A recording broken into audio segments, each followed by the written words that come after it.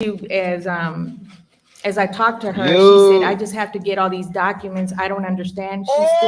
She spoke English, but it was very broken English. It's that type of day. She was What's up? having a difficult time explaining what she needed for the attorney. So I told her, I said, I'm gonna find you an attorney. I'll look around. I said, and we'll go ahead and fire that attorney and hire you a new one. What's going on? What's going on? Welcome. Because we didn't want the statute of limitations to run out on her case. So Susie. at that point, I started looking around, and I happened to walk into The clown face law is firm. strategically placed. And Bet it was that. the old offices where I met Alex.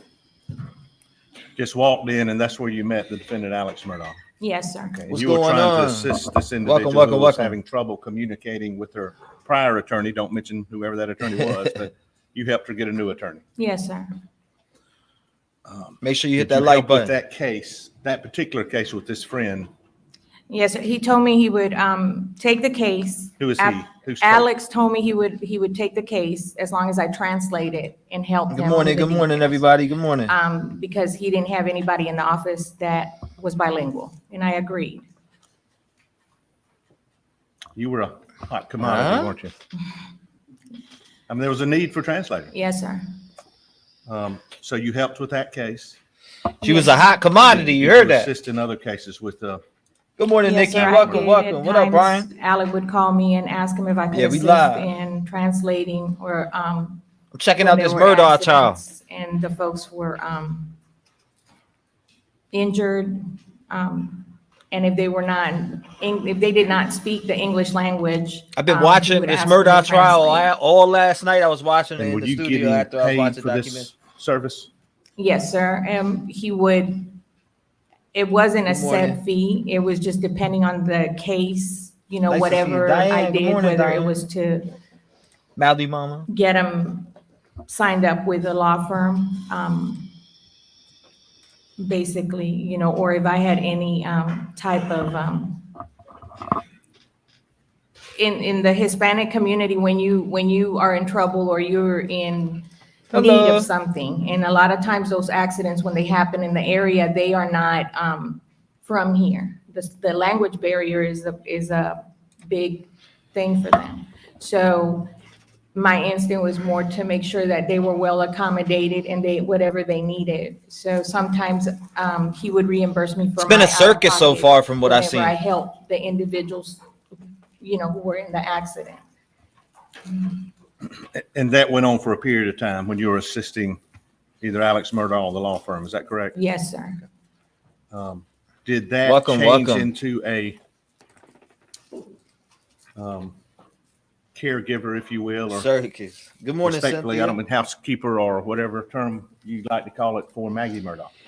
Yes, sir. Alex had called me and said Maggie was looking for a person to help her in the home. And at that point, real estate wasn't really doing much for me. And so I couldn't find anybody. I had asked around. And at that point, I So what's going on? Good told him, morning. I Good said, morning. well, Good I'll morning. help her.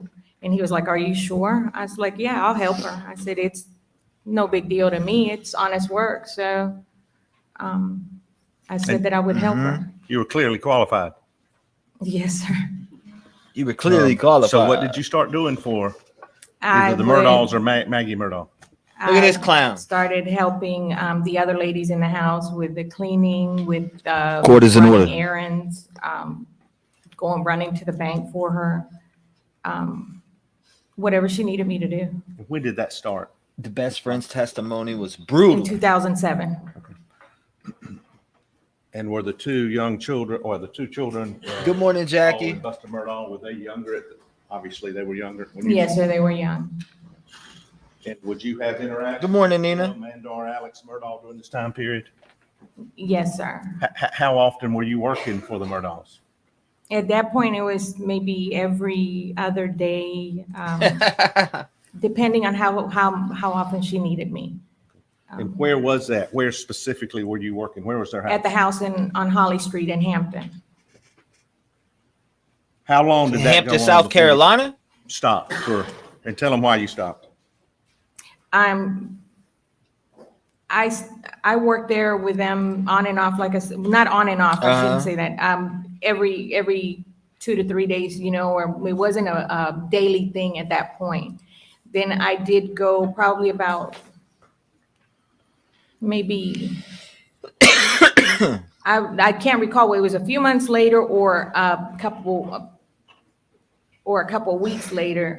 There was an incident at the house, and somebody had tried to burn the house. So that's when I actually went and started helping her more full-time, because she had to go through a lot Good morning. of the damages and all that. What's up, brother? Her- Welcome, I welcome, helped her welcome. Document a lot of whatever damages were done from the diesel and stuff that was Good spilled morning all to you, throughout the too. house by the Good individual. morning, Susie. And maybe I wasn't clear in my question. Did there come a point where you had some health issues?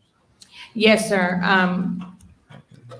At one point, I suffered a stroke. But you got And I had to stop working and go through rehab for a while.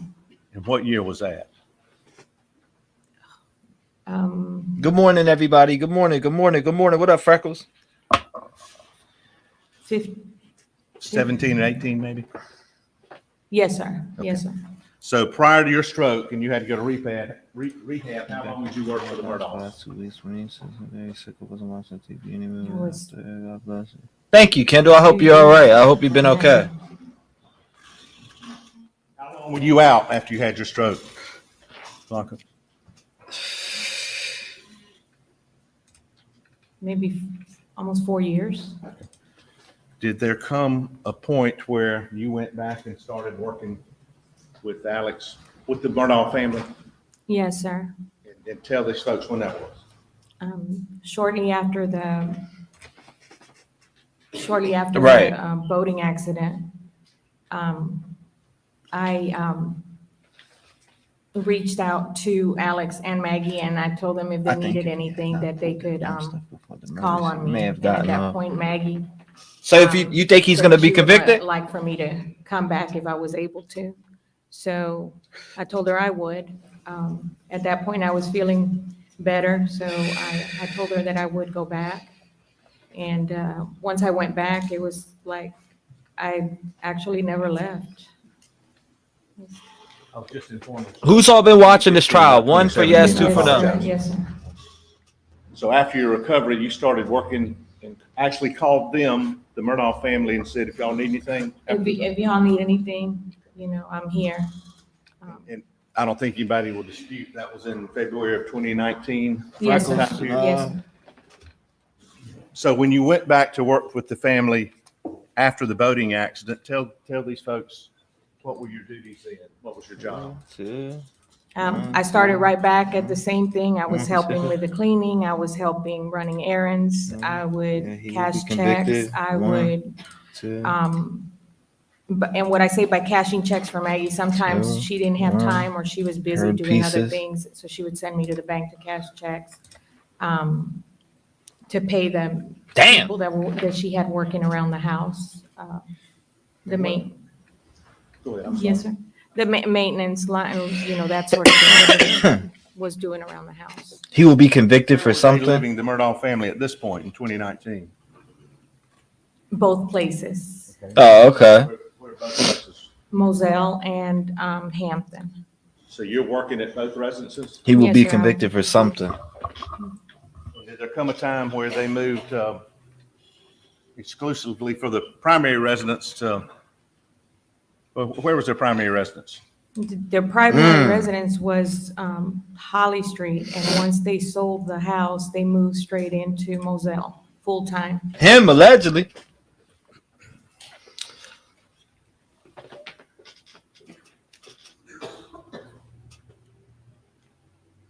We hadn't heard much about Maggie, and I'm limited what I can say in There's a lot of noise in that courtroom. murder case, but did y'all get fairly close?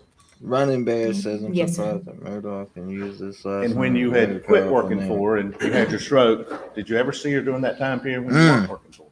Yes, sir. Maggie would, I would see her in town, and she would the often first day. signal me to pull over. So we just used to stop sometimes and just talk and see how things were going. Good morning, everyone. Local CVS, Catch up. just to catch up and see how everybody was doing.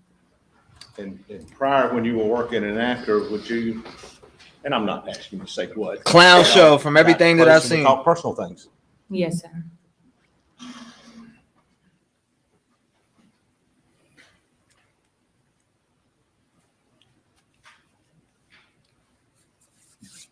You can hear fucking cricket in that courtroom. Come on now. I'd like for you to go back in your mind now and take this jury back to June 7th, 2021. Yes, sir. He's a sick puppy. Get him. You were working there for the Murdaugh team? Yes, sir. He's going to jail for sure. On the That's a financial Monday. crimes, We all hopefully. know that, June 7th. Yes, sir. When had you worked prior to that? Thank you, Anita. At the Moselle property for them. Friday. And at that point, had you seen, what family members did you see at Moselle on Friday, which would have been the June 4th of 2021? Do you remember? Paul. And what was your What? interaction with Paul that day? Paul walked through the door, his usual self. And I'm doubtful of a I pill was addiction. walking out of the laundry I room, feel a whole bunch of stuff coming gonna into be the brought kitchen, up. and Paul came in the front door and he was holding Good morning, Stab. a laundry basket full of clothes. And as he was approaching me, he saw me and he said, "What's up, Miss B?" And I just looked at him. I said, "Boy," I said, "if you got all them dirty clothes and you want me to take care of that," I said, "I'm getting ready to leave." He's like, "Oh, come on, Miss B. You can help me out." He said, "I need them for the weekend." He said, I said, "Well, just pull a couple of them out, what you need, and I'll take care of it." And Okay, Ma, I be ended up safe. staying late to make sure that he had his clothing ready for the weekend. Love your shoes. So did you wash the clothes for the entire family? Was that part of your? Thank you, Vardis. I appreciate you. And did Paul leave that Friday? Yeah, I saw him leave. I don't know whether he was actually gone for the weekend or if he was still, The only thing Murdaugh does well is lie. no. What's up, Shelly? You somehow. Did He you was have somehow involved. regular hours in June of 2021 that you worked at Moselle for the Murdaugh family? They weren't really set hours. Maggie was pretty, she was just easy really set. If I had stuff to do, if I had stuff to take care of, Uh-huh. she wasn't really too. I like keen your on shoes. Specific hours. So, if I had a doctor's appointment or if I had anything, she'd be like, okay, no, her main comment to me always was no worries, No worries. no worries. Well, June 7th specifically, were you scheduled to work at Moselle? Yes, sir. Did you have contact with Miss Maggie Murdaugh I believe he sometime was somehow prior to involved in getting the to murders. Moselle that morning? Yes, sir. It's 2 weeks. State's And I think case it's is in weak, in evidence. my Tell these opinion. folks what Damn. contact you had with her. She texted me and asked me if I could stop at the I meant you shows, not grocery shoes. store on my way to Moselle because Alex wanted some I'm Capri dead. Suns. Some what? Capri Suns. Okay. And she said apple and I believe she said Thank you, pineapple Freckles. first and then they changed. She came back with another text and said, no, he wants orange, I believe that's what he said. That's what the text said. I'm not, And did you try to get some orange Capri Suns? yes. Where'd you go? I went to the Food Lion. And were you successful in your search for No, orange Capri Suns? No, sir.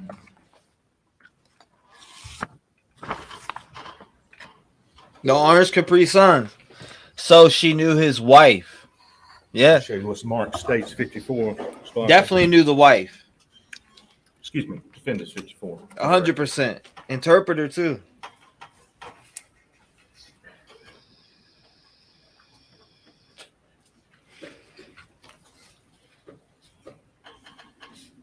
Did you have any other Alex stole my lunch money. text with Miss Thank you, Maggie Freckles. I before you got appreciate to you. Moselle? Pale Rider, good morning. Yes, Maggie told me she had to go to a doctor's appointment. And she said that, in the text, Maggie said, Alec wants me to come home.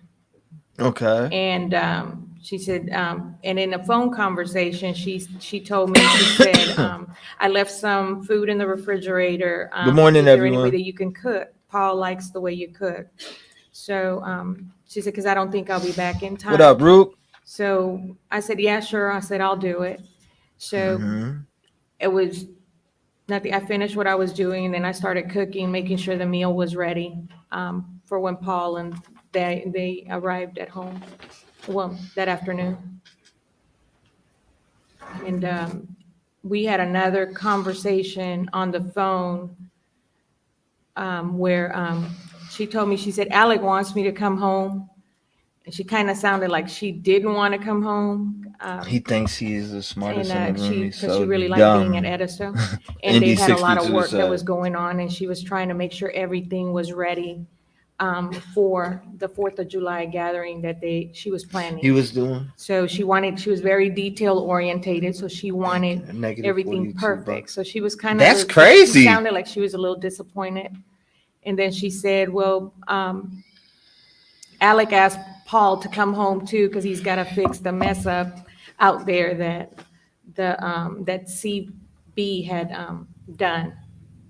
What up, John? At CB Road. Yes, sir.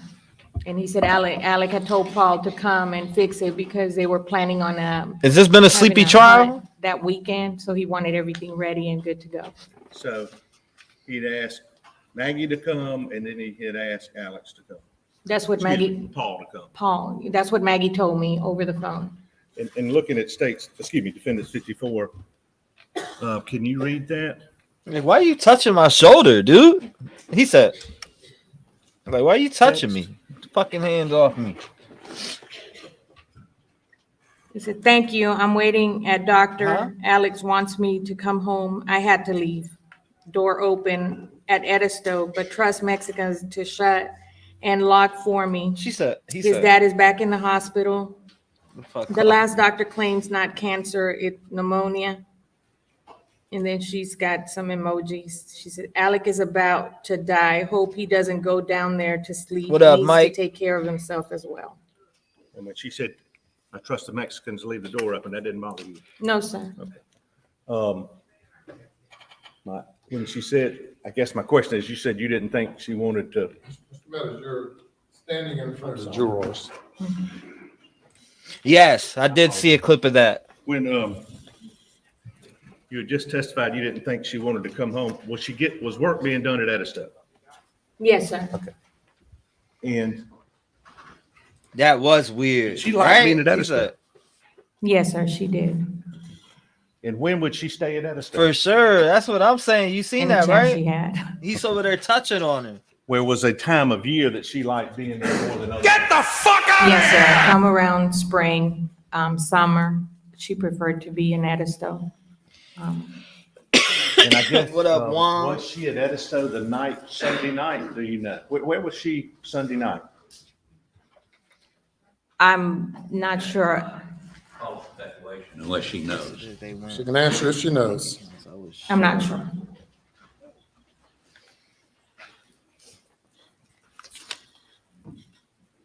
Damn, she might be afraid you're gonna come over and fucking touch her shoulder again, you crazy bastard. Oops. Allegedly. I mean, it is right there on camera for you to see, but. He's so close. Right? That's what I'm saying. Were you on schedule June 7th time-wise? Were you running late? What time were you supposed to be there? I didn't have a set time to be there. Got him. After you and Maggie talked and texted, did you go to Moselle? Yes, I did. And when you got there, was Maggie there? No, sir. She had just left. Was Paul there? No. Susie, the morning Was star. defendant Alex Murdaugh there? Yes, he was. Mr. Philly. When you walked in the house, was he up? No, sir. He was in bed. He was in bed. based on the time you spent there and your experience. Why is with he Defendant touching Alex her? Murdaugh, was he a morning person? No, sir. No. How long were you there working before you saw Alex Murdaugh? That morning on June 7th of 21. Good morning, baby. Love you. Probably a couple hours. And can you tell these folks, did there come a point that morning where he left the house? I would have said, what the fuck? Alex is going Murdaugh, on, did man? he leave and go to work or Yes, wherever? he did. Okay. And can you tell them what he was wearing, What Alex up, Murdaugh, Jeff? best of your memory, when he left Moselle? He had a pair of khaki pants, a greenish, I call it seafoam color, Mm-hmm. polo shirt, and he put a sports coat, a blue sports coat over it. And he put his shoes on. which 13 were days, Usually though. right there next to a dresser that they had right there in the Excuse me. living room area. That's where his shoes used to go right there, so he just used to kind of slide his shoes on his way out the door. Do you remember what type of shoes he had on June 7th, 2021, when he left? His regular work shoes, the brown, there was a pair of brown leather shoes. Was it a long sleeve shirt or a short sleeve shirt he left on? The polo's a short sleeve shirt. Nothing much. And, okay.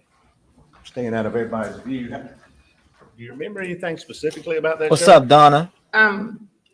As he put his coat on, he was putting his shoes on and he was putting his coat on. And he was getting ready to walk out. He turned around and I said, Alec, I said, hold on a minute. I said, your collar's sticking up. So he turned around and I fixed his collar inside his jacket because one collar was sticking up. So on you his shirt. actually helped, I'm sorry, but you helped move his shirt? Yeah, yes, I did. And you said it was a long or short sleeve? I'm sorry. That polo is a short sleeve, They won't like me on Buttons this. part of it, or do you know? just from here to here. And was it a blue blazer It put on was, top of it? it was a dark color. He put a tie on? He Excuse didn't have me? a tie with that on. No, I sir. just.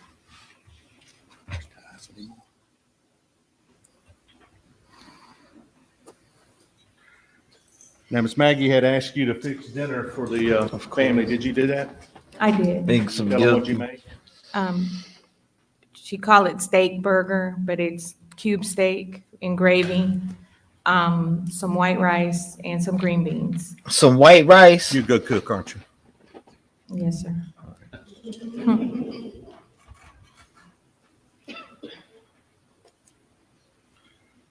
Did you see or talk to Maggie? Volume is turned up. This text or this phone call? Before I left Moselle, I texted her and I said, the dinner was on I believe I texted to the effect that I left dinner on the stove for them. And that I can't really remember the text, but I did text her and let her know that the dinner was ready and that I was leaving. And you said one of her Shit, I phrases she know, yeah. used is "no worries." Had she said that to you that day? Yes. When was that?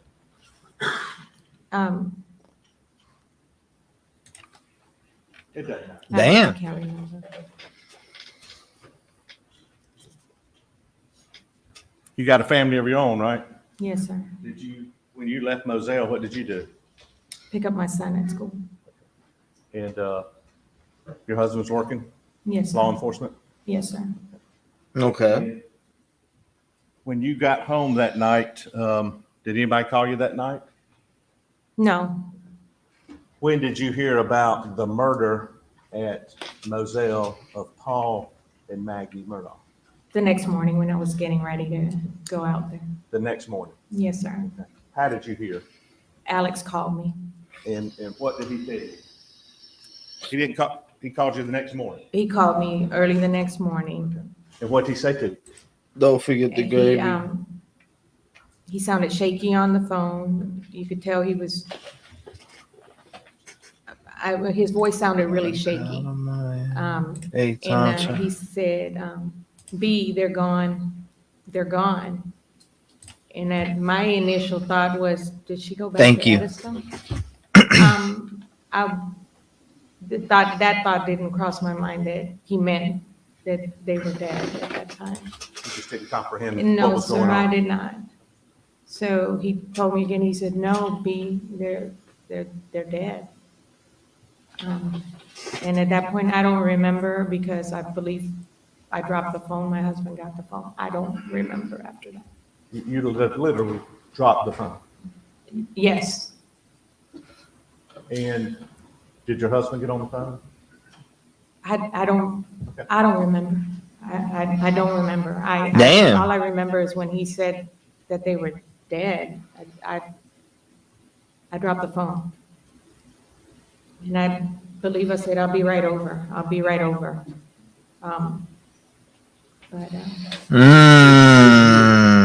defendant, Alex Murdaugh, tell you which way to go when you got to the house? He said him and Buster were at Almeda. So I told him I was going to Almeda. You know, I wanted to make sure they were okay. Good morning, West End girl. So I Becky went Lynn. from my house to Almeda. And then when I got ready to leave Almeda, he said, well, when you go to the house, go in the front because there's a lot of sled agents by the kennels. You can't go in that way. And he said, just try to straighten up the way Maggie liked everything, you know, in the house. He said, you knew her the best. He said, you know how she likes stuff. I think you're right. Yeah, I did. I went to the house. So you went to I went to Moselle from Almeda. to start with. Yes, I did, to check on my Buster and Alec. To comfort him. Yes, sir. And No. at his request, you went to Moselle to start cleaning up and getting the house in order? Yes, sir. He said there was going to be people probably stopping by and bringing food and stuff. He said, I just want the house to look the way Maggie would like for it to look. So I said, okay. You know, I went to the house. Did you have a usual way that you went in to Moselle, entrance-wise? From the house, I would, if I was coming from my house, I would come in on the, I call it the Miley side. So I would actually enter the property through the kennels. And if I was coming from Hampton or if I, you know, in the other direction, then I would use the front entrance. I think she's a But prosecution normally I witness. use the kennel entrance coming from my house. When you got to Moselle, we're now in the morning of June 8th, right? 2021. Yes, sir. Did you see anybody in the property before you got to the main house? No, sir. And when you got to the main house, take us right there. Like right now, as you're walking in the house, what were your observations? She chopped her phone and like a move, man. It was hard because I know she wasn't going to be coming back. And I didn't want to move. I didn't want to move her stuff.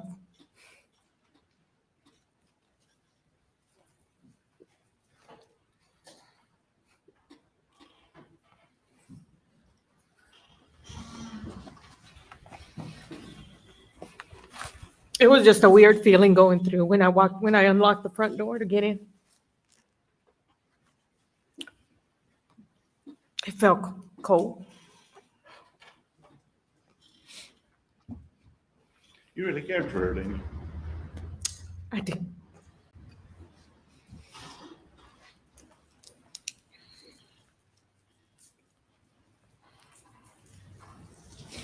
What'd you do when you got inside?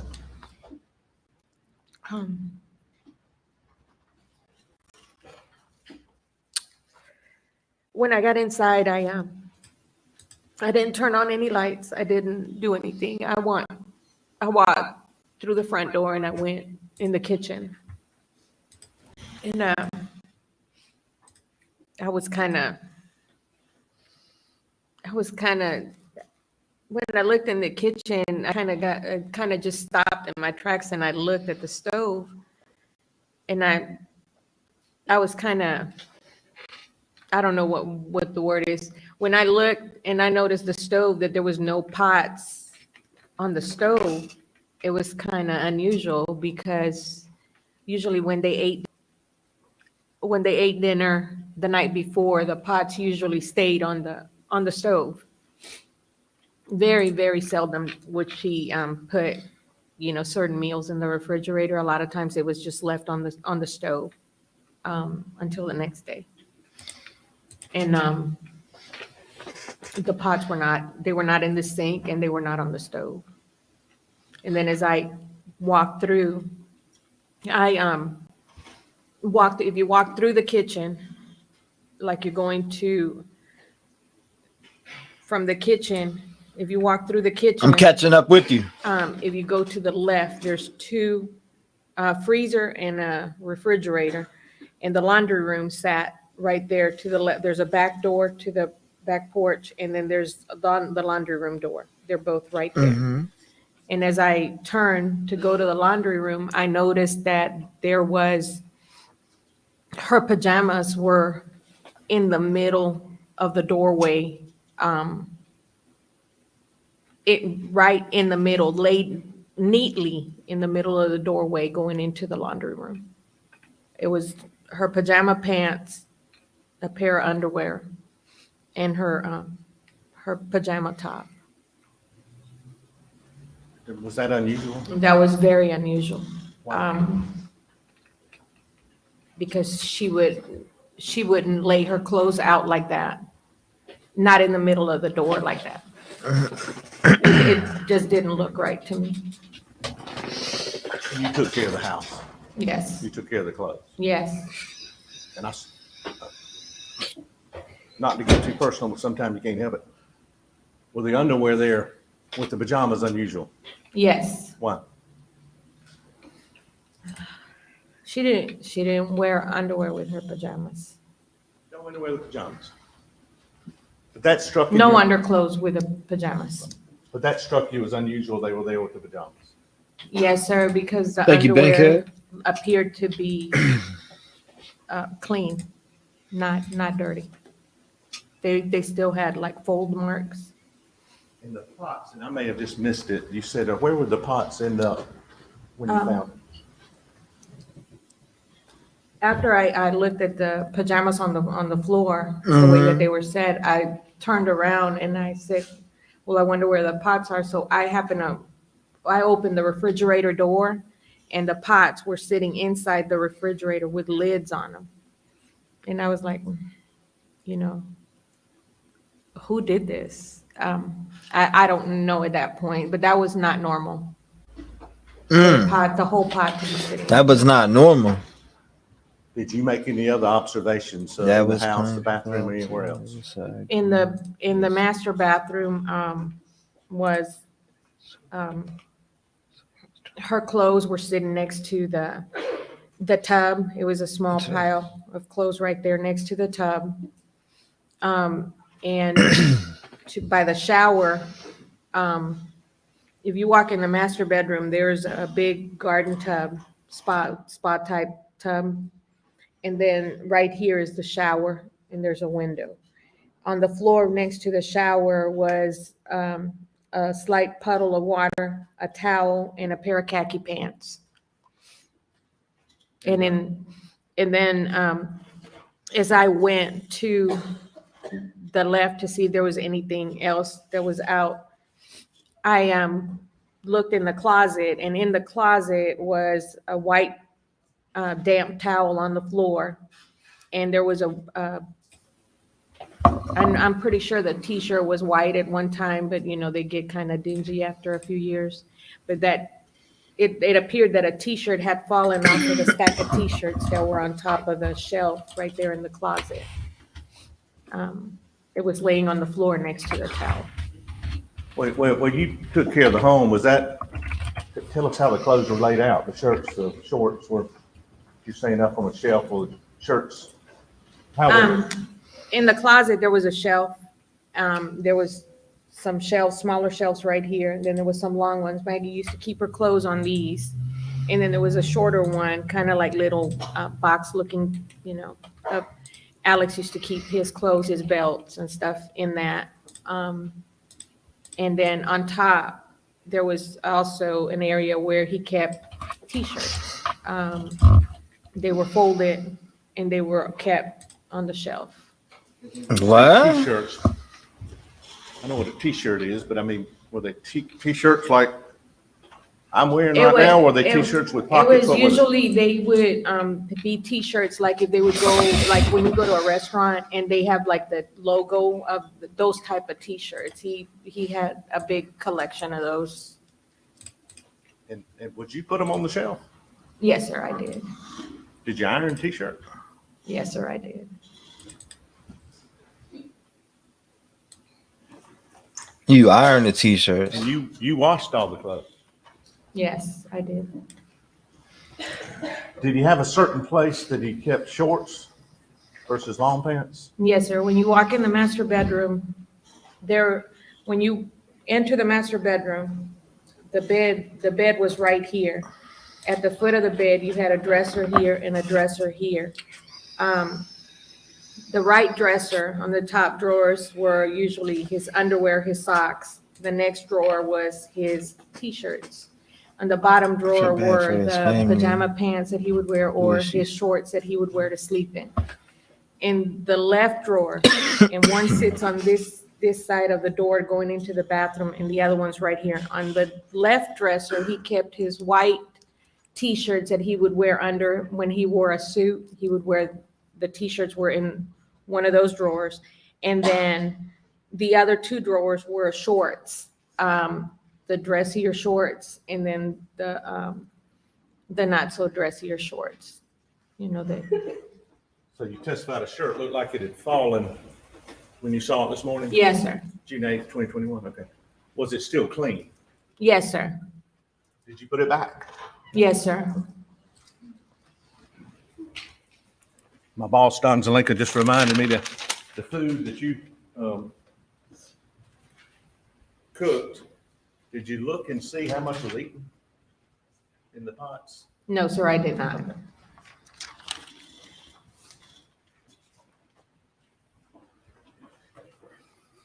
Now, you said there was a damp towel. Where was that? In the closet, on the floor. And I know what damp means, but when you touched it, did it feel? It was damp. Okay. What did you do with it? Took it to the laundry room. And you said there were some pants there. Yes, sir, there's a pair of khakis by the shower. And what'd you do with those? Took them to the laundry room. Did you wash them? Yes, sir. Can we go to the?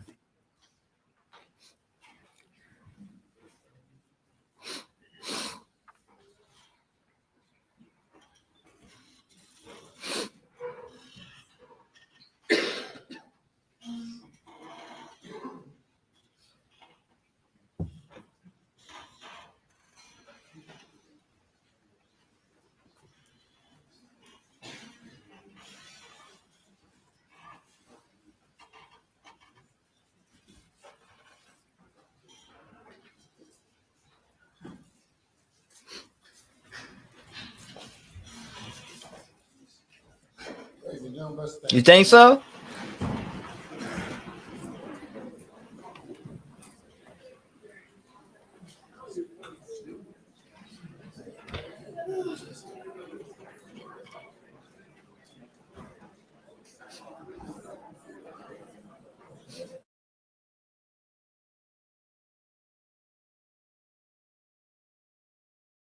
There goes that silence. This is gonna be a tough case to prove. Greed is an evil thing. No chance. How bad is looking? Him guilty. Is this a win? Guilty? You think? Running. Please do not discuss the case. T-shirt is on the corner. It's pretty good. The evidence shows it was him. You steal millions from me for 10 years in a settlement. Better believe I would have invested it, and I would want that unrecouped income. This guy stole nearly 10 million from his clients. The West End girl says. Naomi says it's going to be a tough case to prove. Please do not discuss your testimony. We'll take about 10 minutes. I caught up on a summary video, so I'm sure it had missing information in it, but Who is behind you on the wall? Missing poster. Oh, it's Alaska Missing Persons. That's Debbie Nickentime. Is Deborah? I can't say that last name. Nicktum. Deborah Nicktum. And then you got Brandy Haderman, Jonathan. I can't even. I don't know. That's a hard last name to say. Jonathan Nakarak, something like that. It's Alaska Missing Persons. I was messing with this because I'm about to go get a green screen too. So what I'm gonna do is create a picture with like a lot of the cases that we've done on my channel and put it on into a thing and put it on the green screen behind me. This isn't a green screen. This is just my CPU running it. But a lot of people hit me up and wanted me to run this trial. I checked it out. I caught up with a summary video and I don't know. So far, it's like NyQuil to me. Awkward silence time. T, did you know someone called in a bomb threat to the courthouse this week? I thought they did that yesterday. I was told that when I was live yesterday. Yesterday, somebody told me that. I don't know, but somebody definitely told me that yesterday. They were like, they called in a bomb threat yesterday or whatever. I mean, evacuated. Yes, yeah, see? Yesterday. Yep, I believe he did it. Let's see. Nah, that family has caused so much pain. Stephen, boat accident, housekeeper, many others. Speaking of this, where the heck is my phone so I can actually message? Let me see if Christian's mom can call me tonight. Christian Andriacchio, because that's going to be a case that I'll be covering over here. Now, let's see. Where is Christian Andriacchio's mom?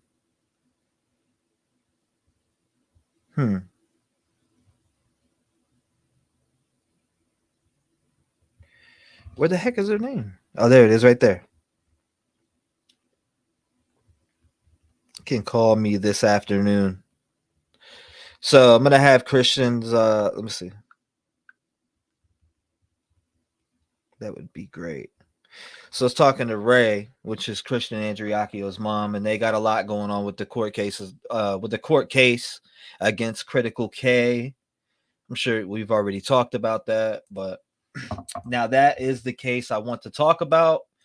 Hear the latest on Dylan. It's on Banfield. What'd she do? Watch my channel yesterday and they fucking ran with it. What are they? Nah, but we're gonna check it out. We could definitely jump into checking that out. If this puts me to sleep, if this trial puts me to sleep, I'm about to go. We'll open up a different live. Straight up. T-REV, we need the spirit box. We'll do one of those. Definitely this weekend, if not tonight. They need to focus on the evidence. This judge takes more breaks than a Kit Kat bar. Oh my God! Excuse me, the fuck did you just say? Housekeeper tripped over dog. Running Bear says, I think fear has now been instilled. My bad. I said installed. Listen to me. Instilled. Will fear to find him guilty. You think so? Really? Happy faces. Good morning to you. Thank you for coming by. Maldy Mama, in my opinion, Maggie was gonna leave him and knew about the money. He was stealing and he was putting money in her name. That could be very true too. Amy, thank you, Susie. What up, Amy? Skittles says, oh my God, bullshit. The housekeeper tripped over the dog. Thank you, Steffi. I appreciate you. Thank you. Shout out to everybody in here, by the way. Yes, check it out. This case is slow. You know what? I don't know. Let's take a vote in chat. This is a great trial. Give it time. Becky says. I was about to say, let's take a vote in chat. I emailed you the Newsweek story. says Miss Jennifer Jacobs.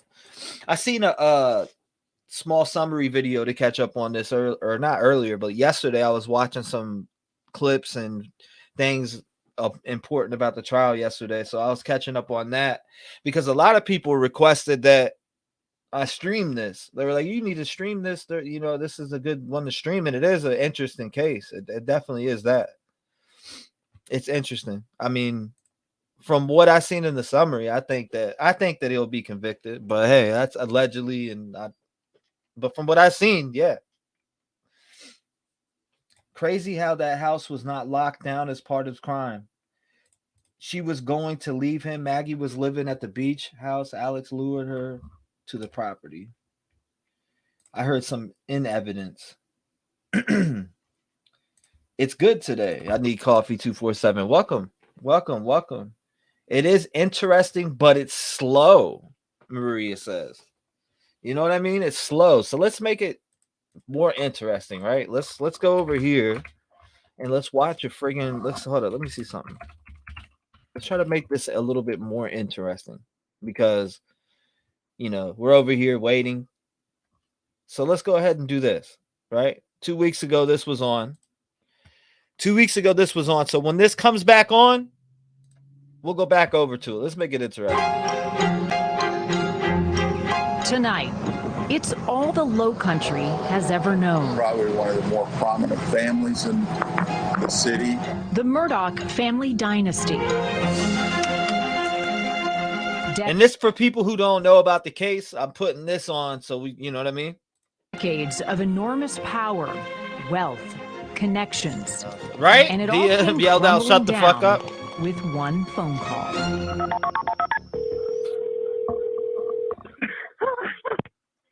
County 911, where's your emergency? I need the police to answer immediately.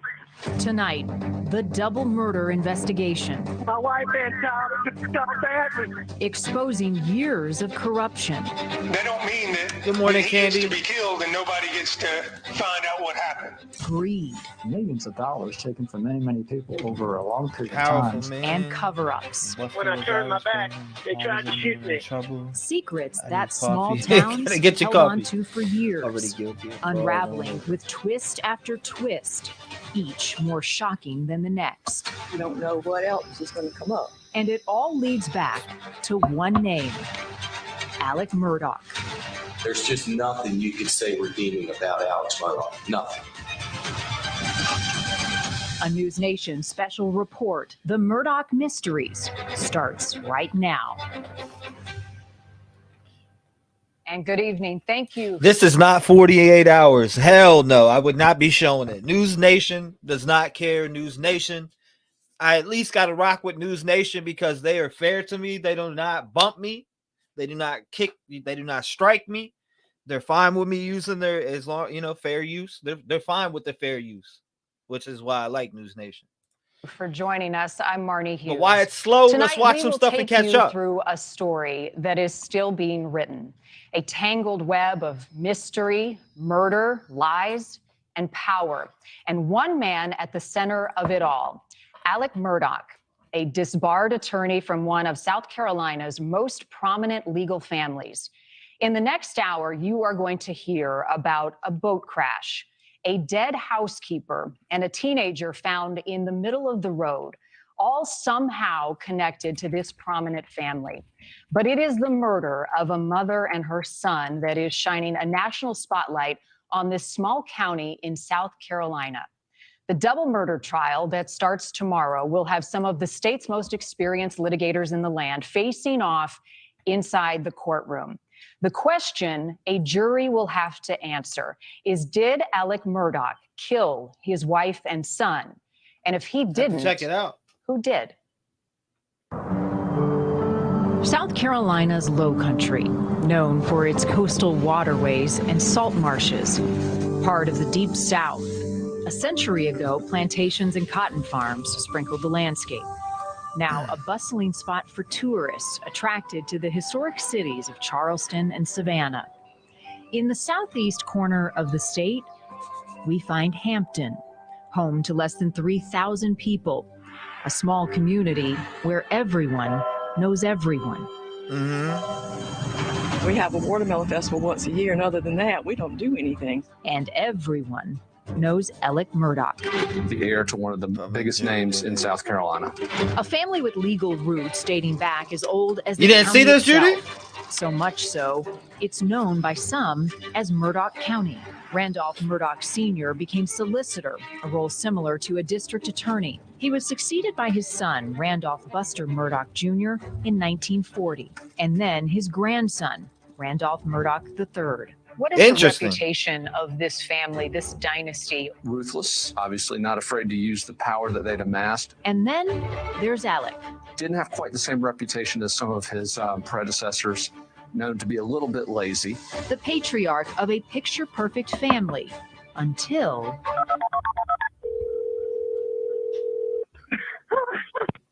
County 911, where's your emergency? I need the police to answer immediately. June 7th, 2021. My wife and child so badly.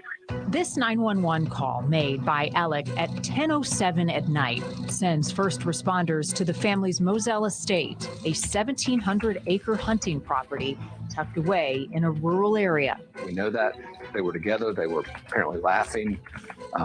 There was nothing out of the ordinary. However, within 15 minutes, both Maggie and Paul had been brutally murdered. According to court documents, Alec's wife, Maggie Murdaugh, was shot multiple times with a high-powered rifle, including in the back of the head while she was lying face down on the ground.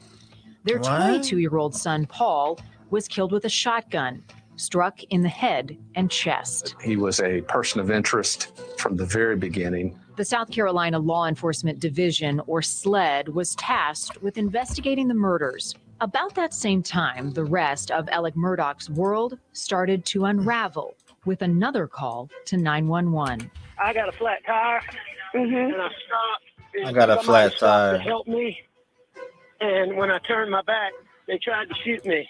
The initial report was that a vehicle was passing by, saw Alec Murdaugh changing one of his tires, and took a shot at him. Alec is taken to the hospital with a superficial gun wound. We've been at every court hearing. I have yet to see it. Not directly disputing them, but I have not seen any evidence of that head wound. Days later, another bombshell connected to that roadside 911 call. Authorities say Alec hired a man, Curtis Smith, to kill him in exchange for an insurance payout for his surviving son, Buster. We called them.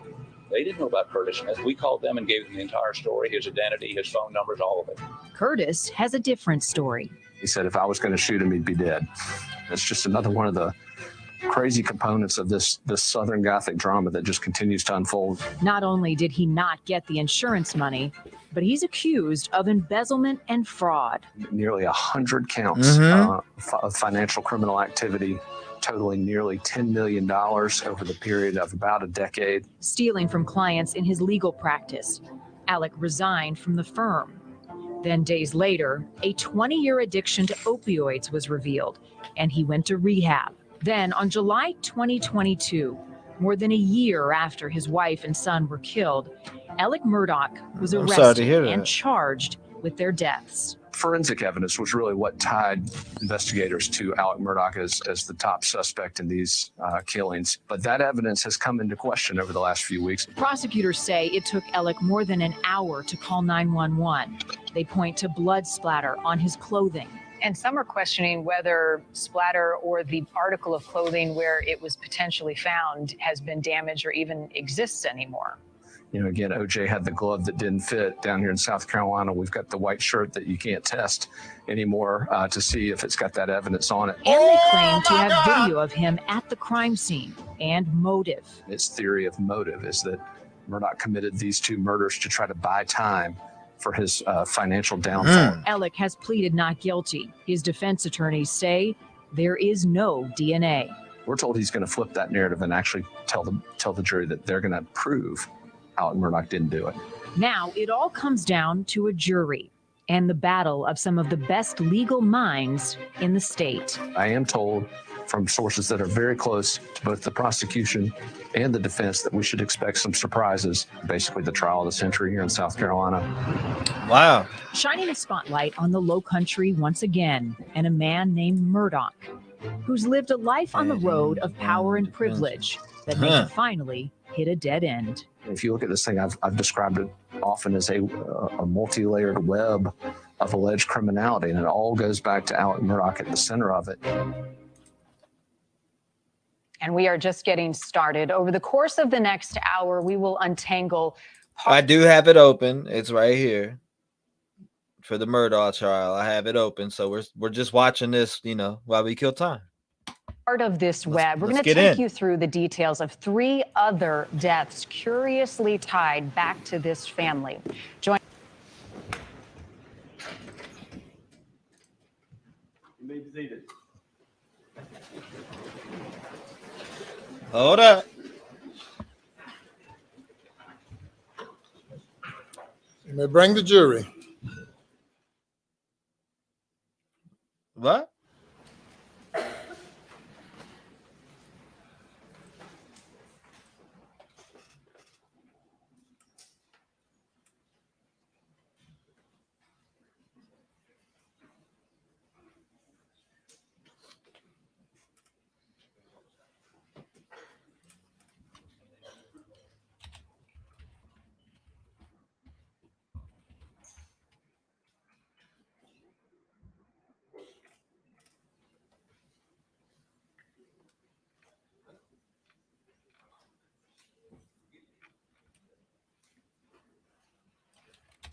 It's silent as hell in there.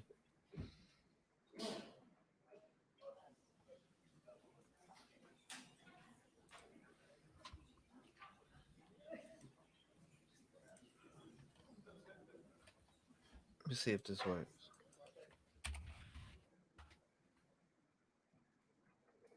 It's so quiet in there.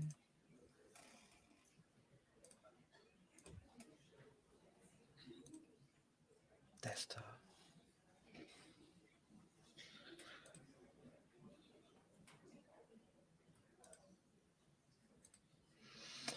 Oh, it's so quiet in there.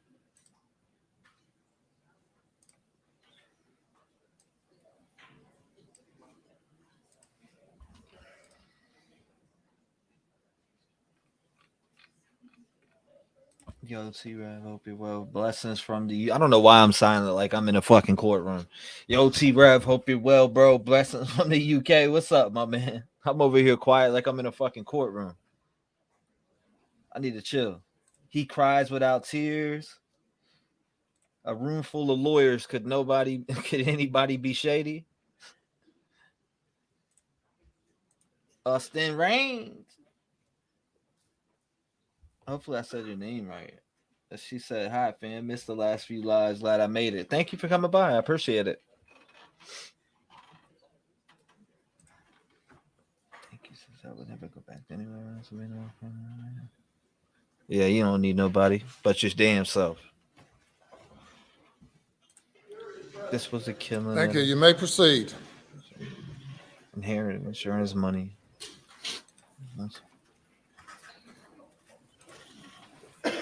In the courtroom, just Debbie said. Mr. Harpootlian and Mr. Waters, if you all will be seated. Sorry.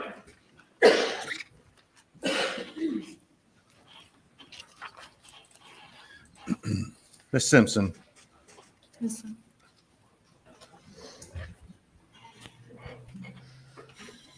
I think where we left off, let me kind of try to refocus myself. I'm going to show you what's entered as State 7. Just, can you see those pence in State 7? Yes, sir.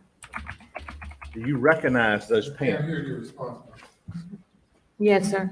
Okay. You recognize those pence in State 7? Yes. And how do you know those? How do you recognize them? I took care of the laundry. Have you cleaned them? Yes, sir. Okay.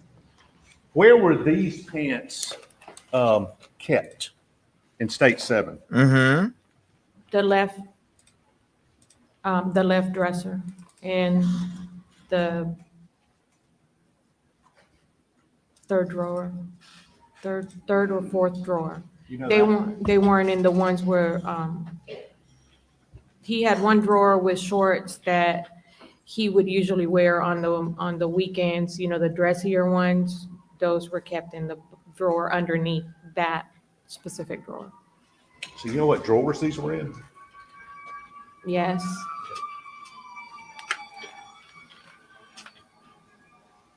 If you know from being there and taking care of the clothes and taking care of the family, Good were these grief. his shorts he like to wear a lot or not? Did you see him in these shorts much? No. And were these shorts clean the last time you saw them? Yes. Now, this shirt that's also in States 7, had you seen that shirt before? Yes, sir. Okay. Where was this shirt kept in the closet at Murdaugh? The top shelf, above where his clothes hang, the top shelf. There was a shelf up there. And you testified it looked like a What's shelf up, Dr. had fallen from 13? that shelf when you got there on the morning of June 8th, correct? Yes, sir. Okay. Was this shirt kept in that same place as the shirt that had fallen? Yes, sir. And the shirt that I'm had the judge. fallen, what did you do with it after you picked it up? I folded it back up and I placed it back on the shelf.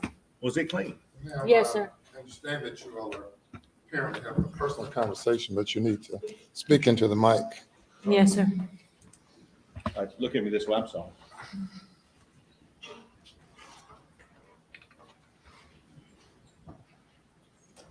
Had you cleaned this shirt that's in State 7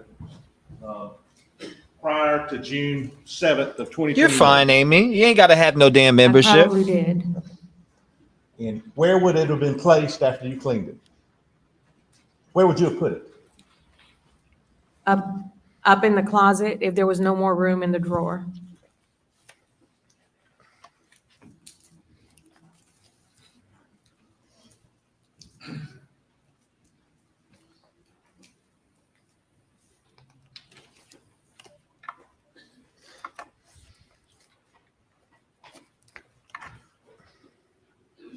Now, could we please play States 306, please?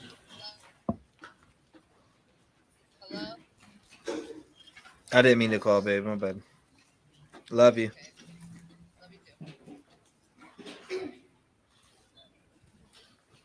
Can you see, would you look right there at your monitor?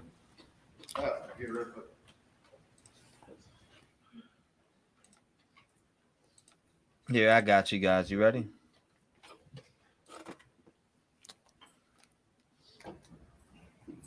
Is there a picture of that when Mr. Monk? Okay, freeze it right there. The fuck? Yes, sir. Now, this, who's in the picture? Alex, And can you tell what kind of pants he's got on? khaki pants. Okay. Can you tell what kind of shoes he's got on from that, Miss Simpson? It appears to be a pair of loafers. Loafers. House shoes, loafers. Okay, well, tell me what you mean by house shoes. Just his shoes that he would usually wear around the It's house great, if he was Joe. wearing shoes. So would he usually just wear them inside? Yes, sir. But these appear to be those shoes. It appears to be, yes. And this shirt that Alex Murdaugh is wearing on June 7th, depicted in States 306, had you seen that shirt prior to June 7th? It was in the closet, Okay. And what type of shirt is that? the Columbia shirt. Columbia shirt. Yes, sir. Okay. And how many of those type shirts did he have? He had a few in the closet, And what color is that shirt? just like a greenish aqua seafoam color. Why do you keep using the term seafoam? I'm not fussing, I'm just asking. Right. The term seafoam, when Maggie was looking at different color palettes to paint, that color came up in one of the color palettes. So we would refer to it as a seafoam. but that's the term that was used for that color in one of the color palettes that she had. After June 7th of 2021, did you ever see that shirt again? No, sir. There was like a pink one, a white one, a baby blue in the closet. I do not remember that shirt being in there. And on June 8th of 2021, in the morning hours when you came back over there, was that shirt there? No, sir. Were these shoes that you called house slippers, were those there? No, sir. Right? Did you ever see those house shoes again? No, sir. And where did he usually keep them? In the closet.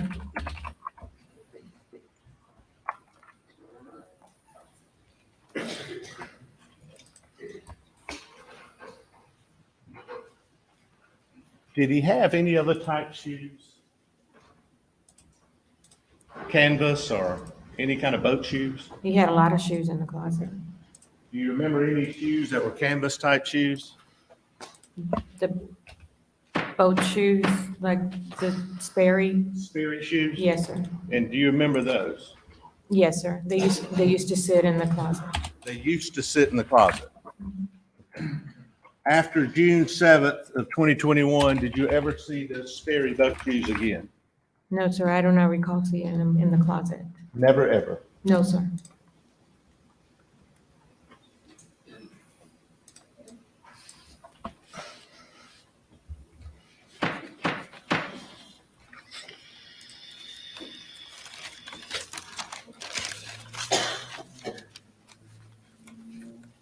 Thank you, Root. Did you stay on and work for a period of time for Alex Murdaugh at the Moselle? Yes, sir, I did. And did your day-to-day functions change after June 7th as far as Moselle itself? Yes, sir, they did. Well, tell them how that happened and what the change was. After Maggie and Paul were killed, Alec did not stay on Housekeeper. the property. On the 10th, when I believe his father passed away, after Mr. the, Murdaugh.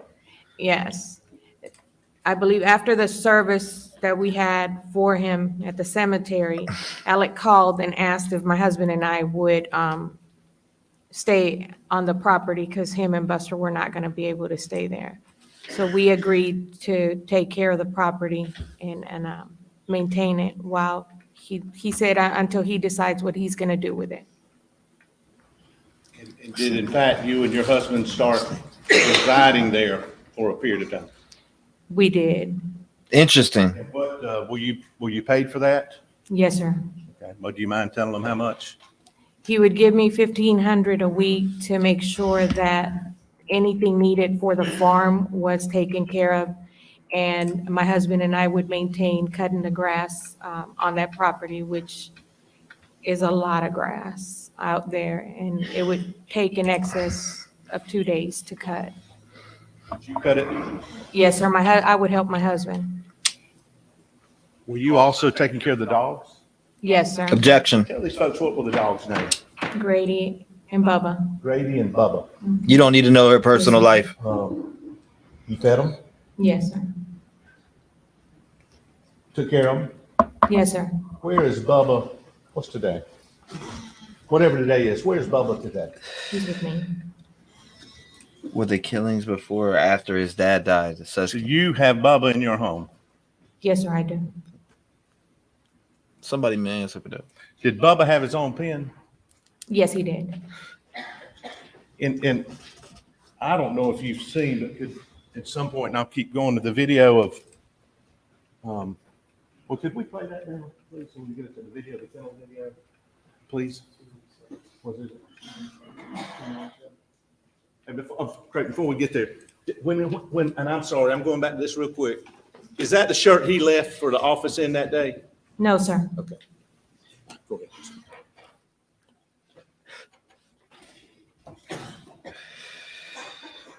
It's the judge.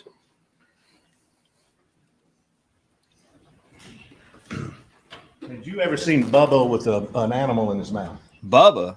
With Yes, an sir. animal in his Tell him mouth. about that, please. Glad I'm not entitled. When Bubba was running around, if I or anybody, if the chickens were running out of the coop, he would chase the chickens and he would just go after the chickens or the guineas, whatever was out there. And would you ever catch him? Yes, he would. And how would the chicken get out of Bubba's mouth? And You have to make several attempts to get the chicken out of his mouth, and at points he would growl at you if you tried to take his toy. Basically that's what he.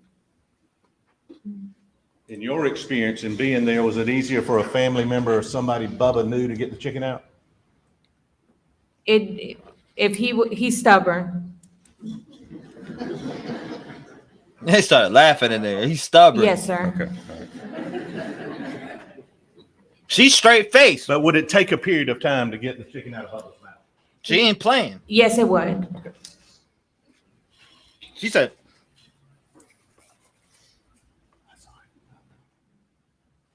she don't think this shit's funny.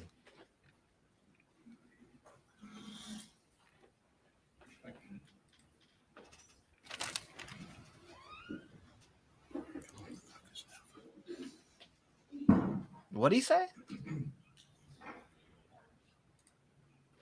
Objection, Your Honor. In August of 2021, Ms. Blanca, Yes, sir. did you have a conversation with Alex Murdaugh about a shirt? Racist. Yes, I did. And let's go back. Where did this take place? At the little house. Salvatore. Appreciate you, Sal. What do you mean, the little house? After Paul and Maggie were killed, Alec was not staying at Moselle. My husband and I were, and he would often stay in different places. But all his clothes and toiletries and everything were placed in the house that sits between Mr. Johnny Parker and his brother Randy. There's a small 2-bedroom house right there, and that's where all his belongings at the time went. And where is that located? In Hampton. Okay, Hampton. And this South Carolina, Hampton, Virginia. Clothes and toiletries and made sure stuff was there. I did. And who was Alex Murdaugh staying there with when he stayed there? I like If her anybody. seriousness. He never stayed there. He would just go and get his clothing and eat whatever, if he would have a snack or something. He wasn't really eating. Well, during the month of August, do you remember him having a conversation with you about a shirt? Yes, sir. Did you find that to be unusual? Yes, sir. Tell them what the conversation was and why you found it unusual. Please. He walked in to the little house, and I was getting ready to leave. And he said, B, I need to talk to you. And he said, come here, sit down. Love you, So I Sal. went in the living room. I sat down, and he was pacing back and forth in the living room. And he said, I got a bad feeling. He said, I got a bad feeling. He said, something's not right. And then he said, well, there's a video. There was a video that was out. I hadn't seen a video. And he said, you remember the shirt I was wearing, that Vinnie Vine shirt? That's what he said to me. And in my mind, I was saying, I don't remember a Vinnie Vine's shirt. It was the polo shirt. But I didn't mention, he said, well, you know what, I was wearing that shirt. He said, Don't trust this crook. in the Hey, Sal. that day. And still, I was just, I didn't say anything, but I was kind of thrown back because I don't remember that. I don't remember him wearing that shirt that day when he left. I know what shirt he was wearing because I fixed the collar, and the collars. You're not an idiot, sir. That's Papa Sal. And I don't know what a Vinnie Vine shirt is. But when he left that day, was he wearing a Vinnie Vine shirt? Or was he wearing the collar you described? It was a polo shirt. Polo shirt. Just using your common sense, that it appeared to you he was trying to tell you to say, I was wearing the shirt. Objection is sustained. That's the formal question. How did you take that conversation? I felt confused at first, and then I know what he was wearing the day he left the house, and I was basically confused. I didn't really know whether he was trying to get me to say that shirt, if I was to be asked that if that was a shirt he was wearing the day. Ms. Blanca. He said Miss Blanca. Is that what he said? Miss Blanca? Is that her last name? You take it too long. Ask your damn question.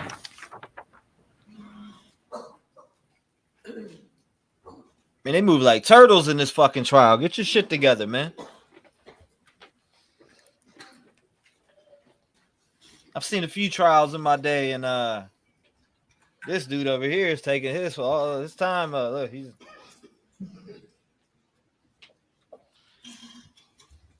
hurry up. Fucking playing with you.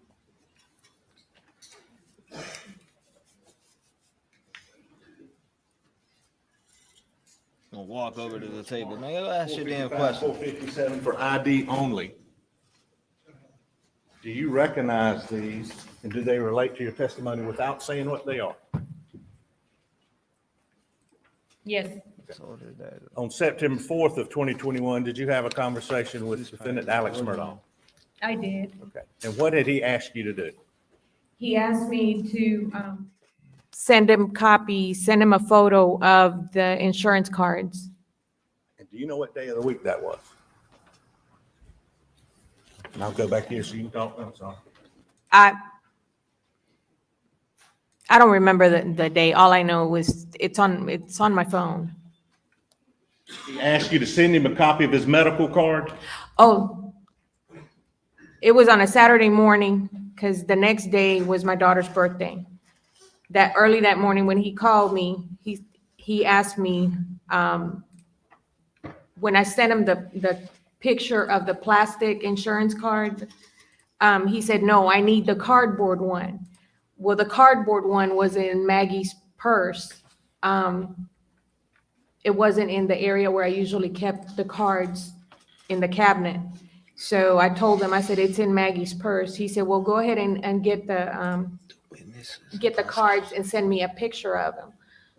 And I asked him if he was okay. And he said, well, I'm just getting some routine exams done. He said, and I need the number so I could go ahead and schedule these appointments. And it was a Saturday because I was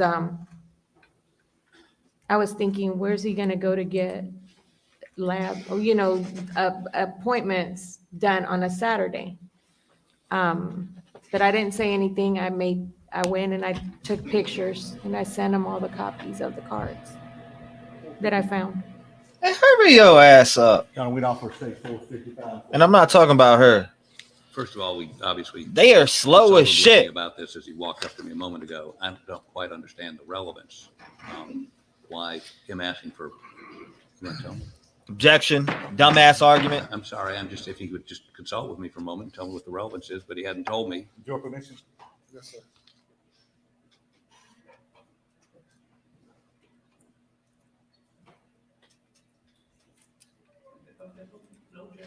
Sorry, Your Honor. We sort of just talked. Surprise.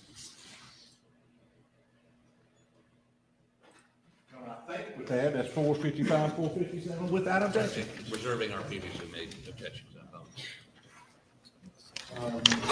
What previous objection? What previous objection? Not This this is other. reserving I apologize. I'm just so used to saying that. I apologize. I had no previous made objection to this document concerning this issue. I apologize. Made it without objection. Like I said, dumbass argument. 455. I'll stand right here, okay? Were you texting with Alex Murdaugh about sending these cards? Yes, I was. And that's the text, and is that his medical card you sent him a picture of? One of the medical cards I sent him a picture of, yes. Please listen to me carefully and don't go any farther than my answer and ask, okay? Yes, sir. After this date, September 4th of 2021, did you and your husband quit living at Moselle? We did.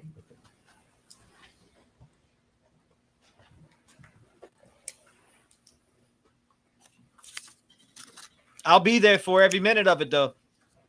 Regardless. A couple other questions, and I know everybody glad I'm sitting down. In The addition Koberger to trial's cleaning gonna be the bigger house, than this. did you ever look at Maggie's Mercedes to try to clean it afterwards? I did. What, if anything, did you find? As I was cleaning the vehicle, removing her,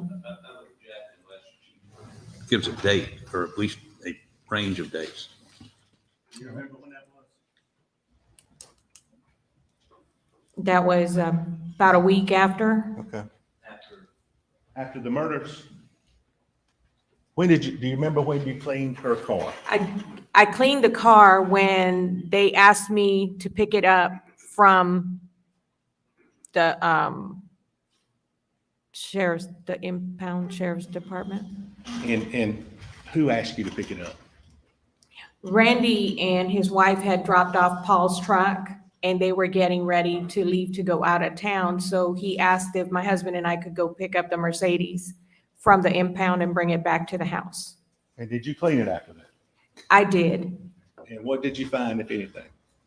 Well, she still had paint for the Edisto house that she was trying to touch up some areas at the house, and she had some pillows that she was gonna return. And as I moved the seat to clean, to vacuum underneath the driver's side seat, I found her ring. Or what? Her ring. Her wedding band. Now, did Maggie, based on your time with her and experience, like being at Moselle by herself? No. And leading up to the murders, was she anxious about anything? She had a conversation with me. She had a conversation with me a few months prior. I walked in the house and Maggie said, "Hey, Blanc," she said, "I got to talk to you. I got something to tell you." And so she said, "Let me make some coffee." And she went and made a pot of coffee. She made me a cup. She made herself a cup, and we went. She said, "Let's go talk." And we went into the hunting room, and she closed the door because Alec was sleeping in the bedroom, which is on the other side of the house, but she closed the door. When Maggie closed the door, Your side. Response? Judge, I think, was she anxious about money issues? Your Honor, I object to. Well, I know you objected, and But he is. I understand your objection. And, well, I don't care what you're doing. There's an objection to the previous question. The objection is sustained. While entertaining the objection, you cannot pose another question. The objection is sustained. That's I right, apologize. Judge. Yes, sir. Yeah.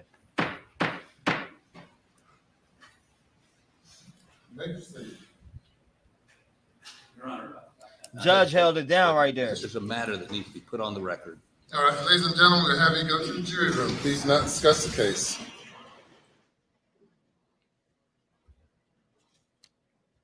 Oh my God! Now they're back moving like a snail again. Talk about moving to the okay, let's go. Oh, snap. Yeah, shit's going down. She is one witness is very incredible, says Giovanni. These lawyers hate each other. Yeah, and it looks like they're in a fucking. Who the hell's messaging me now?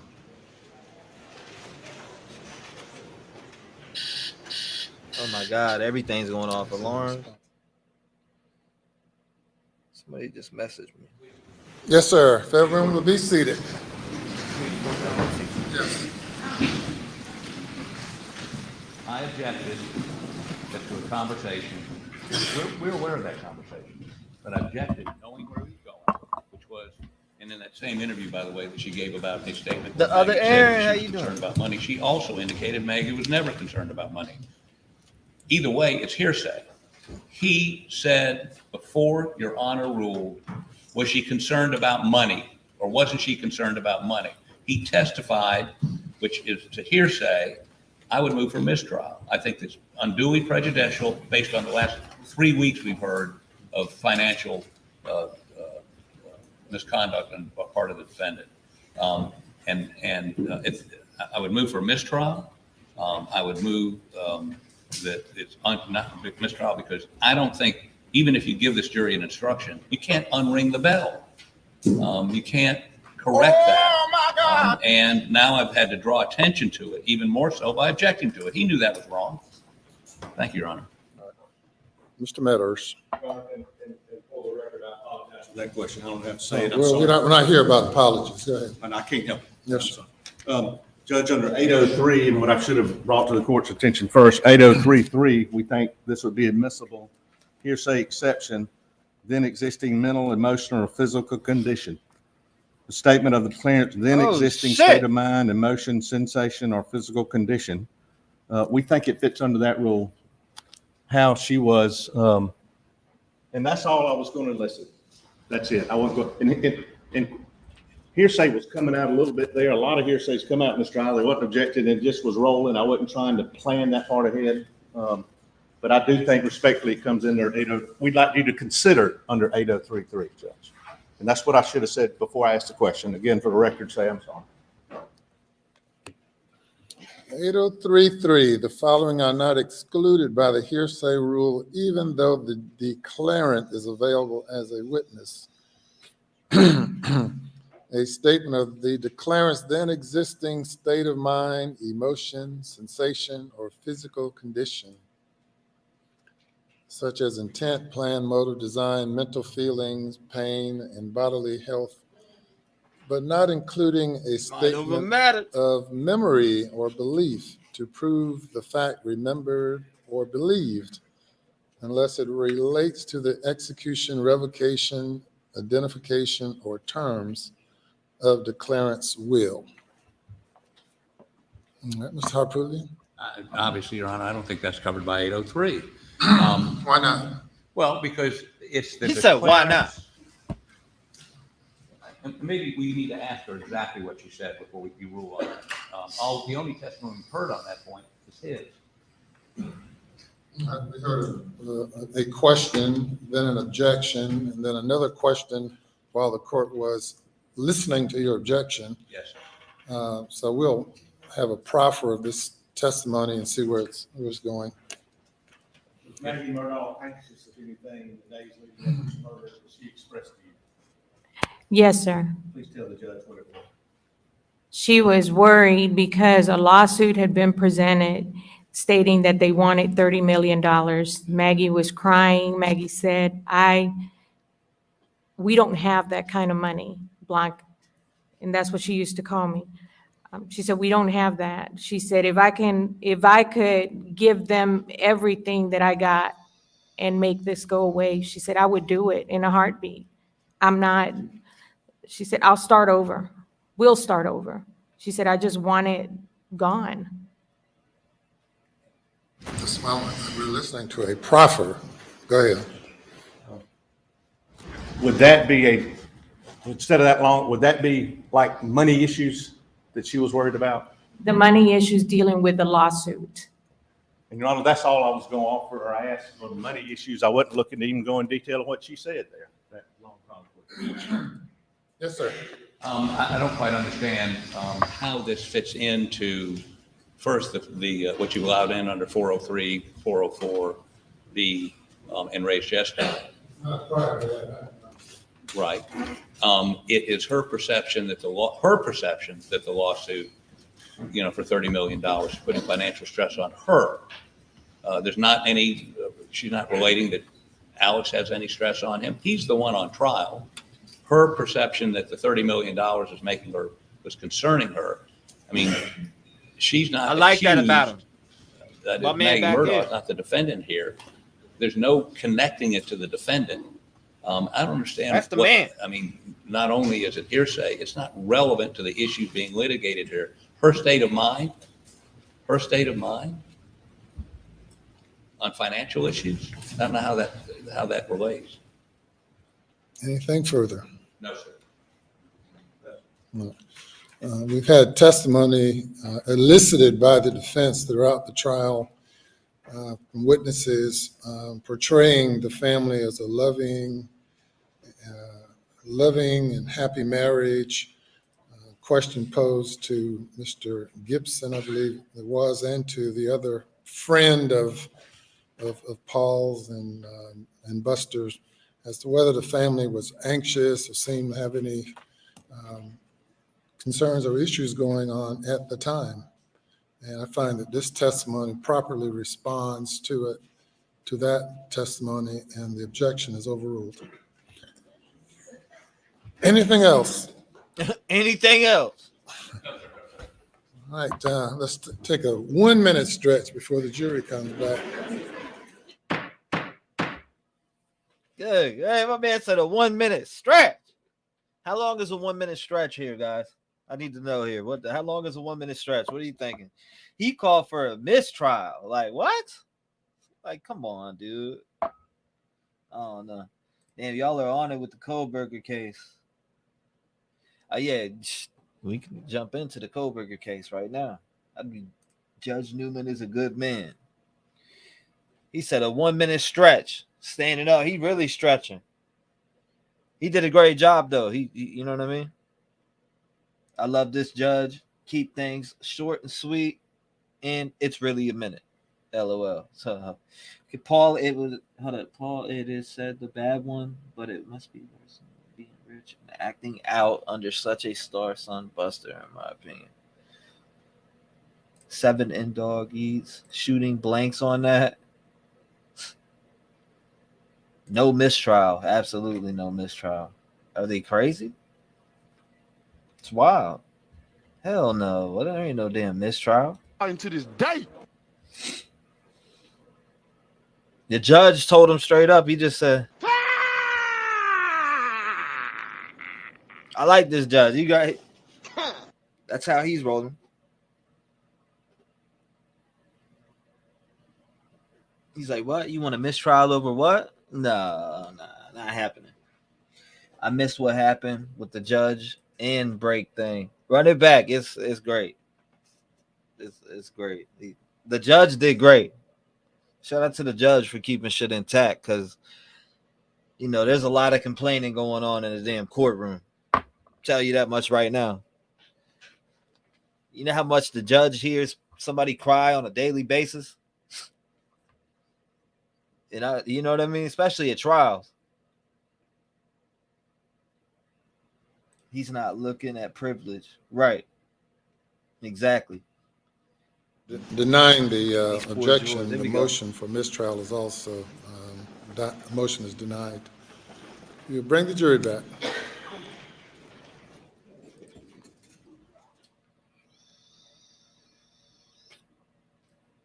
Can we get through, asking her some questions? Damn. I'd be a nervous wreck in there. Judge is doing a great job. The courtroom is packed, says Pell Ryder. Like this judge. Yeah, no doubt. Put him on the Kohlberger case. You know what I mean? Put my man on the Kohlberger case.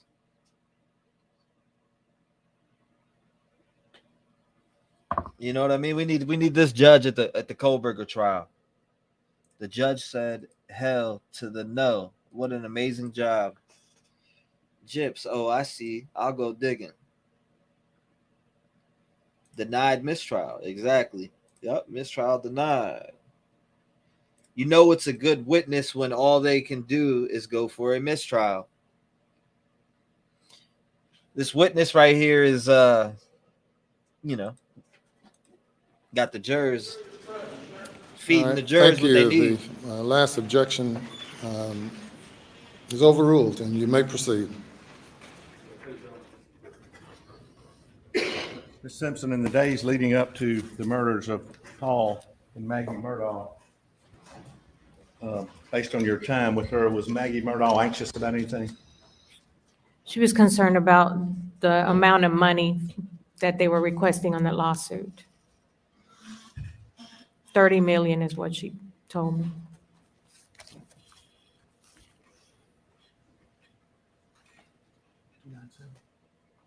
We're going to show you what's marked 297. Because of the question, there's an objection. The court overruled the objection.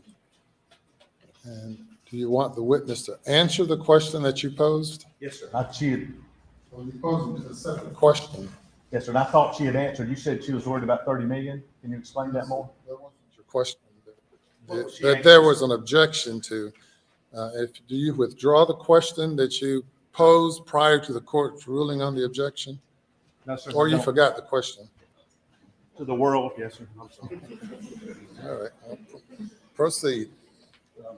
She was, what was she anxious about?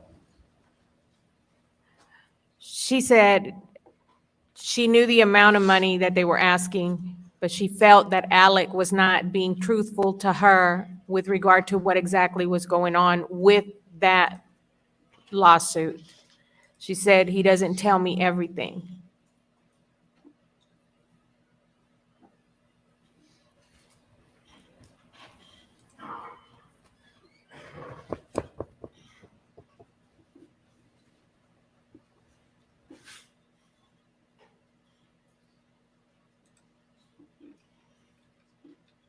I'll show you what Mark states 297. Excuse me, entered as 297.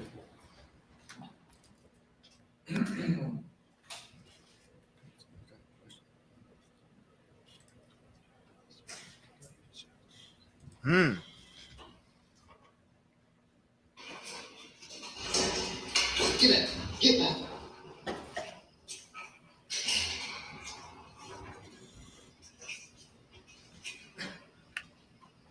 Quit, Cash. Quit. It's okay. Come on. Come on. Shit. Get. Hey, he's got burners now. Bubba. Hey, Bubba. It's a guinea. This is a chicken. Come on, Cash. Come on, Cash. Quit.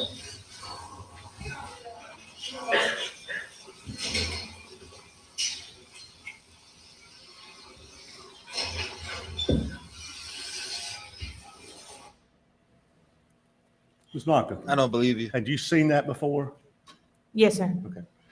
And I think maybe in prior statements or something that, had you said, do you recognize voices on there? Yes, sir. Who do you recognize? It's Paul, Maggie, Alec. And if previously, have you said in a memo or a memorandum in interviews that you thought you may have heard another voice? Yes, sir, I did, at a distance. But having listened to it again, have you listened to it this week? I mean, it's not on TV. Have you seen it? I have, there's only 3 voices, Alec, Maggie, and Paul. So after hearing it several times, is that your conclusion? Yes, sir.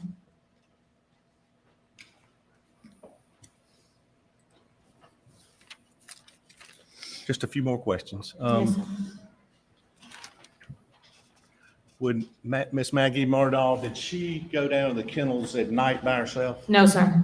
And you say that emphatically. What, do you know that? She was scared. It got dark out there. So would she go down there by herself? No, Did she like to go down there when it wasn't dark? she did. And did she like playing with the dogs? She always took the dogs with her. Which dogs were hers? Grady and Bubba were always with her. So when she was at Edisto, where would Grady and Bubba be? She would, sometimes she would take both of them, but the majority of the time, in the last few months, she was alternating. She would take one or if not the other. Can you tell us about the defendants? Did you ever see him with his cell phone? Alex Murdaugh, did you ever see him use his cell phone?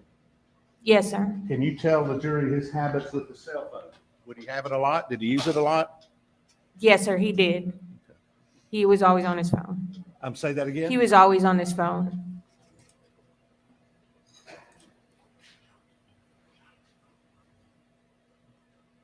But Paul, were you familiar with his habits as regarding cell phones?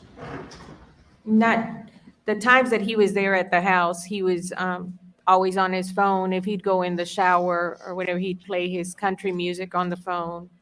But that's the extent that I know from what I observed being there in the house. And when you were on June 8th, and you've talked about it, and I'm not trying to rehash that, but on June 8th of 2021, when you went to clean up the house, is that pretty much what you saw in the bathroom, the pants and the damp towel?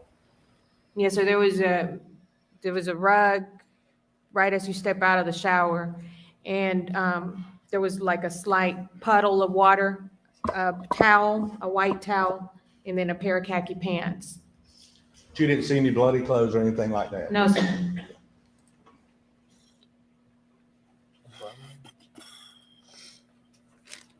Beg court's indulgence, just a few seconds, Judge.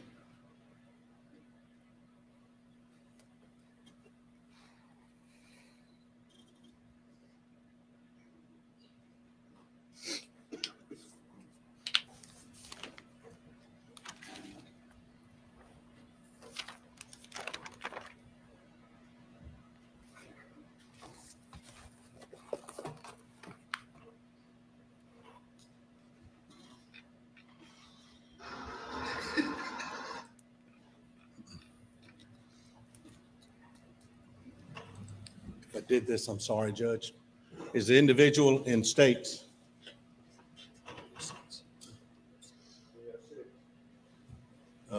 Is that individual in the courtroom? Yes, sir. Okay. And would you please, is it Alex Murdaugh sitting between Mr. Harper? Sitting right there. Yes, sir.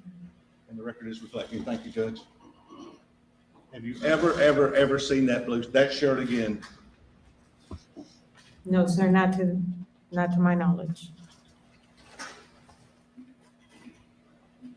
Have you ever seen these shoes again that he's wearing here? No, sir.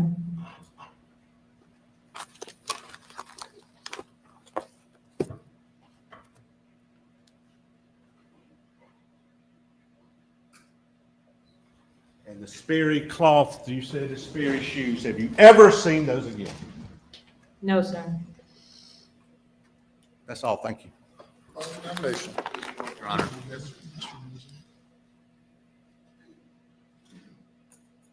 He said, did you ever see those again? Loud as hell. Good God. Are they going there for life? What up, Butterfly? Yeah, my name's Dick Harpuglia, and I represent What happened? the man you with know as BK? Alex. He's trending Right? on Twitter. Yes, sir, I met you before. I don't think we've ever met before, have we? Yes, we did. We've met? Yes, Oh, sir. he is? Maggie's funeral. Oh, at Maggie's funeral, yes. I apologize. A lot of people there that day. Yes, sir. Alex has always referred to you when people ask who you are as his friend, correct? That is correct. Never called you his housekeeper, right? That is correct. He always, when he introduced you as his friend. That is correct. Now, you've also, I think in multiple interviews with Sweat and other folks described, I think the words were, Maggie was his all. Isn't that what you told Sweat? Yes, sir. What does that mean, Maggie was his all? He adored her. He loved her. He adored her. Worshipped her. I mean, just treated her as somebody he adored, correct? Exactly. Yes, sir. Now, I think they also asked you if you ever saw them have any arguments. And God, I did not ask that. Objection. You restate the question, please. Sweat asked you if you'd ever seen them have any arguments. I don't quite understand the basic objection, Your Honor.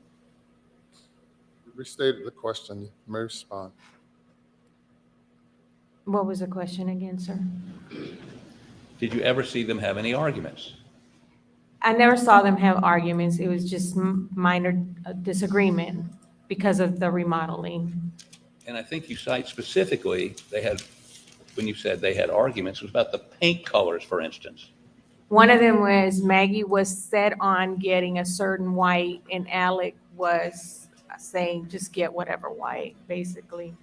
You know, he didn't care. She wanted a specific white, and he just didn't care. But you never saw them have any violent arguments or argue about money or argue about relationships. It was all the minor things that most couples go through, picking paint colors and those kinds of things. Is that correct? Yes, sir. To some, they would disagree on, it wasn't that they disagreed. The only thing that I remember Maggie saying was that she just wanted him to sit still and listen to her for at least 10 minutes at a time because he was always on the go. Is that an uncommon complaint between husbands and wives or wives to husbands? I want you to just listen to me. Is that right? She would get frustrated because of that. You ever tell your husband that? Just listen to me. Sit, please. All the time. Okay. So let me talk a little bit about the morning of the 7th. Yes, sir. And then the morning of the 8th, because I understand you left before Paul, Maggie, or Alec was on the Moselle property on the 7th, correct? Yes, sir. Okay. We're going to talk about those texts in just a minute between you and Maggie, but you fixed some dinner for them. I did. And did you set a table, or did they have to go get their own plates and put them out? No, I left the food on the stove. Right. And normally the next day, the pots would still be on the stove, right? Yes, sir. Would they clean up their plates or leave those in the sink, or how would that go? Sometimes the plates would be in the living room. There was no plates in the living room. They were in the sink. Okay, but when you got there on the morning of the 8th. The plates were in the sink. They were not in the living room. Okay, now, are you aware of how many people were in there, how many friends, law partners, his sister, who was in the Moselle house on the night of the 7th? No, sir. Okay, if I told you there were 12 to 15 of them, would that surprise you? I mean, Maggie and Paul just killed. Was he very close with his law partners? Yes, sir. Okay, his sister, Lynn, you know? Lynn? Kohlberger. I met her at Maggie's, when Maggie passed. Okay. And would it surprise you to know that the, Your Honor, I'm going to object. I'm just going to ask her if she knows, Your Honor. Well, the objection is sustained. You cannot testify. Let me make it more general than this. Do you know if anyone that evening of those people moved the food? They just dropped a lot from on the the stovetop Kohlberger. to the refrigerator? I don't know. Okay. Now let's talk a little bit about. That's the, crazy. The room, the bedroom, and well, let me ask you this. Let's back off just a little bit. You drove over from his mother and father's house, correct? That is correct. That morning, the 8th, to Moselle, right? Yes, sir. And instead of coming your normal way, which would have been the entrance by the kennels, where there, did you see all the police down there? No, sir, I did not. Okay. You drove up to the main entrance that would go straight up to the house, or if you took a right on that road, you'd end up back down at the kennels, right? Yes, sir. And you came up that, were there police around the house up there? Not around the house. Okay. Did anyone question whether you should go into the house or not? No, sir. Was there anybody in the house other than you? No, sir, it was me. So did you find it strange that this was a crime scene? Objection. Need to hear the question. I'm sorry. The question would be, did you find it strange there was no law enforcement present at the house that morning? Good question. Go ahead. It wasn't strange because I've seen it all already. there was law enforcement all over on the kennel you, Mally side. Mama. It wasn't strange that they allowed me to go into the house. Well, let me ask you this. Did anybody from SLED show up while you were there that morning? I'm looking at I believe there was an officer. I do not recall the officers. Do you remember somebody coming in to search the house while you were there? There were several agents that came through. Right. But you'd been there for a while before they got there? Yes, sir. Did they ask you about clothes you'd found, or did they ask you about anything that you found out of the ordinary, anything like that? I didn't ask any questions. They didn't ask me. They just went about doing what they were doing. And were they going from room to room? Were they looking for things under the bed? Do you remember? It appeared that that's what they were doing, sir. Okay. But that was after you got there and picked up the bathroom, picked up the towel. No, sir. I hadn't picked up anything at that point because I was still in shock and I was still trying to process what had just happened to my friend. So they would have seen the khaki pants on the floor. Objection. Did they go into the bathroom? I couldn't tell you, sir. The laundry room sits on the other side of the house, and I had to take some time to process what had happened to Maggie and Paul. I know I saw agents that went upstairs to Paul's room. I saw them walking through the house, sir, but I don't know what they took, what they didn't took. All I can tell you is what I saw when I got there. Okay. While they're there or after they left, is that when you went into the bathroom and saw the khaki pants, somebody taking a shower, there was a towel on the floor, khaki pants on the floor? Was that before or after they left? Yeah. Restraint on media. Okay. So all those items would have been there for those folks to see, as far as you know. Yes, sir. Now, let me ask you a couple of things and What? about what you saw. That's crazy. They keep showing you this picture by the tree of Alex, and he appears to have on a khaki pair of pants in that picture, correct? Yes, sir. And I mean, I'm sure he had a number of different pairs of khaki pants, but were those khaki pants similar to the ones he has on in the picture? Could they be the Good same morning. ones? Good morning, Daddy. They could be, but he had several. Right. And in terms of somebody had taken a shower, it looked like there was water on the floor. Yes, sir. Now, did Alex take a number of showers every day? Was he a prolific shower taker? Not that I'm aware. He would get up in the morning, take a shower, and go to work. But did he take showers other times during the day? I wasn't there in the evening hours, so I don't know. Okay. So, but it wasn't unusual for when you got there to find a towel on the floor and water on the floor from him having taken a That shower? wasn't unusual, no. Okay. And I think that when you were asked about a shirt, and we can pull this if you want to go back to, whether there was a shirt there also, you said you couldn't remember. Is that correct? With regard to, Whether there was a shirt with the khakis on the floor. You said, I couldn't remember. I could not remember whether there was a shirt with a khaki pants. All I remember is a white damp towel sitting there. Okay, and the khaki pants. Yes, sir. But you don't remember whether, and I think you told the grand jury, I don't remember whether it was a shirt or wasn't a shirt, correct? That is correct. And that's today. You can't tell this jury there wasn't a shirt on the floor. You just can't, you can tell them you don't remember, correct? What was your question? You can't tell this jury there wasn't a shirt on the floor because you can't remember whether there was a shirt on the floor or not. Isn't that what you told the grand jury? Yes, sir. Okay. So we know there's a pair of khaki pants. There may have been a shirt. And those shoes, well, let me ask you this. You know, on the night of the 7th, Yes, sir. Alec had left, correct? He wasn't there when you got there the next morning. No, sir, he wasn't there. Okay. And matter of fact, he never spent another night at Moselle that No, you sir, he knew. did not. She knows, Your Honor. You can answer if you know whether or not he's ever spent another night there. After the murders, did he ever spend another night at Moselle, to your knowledge? He did That's not. crazy. So when he left that night, on the night of the 7th, and went to his mother and father's house, you don't know what clothes he took with him, what shoes he was wearing? You have no idea, correct? That is correct. And were you aware that SWED had confiscated the clothes that he had on? At that moment, I didn't. Okay. Well, you Thank are you, now. Missy.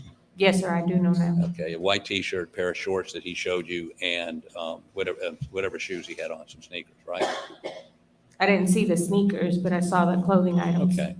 And so he had to put on, if they did that, other clothes to go over his mother's house, correct? Objection.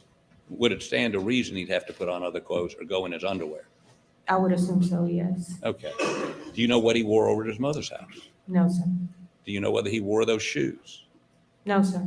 You don't know. So Your when, Honor, objection. Basis for the objection. I don't To know. which question? To that last one, shoes. I don't know what specificity he says to those shoes. I don't know what he's. I'm sorry, the shoes that you say you saw in the Snapchat photo, you say you never saw again, right? That is correct. Okay, you don't know whether he wore those shoes the night of the 7th over to his mama's house, do you? I don't know that. I wasn't Okay, there. you don't know what he wore over there, correct? That's correct. I wasn't there. He may have even worn that shirt that you said you never saw again, correct? Objection. Objection's overruled. Right? Correct. Okay. Now,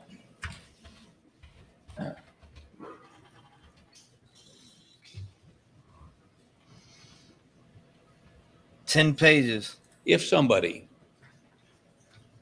alleged that those khaki pants was at what Alex was wearing the night of I'm going the, to object. I need to hear the question. I can't finish the question. I'm sorry, Your Honor. Let me state this. If somebody were to Like a say circus. that Alec Murdaugh, as ridiculous as it sounds, was wearing those khaki pants when he, Objection. Objection sustained. let me put it this way. Did you see any blood on those khaki pants? No, sir. He washed them, right? Yes, sir. Did you put anything on them to get blood stains out? I mean, would there be, Are you been saying that I removed bloodstains off of khaki pants? I'm asking you rhetorically. Get I'm this asking dude you, the fuck out of here. Did you see any blood? Get the fuck out of here! There appeared to be no bloodstains on those pants. Okay. And in the bathroom, did you Fuck see any you. bloody footprints? I did not. Did you see any blood on that towel? No, sir. Did you see anything indicating to you there'd been anybody wearing bloody shoes or washing blood off, or anything that would indicate that somebody after a murder had gone back to that room, changed clothes, covered in blood, took a shower and changed Objection. clothes? Did you see anything that would indicate that? Objection's overruled. Go ahead. This is the first time that I have ever been in a situation where somebody was murdered. Right. I didn't know, as far as what you're asking me, if there was anything bloody in there. No, it did not appear to be anything bloody in there. Did you clean Tell the him, shower girl. that day? Yes, sir, I rinsed it off. You rinsed it off. Nobody told you not to rinse off the shower? No, sir. Okay. And again, nobody from SWED, as that group went through, asked you, did you see bloody footprints? Did you see any evidence that there was anything bloody in that bathroom? Did anybody ask you that? No, sir. And your testimony is those khaki pants were there after SWED left, Yes, sir. and maybe even a shirt you can't remember. Yes, sir, possibly a T-shirt, but I did not see it. I don't remember. Okay, you don't remember what kind of shirt, if there was a shirt. Not objection. The objection is overruled. Thank you. Do you remember, I'm doing like Mr. Meadows now, I forgot the question. But let me see if I can get this back on track. This Order in interruptions court, are please. Getting me a little askew. So I think you've already asked and answered that. Now, let's talk a little bit about. Who would hire this motherfucker? Let me talk a little bit about the cell phone service in Moselle. You had a cell phone, Yes, sir. and the servicer was who? What was it, Verizon?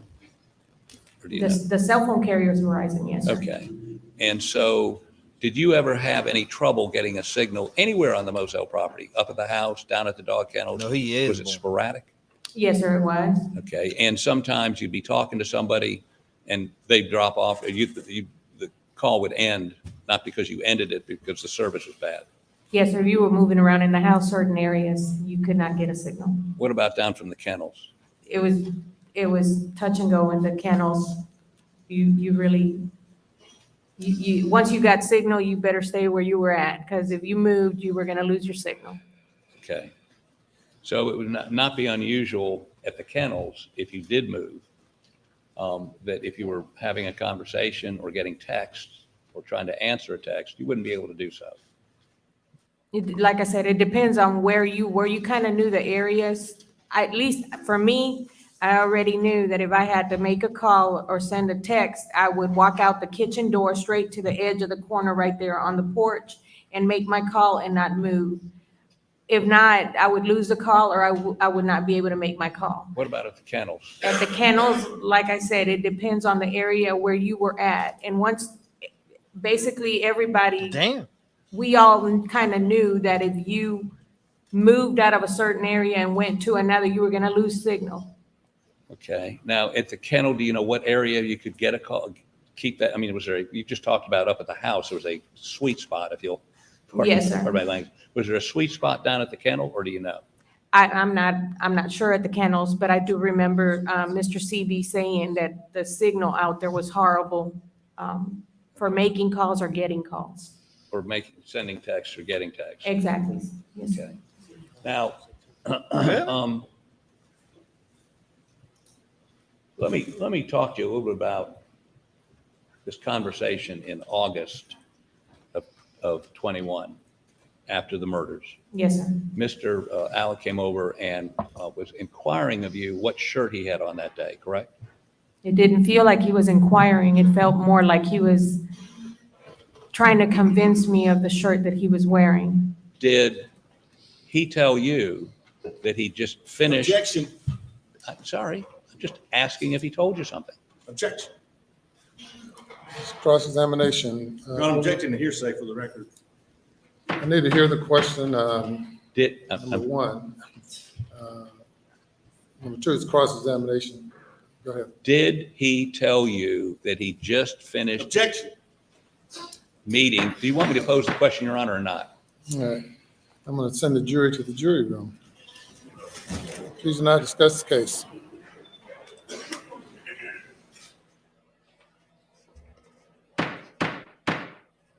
Damn, this shit is crazy, man. Did you see him? He's like, objection. Objection. My man was serious. He's not playing. Nah. I like that. My man was aggressive with it. My man was up there. He was up there. You gotta give it to him. Okay, what is the question? I like that about you. Wait 1 second, Your Honor. Let me see if I can get back on track. When you were talking with him in the little house in August, as we were talking He's about, protecting her. I like that. About the shirt. Did he tell you that he had just been interviewed by Swed, who'd shown him the Snapchat photo, and he was attempting to figure out what he was wearing that day? I mean, it's in a photo. Did he tell you that? So, what's the specific question? Did he, when he asked you the question about the shirt, did he tell you he just come from being interviewed by Swed? No, sir, he didn't tell me that. And what is the objection? Your Honor, it's respectfully, it's hearsay. Statement is hearsay that if he wants to do that, he can take the stand and do it. He's trying to offer the defendant's statement without him taking the stand. It's offered for the truth of the matter asserted. That's my objection. All right, any response? My response is, if you can't ask witnesses I about like what him. the defendant said to them, they're going to have a rough guy. road to hoe going forward, because it's a statement by the party opponent, if you will. I think they argued earlier on when we objected to one. It's not hearsay. There's an exception to hearsay by a statement by one of the parties. It's Alex. Statement by the party opponent, being a statement by the party opponent, the defendant. Mr. Murdaugh's statement to this woman. Exactly. This guy's dumb. I'm talking about, I like this guy right here. Where's he at? I can't put it. Nah, hell, not that guy. Nah. This matters. I've been doing this 35 years. He's on trial. We know that. But I'm just saying it's not a party opponent. He's trying to get in a statement from the defendant. Statements against interest, that the state, there is a difference between the state asking what the defendant said and the defense. And if they hadn't objected to something they thought, that's their prerogative, but they're trying to offer the defendant's That's statement their problem. in evidence without him taking the stand. I respectfully think that's objectable as hearsay. He's the defendant on trial. They're offering it for the self-serving hearsay. They're offering it for the truth of the matter asserted. And I respectfully think that he's got to take the stand and get that information in. And Your Honor, maybe I'll make this simple. What would your answer to that question be now? Did he tell you about talking to Swed that day? No, sir, he did not. Okay. Your Honor, 801D2 allows us to ask the question and not the defense. I don't understand what the self-serving is. She didn't say anything. He didn't say anything about Swed. Your Honor, he could get his whole case through witnesses and he wouldn't have to take the stand. Absolutely. And that's not You've got appropriate. a Fifth Amendment right No, sir. to not take the stand. That's right, but you can't. I think Brent will let you all debate the issue between the two. I apologize, Your When Honor. I get that. All right.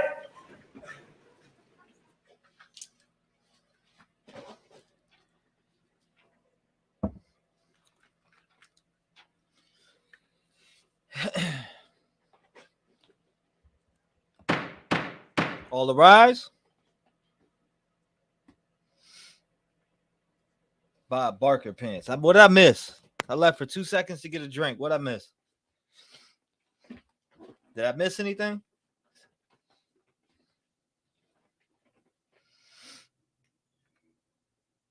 Prosecutor almost fucked up. Damn, he was getting angry as I couldn't be a trial attorney. I'd punch someone. Damn. I gotta hit him with the. Oh my God! I need to change that. I can hear some sound in there though. What sound is that?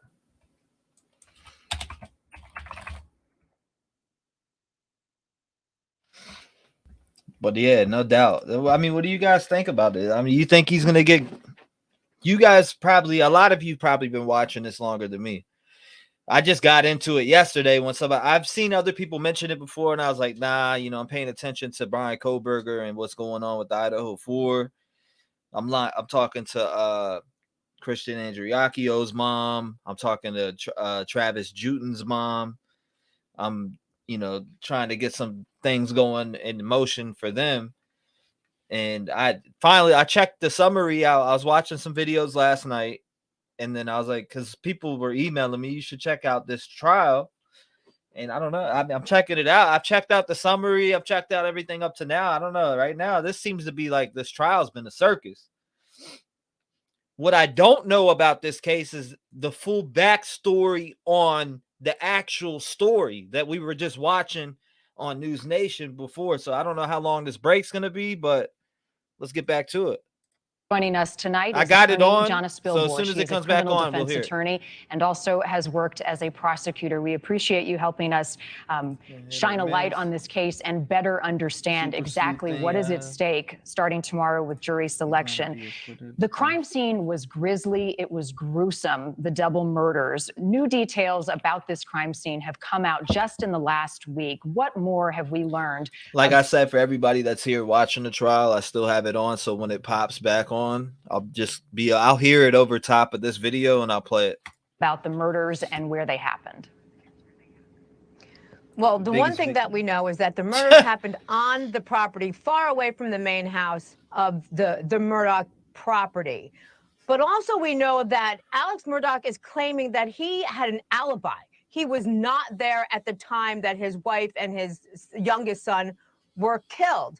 I think the prosecution is going to try to disprove that premise by saying not only was he nearby, but he was the one who pulled the trigger. Interestingly, not one gun, but 2 different guns were used to commit this crime, which is something that's kind of extraordinary in this case.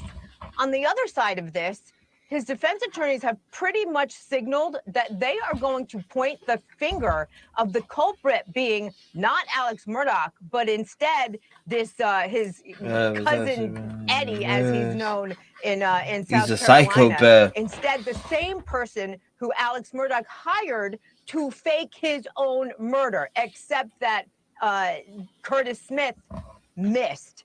So this is going to be very interesting. I really think the defense is going to be pointing the finger at this third-party culpability. It's going What's to up, make for an Ganja? interesting defense.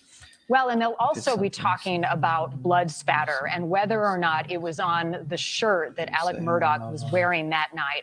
Why is that so critically important to both sides of the legal argument? You know, it's very big because on the one hand, the defense is claiming, hey, wait a minute, the shirt is now gone. We did not have an opportunity to forensically test that shirt ourselves, which Alex Murdaugh should have had the right to do. So we can't just go by what the prosecution wants to claim could have put Alex Murdaugh at the scene of the crime. So that's, and we heard in your promo, that is sort of the same as if Where's the it glove at? doesn't Drop fit, it to me. right? Because that's a critical piece of evidence. And because it was destroyed or disappeared or never was properly tested, that's going to be big for the defense in this case. Donna, yes or no, if you were representing Alec Murdaugh, would you put him on the stand to testify? Absolutely not. No, that's a resounding no. Nobody believes him, first of all. And I think part of the failure of the prosecution here is the defense wants to claim, look, everybody thought it was a foregone conclusion that Alex Murdaugh committed this crime. Therefore, needs to they be locked didn't up. dive in. They didn't provide enough discovery. my They first didn't time do their own watching. testing Oh. sufficiently because everyone thought, hey, it's got to be him. I ain't But know. there's no Me such too. thing as a circumstantial hunch. You he have to killed have them. circumstantial Maybe the reason evidence for if it, you maybe don't not. have Yeah, direct maybe more evidence. now. And the defense is going to say, not only do they not have it against my client, but we're going to show you that somebody else did this, and we know who. All right, We shall can. see. John In Spilborn will Discord, be back with not us here. later in the hour. Thank you. Coming up, there are more layers to this story, and as you are about to see, Paul and Maggie's deaths are just the tip of the iceberg. There's 6 of us and 1 is missing. A haunting boat crash. It started really back in 2019. I'm with you. I know. That's when the wheels started to come off for the Murdaughs. A We're in death this on together. the family property. Ma'am, she can't talk. She's cracked her head and there's blood on the concrete. A We're teenager about to be moving found back in to the the middle island. of the road. That story has not added up from the very beginning. 3 deaths in 4 years. And the common denominator? Alec Murdaugh. Thank you for joining us tonight for a News Nation special report, The Murdaugh Mysteries. Alec Murdaugh is charged in the deaths of his wife and son, but Paul and Maggie's murders are just part of this complicated story. Many point to another case that opened up Pandora's box into Alec Murdaugh and his influence. February 24th, Hell to the 2019, no. more than 2 years before Maggie and Paul were killed, the day a teenager with an ever-present smile tragically lost her life. News Nation's senior national correspondent Brian Enton joins us tonight live from Walterboro, Most South definitely. Carolina, where the trial will take place with that The part defense of is the going. story. Brian. Yeah, Marnie, we're outside the Colleton County Courthouse. It's interesting being here and thinking about the fact that the Murdaughs pretty much controlled this courthouse behind me for generations. And now tomorrow, Alec Murdaugh will be here for his murder trial. They have had so much power over this community, and it is really highlighted when you go back and you look at what happened with Alec Murdaugh's son, Paul, when he was arrested in a deadly boat accident, but never even spent one night behind bars.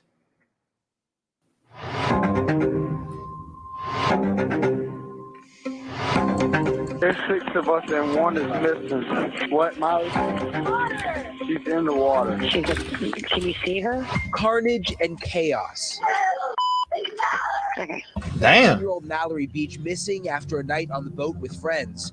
The recent high school graduate jettisoned from her boyfriend's arms when a 17-foot center console plowed into a piling in Beaufort County, South Carolina. Tide and wind is always a factor. More than a dozen first responders What's up, and an man? army of volunteers searched for a week.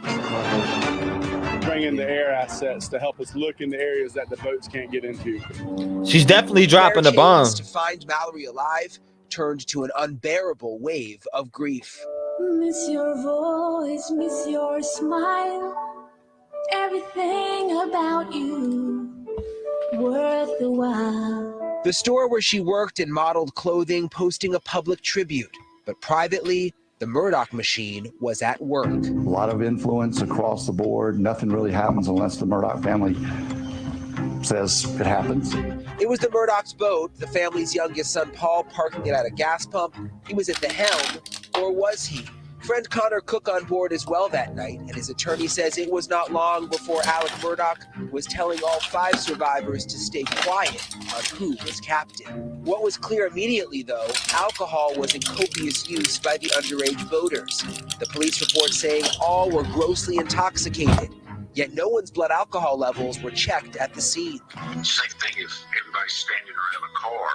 You don't know who drove it. It's not against the law to be standing around a car intoxicated. But Mallory's boyfriend, Anthony Cook, is said to have told authorities immediately that Paul Murdaugh was the captain. And Paul left a trail of photos about town, parked at the pump, not for gas. His friends say he used his big brother Buster's ID to buy beer and malted drinks at the store. The 20-year-old raising his purchases triumphantly before they're loaded into his pickup truck. Later, after drinking with parents present at an oyster roast, the group continued boating to dodge known DUI roadside checkpoints. Docking near a bar called Luther's, where Paul and Connor do more drinking. Back in the boat, one friend testifying Paul was belligerently drunk, slapping his girlfriend, spitting in her face, refusing to give up the wheel until the deadly crash. Please send someone. No, we're calling, okay? The Murdaugh family served nearly a century consecutively as the area's solicitor, meaning they prosecuted cases, putting them in close working relationships with officers, deputies, state agents on the case, and others. They always put on a get-together every year for first responders, police officers, things of that nature. This family has been powerful and at the center of power and influence there for almost 100 years. Therefore, I'm going to set a personal recognizance bond. It would take nearly 2 months for Paul Murdaugh to be criminally charged, eyebrows raised with his release that same day with a $50,000 bond and surrender of his passport. Anything to say about that, about why he decided to plead not guilty? Because he's not guilty. His former friend Connor cleared at last. Connor was left to twist in the breeze for nearly 2 months. Next, the crash bringing an ongoing bevy of civil suits from Mallory's mom, Anthony Connor, and the other young women demanding Alec Murdaugh's financials, the beginning of the unraveling of a low-country Southern dynasty. So we have to put a spotlight on things like this because it cannot continue. And so many people who live in this community say that boat crash was just another example of the Murdaughs getting special treatment. There was one woman, Marnie, we spoke to here over the weekend who says after the arrest, after Paul Murdaugh was arrested, just a couple of days later, they saw him out to lunch with his family laughing at a restaurant. And they all just looked at each other, this group of friends, and said, gosh, nothing is ever going to happen to this family. He didn't even spend one night behind bars, Marnie. And as I understand it, Brian, this case is still playing out in the courts today. It is. Mallory Beach, the victim, and 3 other of the people who were on the boat, they have settlements that they're supposed to get from the Murdaugh family. They sued civilly. They were supposed to get money from the sale of a Murdaugh property. They still haven't gotten most of that money, though, because it turns out one of Alec Murdaugh's partners from the law firm also says he's entitled to some of that money. It's all so complicated, and all of that still continues to drag on in the courts. Yeah, the wheels of justice turning slowly, and still so many secrets. Brian, live in Walterboro, South Carolina. Thank you. We'll see you again shortly. Come on, give us some more backstory. Just some backstory. Yet another death leads back to the Murdaughs. A bombshell from a retired investigator. Personally, I think there was some type of pressure. Plus years of scheming and a money trail that's gone dark. Where did the money go? I think that's one of the biggest mysteries about this story. Where did the money go? You are watching a News Nation special report, the Murdaugh Mysteries. Disbarred South Carolina attorney Alec Murdaugh is facing life in prison, charged in the deaths of his wife and son. But there is yet another death tied to this family that prosecutors may use as a motive for the murders of Maggie and Paul. It has to do with the Murdaugh family housekeeper, a woman named Gloria Satterfield. News Nation's Brian Enton back with us again tonight. Brian. Yeah, Marnie, the housekeeper death, it is just another bizarre element to all of this. So many people here said it didn't make sense. I seen that video. She just randomly died falling down the stairs at the Murdaugh property. But it's what Alec Murdaugh did after the death that began to expose his money-making schemes. Then she can't talk. Okay, do you know she's cracked her head and there's blood on the concrete and she's bleeding out of her left ear? According to the Murdaugh family, Gloria Satterfield came by to get her check at the hunting lodge back in 2018. A family dog jumped on her at the top of a flight of stairs, causing her to fall. I believe she's maybe hit her head and maybe has a concussion or something. Okay. Do you know what her name is?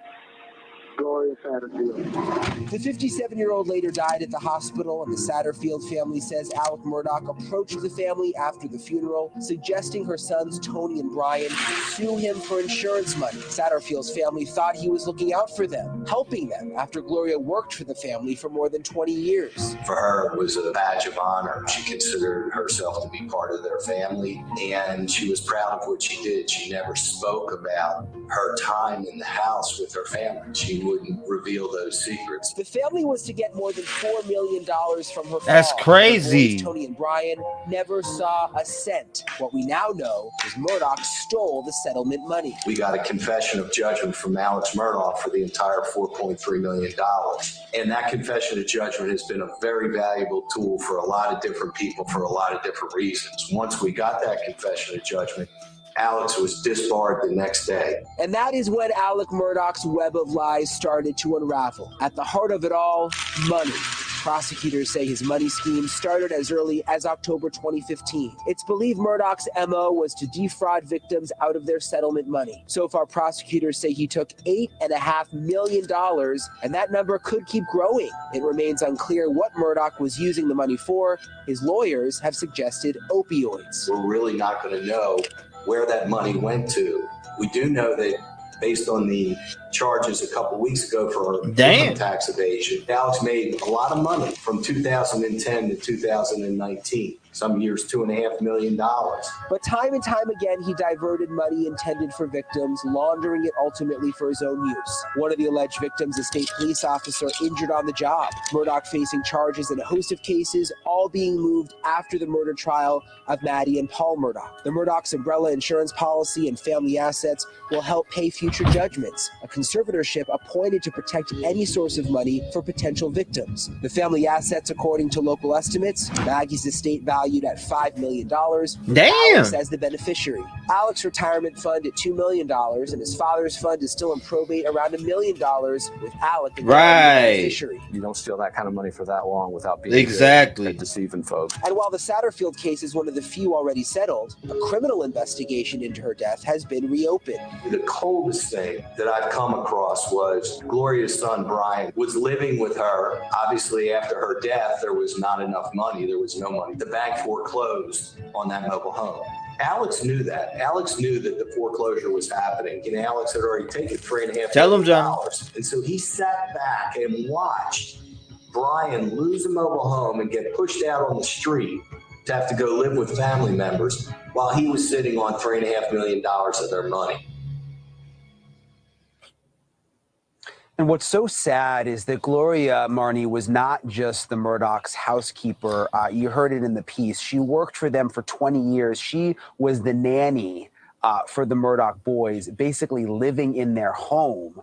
Her family says it was just the ultimate betrayal, the way all of this turned out. Marnie? She was part of that family, and by extension, so were her two boys who did not get part of that insurance settlement. Brian Enton live in Walterboro, South Carolina, where the trial will take place tomorrow. Brian, thank you. Nope. Just when you think this case can't Offshore get more complex, it takes another turn. A teenager dead on a dark rural road. It definitely was not a hit and run. The case still unsolved. Why seasoned Oh, investigators shit. say they were silenced. Plus, Alec Murdaugh, in his own words, With a prepaid collect call from Alec. who he's calling from jail.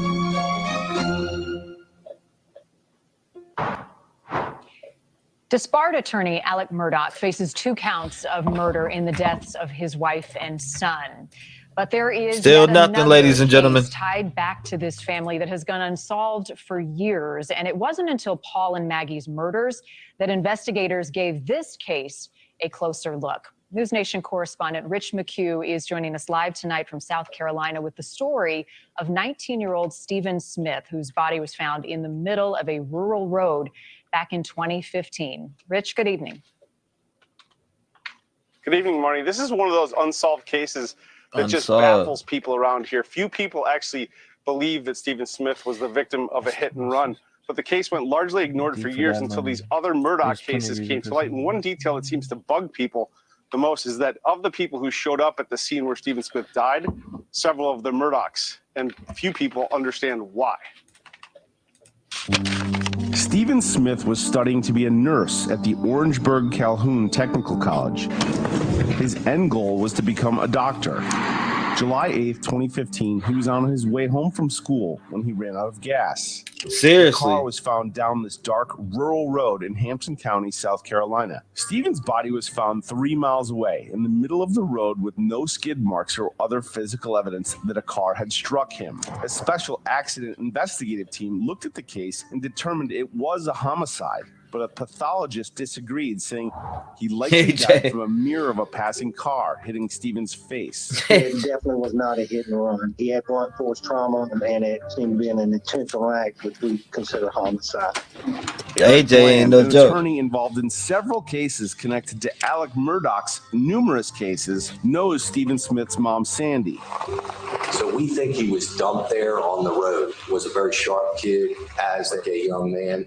He was cautious, and so he wouldn't have been walking down the road. He certainly knew the area. He had a cell phone, could have called somebody for help. Sandy Smith was relentless in her quest for answers. She asked the FBI, the governor, and others to keep investigating. But the case went nowhere until Mallory Beach was killed on the Murdaugh boat 4 years later. People started asking questions about the old Stephen Smith case. Corporal Duncan told us the Murdaugh family name came up in his initial investigation, but that part of the investigation didn't go anywhere. And when asked if behind the scenes there was pressure to stop the investigation or to leave the case as a hit and run? Personally, I think there was some type of pressure or just lack of investigation upon other agencies to do anything. But the real break in the Smith case came after Damn. the Murdaugh double murders. During that investigation, new information came to light. The South Carolina Law Enforcement Division tells News Nation they've made progress in the death investigation of Stephen Smith. However, this investigation remains active and ongoing. Reporter Will Folks with Fit News tells us Buster's name often came up with the Smith case. And there was clearly a Murdaugh tie-in to the death of Stephen Smith, because if you read investigatory report from his death back in 2015, the Murdaugh name is mentioned dozens of times. In fact, this was one of the first files I ever received related to this story. The oldest Murdaugh son, Buster, was the same age as Stephen and his twin sister. Being from a small town, they all went to school together and everyone knew one another. As the multiple Murdaugh cases have played out in the small Carolina community, rumors have swirled. After the news of Stephen's death came rumors that Buster and Stephen had some sort of relationship. The Smith family attorney says this. They graduated high school together. They had, friends in common, had played ball together when they were younger. You can't say there's no connection. Nobody knows what Stephen's life was like. What I will say is that we know of no evidence Overseas account. any kind of, relationship between Stephen and Buster. But it was Alex Murdaugh and his brother Randy who came to the scene of Stephen's death, going through the crime tape. Deep no corruption. one sure why. Inconsistencies in the initial investigation have left many wondering why his death was never investigated as a Guarantee there's all of that in this case. You can already tell. Look at it. homicide. It was clear that this case was not handled correctly. Why? I can't tell you. Maybe it was simply incompetence. maybe it was purposeful, but I do believe that the truth is going to come out. Now, I mentioned, Marty, in the piece that Alex and his brother Randy came to the crime scene of the scene of where he passed away. Oh, shit!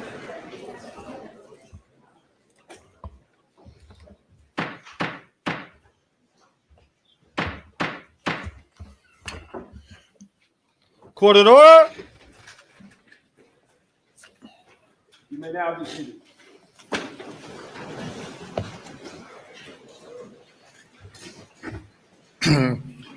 The objection is sustained. It's hearsay.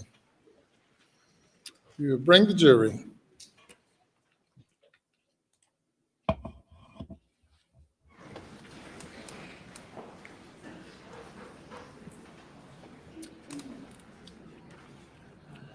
That scared me too.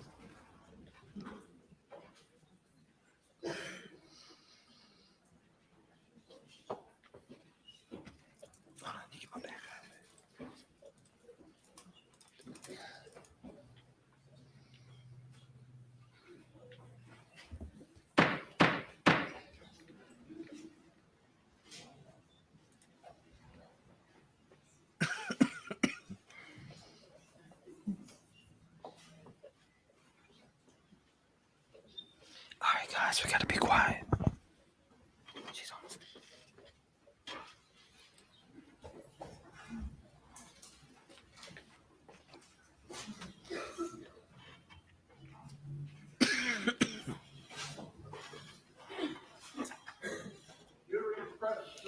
All right, thank you. The objection is sustained. Your next question. Court, Your Honor. Yes, sir. So this conversation occurred, I think, did you say prior to them going on a golf tournament? Going to a golf tournament? Yes, sir. He said Randy had just dropped him off so that he could get his clothes because him and Buster and Randy were going golfing. Him and Buster and who? Randy. Randy, okay. We're going to a golf tournament that weekend? I don't know if it was a golf tournament or what, but I know he said they were going away. They were going golfing. Okay. And speaking of Buster, can you point Buster out in the audience for me, please? Buster, where? Oh, you're back there. Okay, I'm sorry. Stand up, please. Yes, sir. Is that Buster? Yes, sir. Okay. Y'all always had a great relationship, right? Yes, sir. Okay, He's a thank you. good kid. I'm sorry? He's a good kid. He's a good kid. Okay, so one of the other questions I have is, did you ever see Paul with any guns? Yes, sir. No? Yes, sir. Oh, I'm sorry. And did he have guns around all the time? Yes, he did. Matter of fact, they're all guns all over that place, right? In the vehicles, on the go-karts, sometimes in the hangar. So did Paul ever leave guns? Just where, if he was, for instance, down at the hangar, would he ever leave guns down there?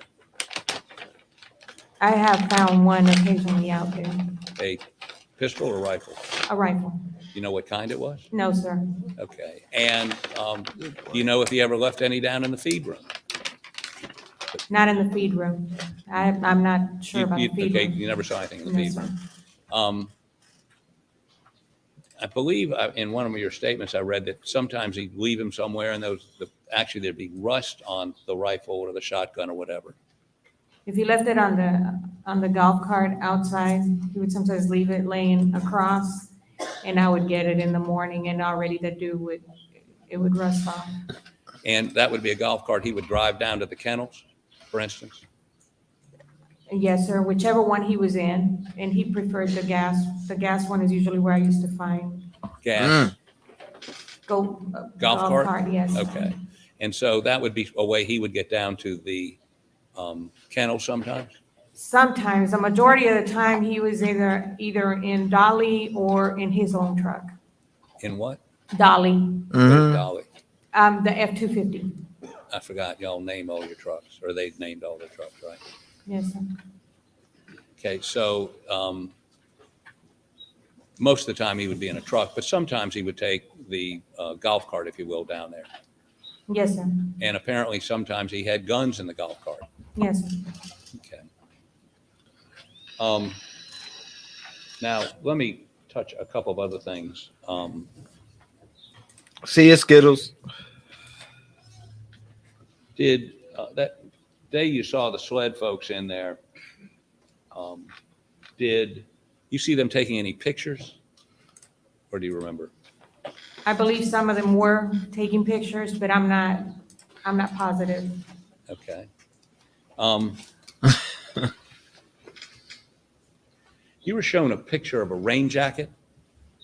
Yes, sir, I was. Okay. And had you ever seen that rain jacket at the house? Not at Moselle, no, sir. Right. You ever?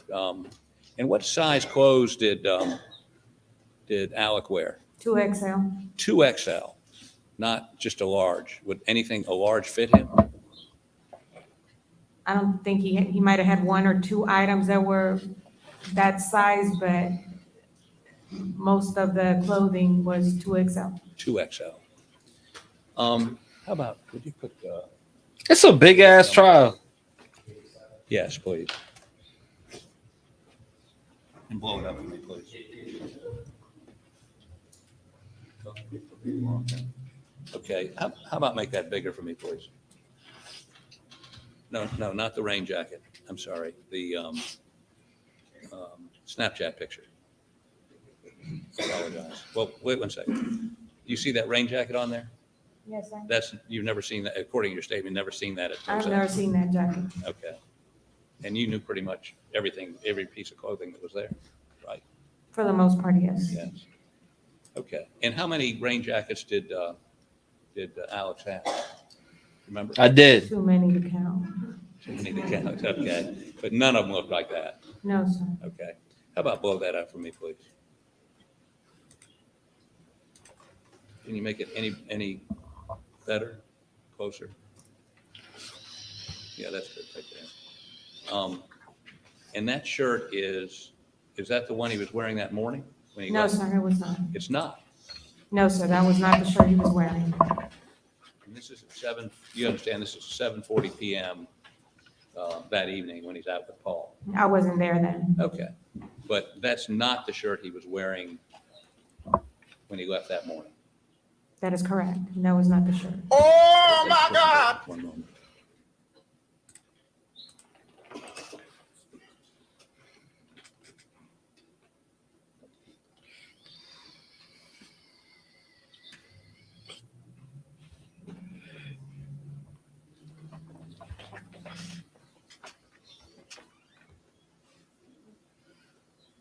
You were aware he had clothes at his office, kept clothes at his office? Yes, sir, among other places. Where else would he have Car. clothes? He have it in a car? Yes, sir. Where else? In Edison. I'm sorry? In Edison. In Edison. Okay. Okay. But if he was in the Moselle area, if he was going to change his shirt from in the morning, would he have changed it at the office or got something out of his car? Right. You don't know? I don't know. Okay. Okay.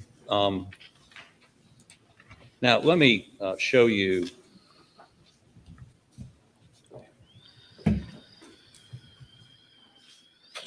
(107).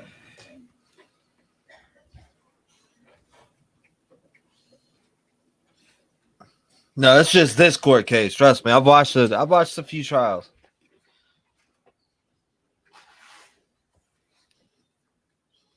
That AJ Armstrong one was full. That wait till you see them on the stand, boy, they be going crazy.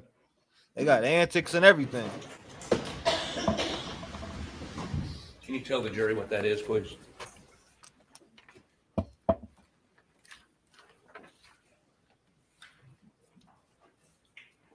The text messages from me and Maggie?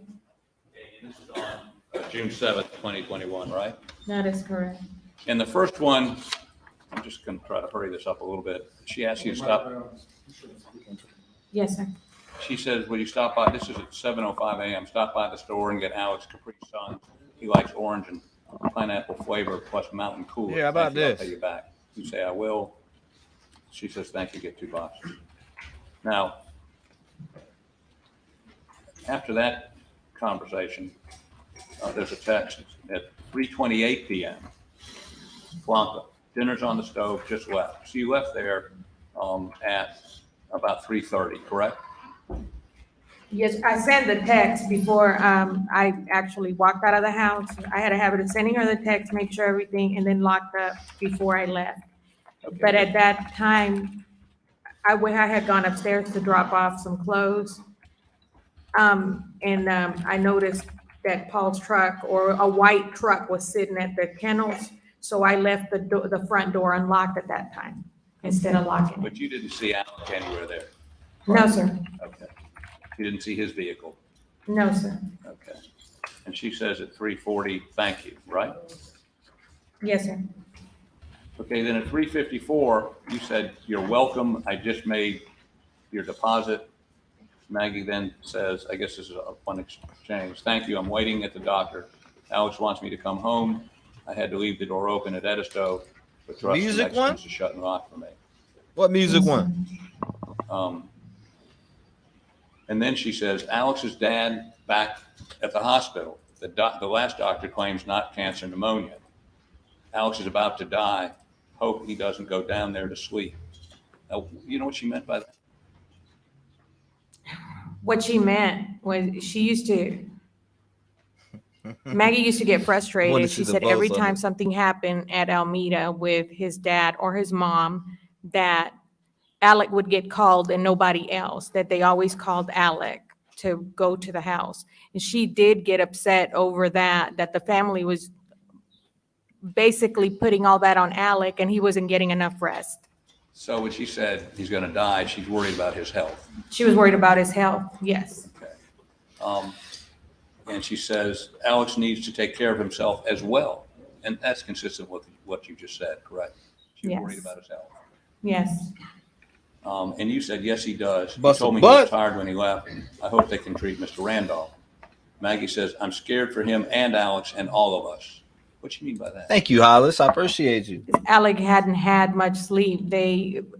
That was her main concern, was the fact that her main frustration was the fact that in the middle of the night or whenever, if Mr. Randolph or Miss Libby were uncomfortable, that they would always, she seemed to think that they always called Alec and there goes Alec, to take care of it.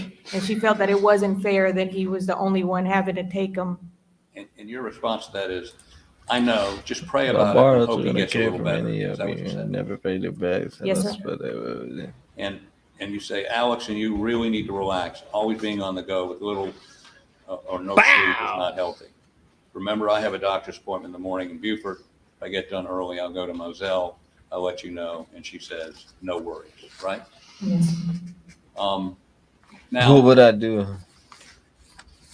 Oh, you've got the exhibit. Take that from me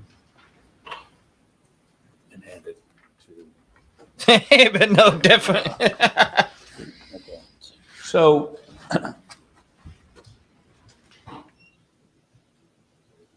she preferred Exactly. to be in Edisto, correct? That's correct. But she was going that day, based on all your text, she was going because Mr. Randolph had been put back in the hospital and she was worried about Alex, right? I mean, she was heading to Moselle. She preferred to be in Edisto, but she was heading to Moselle because Mr. Randolph had been put back in the hospital and she was concerned about Alex. Isn't that what this is? The objection is sustained. Okay. Ejection is sustained, boy. He sucks. She indicated to you that Paul was coming in your telephone conversations, correct? That is correct. And did she indicate in your telephone conversations that she needed dinner for her, Paul, and Alec, right? Yes, she did. And did she indicate in any way that she did not want to go to Moselle to have dinner with Alec, Paul that night? Her conversation His with me questions was that are Alec trash. wanted her to go to Moselle that day.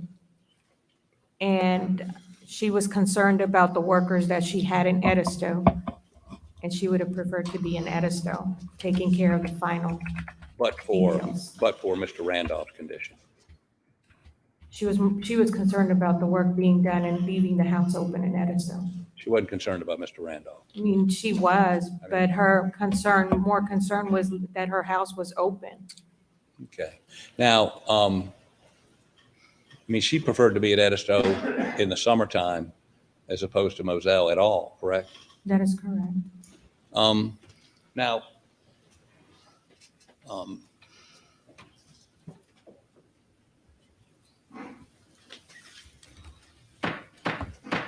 let me ask you, did SWED ask you about at any point about the clothes that Alex was wearing on the 7th? At some point, did they ask you that? Not until recent. Recently, right? Yes, sir. Okay. And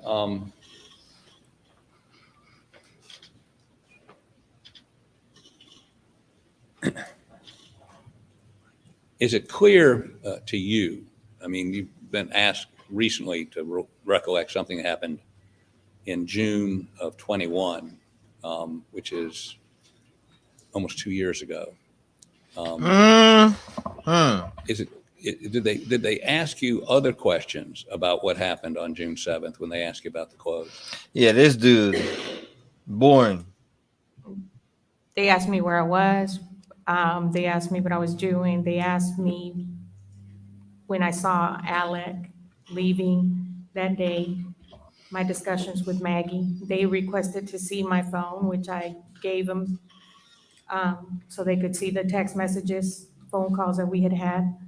Okay. You and Maggie were very close. We were. You and Alex were close also, were you not? Yes, sir. And did you feel like a member of the family? Yes, sir.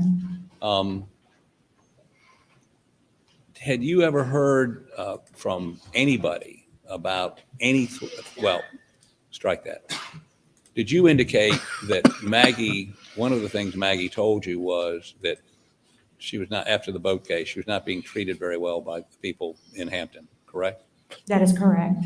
They shunned her, they were rude to her, those kinds of things. That is correct. Did she also indicate to you that she was concerned about Paul because he'd received a bunch of threats? Objection.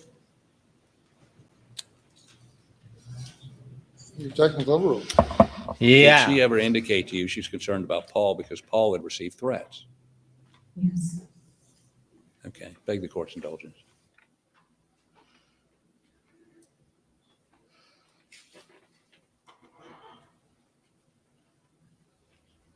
This dude is I don't know who hired him. Alex? Oh, it makes sense. I moved 107 into evidence. Did you get it? Is it up there? I gave it to the clerk. It makes sense now. He hired him. Yeah. Any objection? Oh, I think I already said no objection. Submit it without objection.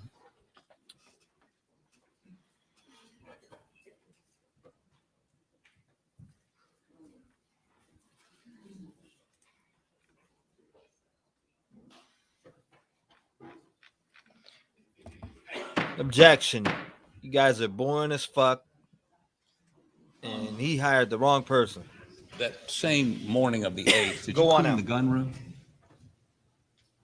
I didn't go in the gun room. I went in there, but I didn't do anything in the gun room. Didn't pick anything up. No, sir. Okay, and when you went into the kitchen that morning, was there anything that would indicate to you that other people had been there the night before? Like glasses or bottles of water or anything? No, sir. Okay. Thank you. Redirect. Hey, please score.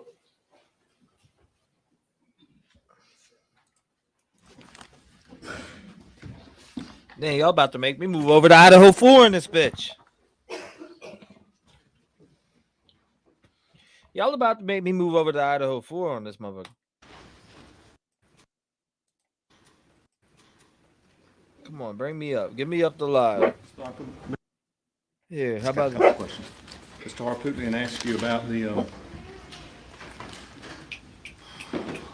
Stop barking. clothes in the closet on June 8th, 2021. You remember? Yes, sir. And he asked you if there could have been another shirt in the room. Yes, sir. And was your response maybe a Get t-shirt? the fuck out of here! Okay. Did you see another dress shirt there? No, sir. And Damn, I need to turn that down. while we're getting to that, did you work at Alameda? No, sir. Did you ever go there? No, I have been there on one occasion previously, and I don't remember what I had to drop off. Well, that blue poncho rain jacket Mr. Harpootlian showed you, that was at Alameda, wasn't it? Or do you know? I don't know where that came from. You never saw that at Moselle, correct? That is correct. Okay. And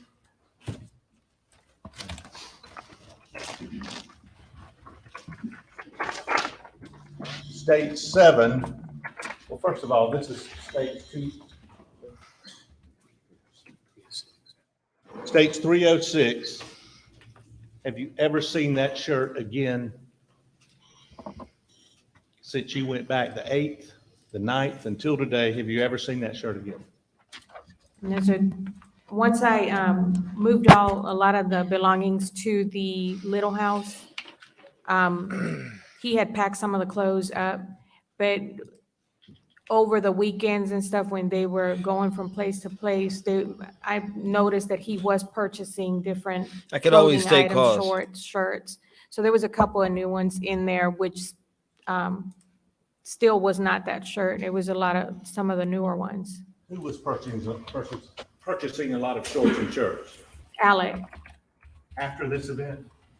After the murder? Yes, sir. On the weekends when they were gone with the family, if he was going different places, he would come back like that Monday or Tuesday, and there was like new items within the clothes. New shirts? New shirts. New shorts? Yes. You know what kind? Vineyard Vines. They were buying Vinny Vines? Yes, sir. Oh, we could take calls. After the murders? Yes, sir. They were like polo type Vineyard Vines. And what shirt had he suggested to you he was wearing in August on this day? What shirt had he suggested to you he was wearing? Vineyard Vines. Vinny Vines is what we call them.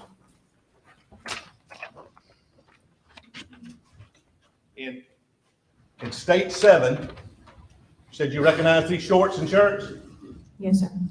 Where was this shirt kept? On states 107. On a hanger in a fucking closet. What do you mean? In the closet, if there was no room in that drawer. On the shelves? Yes, sir, on the shelf. And looking at 306, is that outfit different from this outfit? Yes, sir, it is. Order in the court. Objection.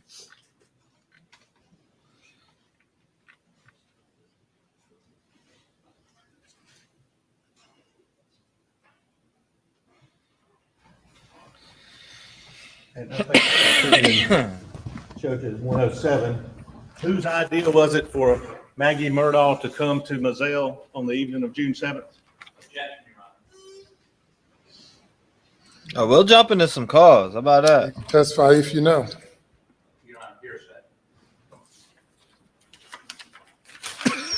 Testify if you know. Maggie texted me that Alec wanted her to come to Moselle. And is that on 107 that Mr. Harpootlian just put in? Yes, sir, it is. That's all. Thank you. Yes, sir.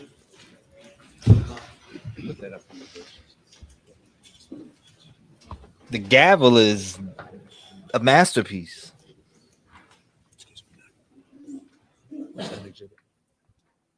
I could definitely take phone calls. That's nothing.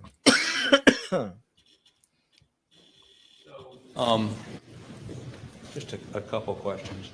After Maggie's death, I'm an Idaho out, frankly. did you notice he was losing weight? Yes, sir, he was. Dramatic loss of weight, right? Yes. So the clothes we can see him in that picture. He's fat is the wrong word, but There's been some breaking overweight, news kind in of Idaho. big guy, fleshy looking guy. They say. Right there. Okay. Now,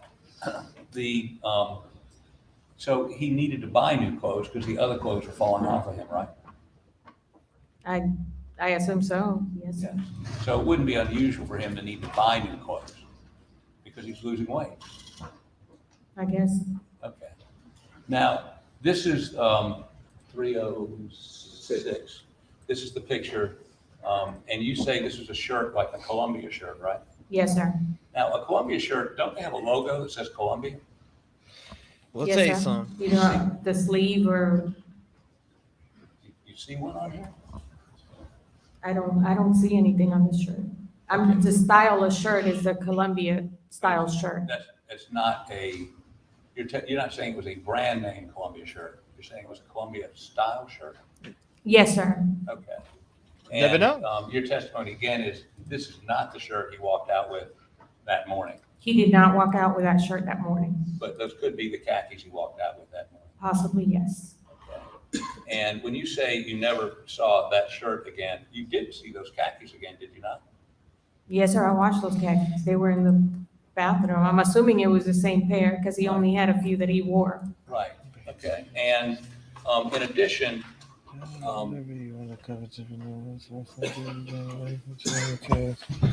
I your appreciate testimony that. would be that This shit. the only, well, I guess you're saying She that did buy morning he matching didn't have that pants. shirt on, but he had those pants on.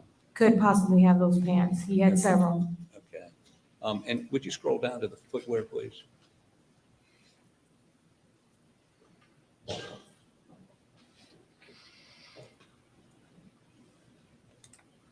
Okay, those are loafers, right? Yes, sir. And what do they seem to be made out of? Like soft leather. So your testimony is that those were shoes he only wore around the house. He had like house slippers. Usually when Alec would go outside, he had them Georgia boots that he would wear or the duck boots, and those would be left by the front door when I would walk through the door in the next morning. In June, it was pretty hot down there in Moselle. Yes, sir, but those were his go-to shoes when he would go outside or mess around, like he said, with Paul that day. What kind of shoes was he wearing? That was him, not me. The dress shoes, a pair of brown leather. Now, when were you first asked about what he was wearing that day?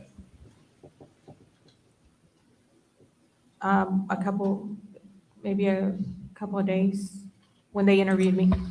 When they interviewed you the first time? Yes, sir. They asked you what he had on? Yes, sir. Okay.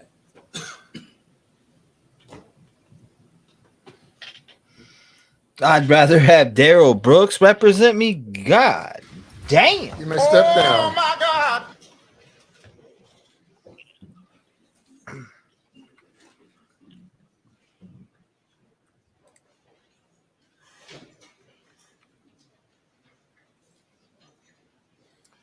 Ladies and gentlemen, we'll break for lunch and resume at 2:15.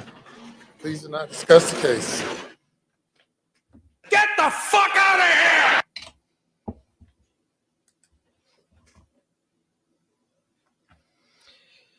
Order in the court. Order in the court. You can still hear them talking and shit in the background. Mute the mic all the way, please. Judge, thank you. Banger is a goof. Potatoes time. Order in the court. First time, lunchtime. I think, are we discussing it? Do we want to discuss it? Or do we want to discuss the breaking news in the Idaho 4 case? Is that what we want to discuss? Let me know. There's some breaking news. Brian Kohlberger is trending on Twitter. Objection to motion appeal, amend and or clarify non-decimation order filed by Ann Taylor for Brian Kohlberger, pages 1 through 4. The prosecution in the Brian Kohlberger case filed a motion to keep gag order in place. They are responding to victim Kaylee Gonsalves, lawyer, asking judge to allow him to speak. Prosecutors argue attorney has special access to info through his clients and gag order should apply. That's what it is. I mean, that's what we got on the case. Now, let's talk about Idaho 4 during lunch break. Let's do Idaho first. Idaho 4, baby. Yes, can't get through. Idaho, please, fuck out of here. I'll cry if you do Idaho. I'll cry if you do Idaho. Take off the gag order. I mean, we could be on lunch break and take some, Court, what were you? Be back here at 2:15. So hold up. This isn't okay. So they're east. So that's an hour. Okay, so we're talking 1:15 my time. They'll be back in court. All right. Anthony Armstrong, because I know nothing about it. I'm making videos on it, so I'm making like a timeline video on it. So glad you're back, T-REV. You were missed terribly. Thank you, I appreciate it. Nothing burger. There's a lot of people that seem to say there is a something burger with this case with Brian Blowburger. Hold up, let's really take a look. Let's really take this look real quick because it is buzzing. It is buzzing right now for some reason. He's trending all over. It's Brian. Okay. So, I mean. So if Brian Kohberger had a propensity for bloody up close murder, and that has not yet been proved, he still may have needed like a trigger, something to set him. I mean, they're literally diving deep into this shit. So Murdaugh trial. Where's this video at though? That wasn't the one for sure. There was this Brian Kohberger video that dropped allegedly. Where's it at? 18 hours ago. Analyze arrest. Nope.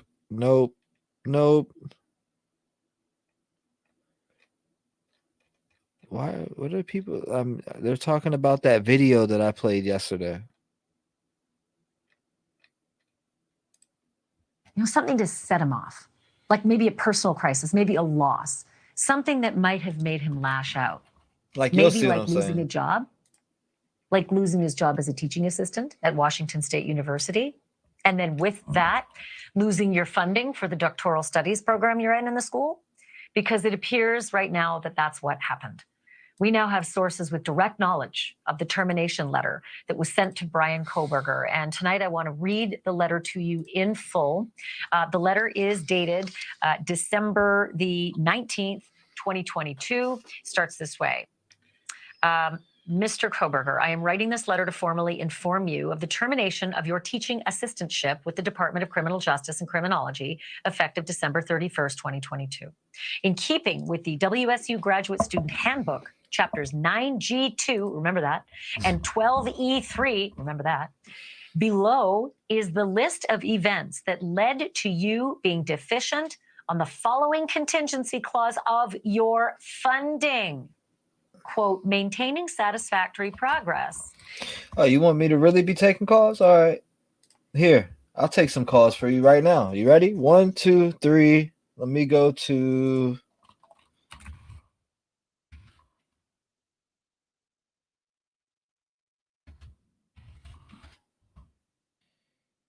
Hold on 1 second. I got it. You want me to take phone calls? Boom. All right, I could take phone calls right about now. You should be able to call in right now.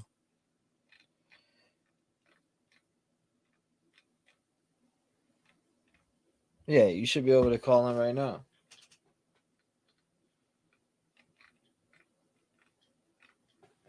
I don't hear nothing ringing though. Yeah, I don't see nothing coming through.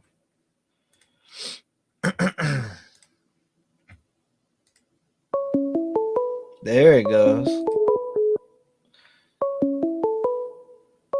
916, you're in the mix. What's going on? Hey, hi. So I wanted to talk to you about the Murdaugh case really quick. Let's hear it. Okay, so it sounds like you might not be up to speed, but I've been watching this like since it was on like 48 hours, like a year or two ago. So this guy initially, he killed his first the housewife of the house keeper. The maid. Yes. Right. So the deal on that is that he claimed what do you call it, like an unlawful death or whatever. But he had to say that his dogs did it in order for it to be, he sued his own insurance, his own homeowner's insurance, by saying that his dogs had tripped her, and so therefore she fell down the stairs and killed her. But that's not what happened. He killed her and then said the dogs tripped her, and then her sons are mentally deficient. She has one son that can't even like speak for himself because he's basically has mental retardation, and the other son you can tell either has Asperger's or something. So he takes advantage of this guy, lets him go into foreclosure on his mobile home, takes all of the money, and says to this kid, "Hey, the case is still in progress." Almost 2 years after he collected millions of dollars on it, and he never gave him a cent. So then there was that case where that there was a kid that was hit on the side of the road, and it's believed that his son Buster, who is still alive, killed that kid. Right. Because all of the Murdaugh family was on scene when that happened, like right after, and then he represented them. Then after that is the boat crash where his son Paul is driving it, and he's wasted drunk. They had a group of them, about 6 of them, and they drive kind of way out, and there's like a bar on the river. They go to it. It's midnight, and then they get back into the boat. He's super wasted. They're telling him, "Dude, you're too wasted to drive." He gets really aggressive with them, insists on driving. He's driving erratically, and then as he's heading back, he hits the bridge, like under the bridge, like the cement. And one of his friend's girlfriends flies out, and she's killed. So then they sued the family for $30 million. Damn. At this point, Alec is freaking the fuck out, and he's trying to move money around. And this is all that came out in this trial in the last couple of days, that this was the reason for the murder. He's moving all the money around, trying to take all the money out of his account to show that he has no money. And then he had a policy on his wife, and so he kills his wife and the son. And at this point, the guy's unraveling and hires this guy, Eddie. This is what the case is about. Hires this guy, Eddie, which is Mr. Curtis. I don't know if that's related to the current housewife or what. Has him shoot him in the head, literally, but scathes his head, and reports that this was attempted murder, trying to prove that there's people after his family and himself. This is why he didn't do it. And so he doesn't die. The law enforcement doesn't believe him. They charge him anyways, not only for his wife and son's murder, but also for faking this death. And now they're looking into the housekeeper's thing. This guy is full of dirtiness. So he's just the devil, period. Dude, this guy is so. Not only did he steal over $10 million in 10 years from his clients, which they've already proved throughout the trial, proven it. There's no doubt about it. But then he's a serial killer. Yeah, that's crazy. Him in the head. He literally had that guy shoot him in the back of the head while he's, quote, changing a tire. Said if somebody came over, shot him, actually shot him in the head, but grazed his head. And says, "See, there's people after me and my family." And so although people think that the defense is stupid, this defense is actually one of the best defense teams in that state. And not only this guy, but the lead attorney, who hasn't spoken yet today, has got the half receding bald head. He plays the dumb card. He plays this absolute dumb attorney card. But what they're about to represent or present is that somebody completely and totally else did this. This is crazy. So there's some bombshells coming. Yeah, I need to see the Dateline episode. Do you know what when it dropped? Because I actually got Hulu. I need to go watch it. If you Google either it was on either like ID, investigation ID. If you Google Dateline Murdaugh murder trial stories, it will come up. And then I wanted to say really quick on as far as the guy that was like, hey, I'm the boyfriend of what's her name, Dylan's best friend, and I have absolute insight, and I'm not going to say allegedly because I have direct confirmation from her that I can use this for the masses. There's so many things on that number one, I think that that's somebody that's obsessed with this trial, probably a guy obsessed with Brian, and is trying to throw in a red herring into this case by saying that, Dylan, oh, no, she was not affected, and trying to mess this up. I think that it's an absolute, just somebody trying to throw a wrench in it. But News Nation just came out 13 hours ago and says, sources say that Dylan came out and was yelling at them to quiet down, and that when she saw Brian, she wasn't shocked. She just thought he was part of the party. What the fuck? Now, I looked up, and police cannot lie in an affidavit. It's absolutely illegal. So what they put in the affidavit saying that she was shocked, frozen in fear, has to be from the law enforcement's mouth. They can't lie. Right. So what's what? Yeah, you got a point there. Like, I don't know. What did they take that from? Yesterday's live? News Nation. It was 13 hours ago. Yeah, no, 13 hours ago. What did they take that from? Yesterday live, the video I watched. They took it from there and made it a clip. Yeah, yeah. They watched me. She didn't take the clip from the dude. No. In general, no. I'm saying like they listened to that video and then made a news segment out of it. Is what I mean. That's what I think. Right? That's what I think for real. You know what I'm saying? Yeah, that's what I think. I mean, who's the source? Because what she's saying is almost verbatim of what that dude said, right? Exactly. I mean, did anybody else think that guy was so creepy? Yeah, that shit's crazy, man. Yeah, the dude talking. Yeah, no. The guy that was claiming to be Dylan's friend. Yeah, he's like, I'm back here, and I was talking to Dylan, and it's just, I don't know. He sounds older. Yeah, he sounds like an older dude. Maybe going to late 30s, going into the 40s. I mean, could I be wrong? Absolutely. And I, like you just said, the way that he started that video, like it looks like you just did that voice. Right. What the fuck is that? You know what I mean? Exactly. It's just creepy. But the Murdaugh murder that you're watching, it is extremely slow. I would absolutely agree. And it goes on all day long, every day. But the case in and of itself is interesting. Sometimes it's just funner just to watch, let the news media take the clips of it, and then we can watch clips. They do these elongated clips instead of watching 8 hours. Right. So what did you do over the last week while you were on suspension? Yeah. Shit. Played video games, fucking bored out of my mind. So watching YouTube videos. And relaxing and hanging out with my fiance, giving her some time. So, by the way, when you get Christian's mom on the phone, oh my God, I so want to hear from her, because I think that ex-girlfriend, man, she is the devil. Yeah, I agree. That chick did it, man. That chick did it. I allegedly agree with that, because they're suing the fuck out of everybody. You know who Critical K is? I know she's got a lawsuit going on with Critical K right now. Really? Yeah.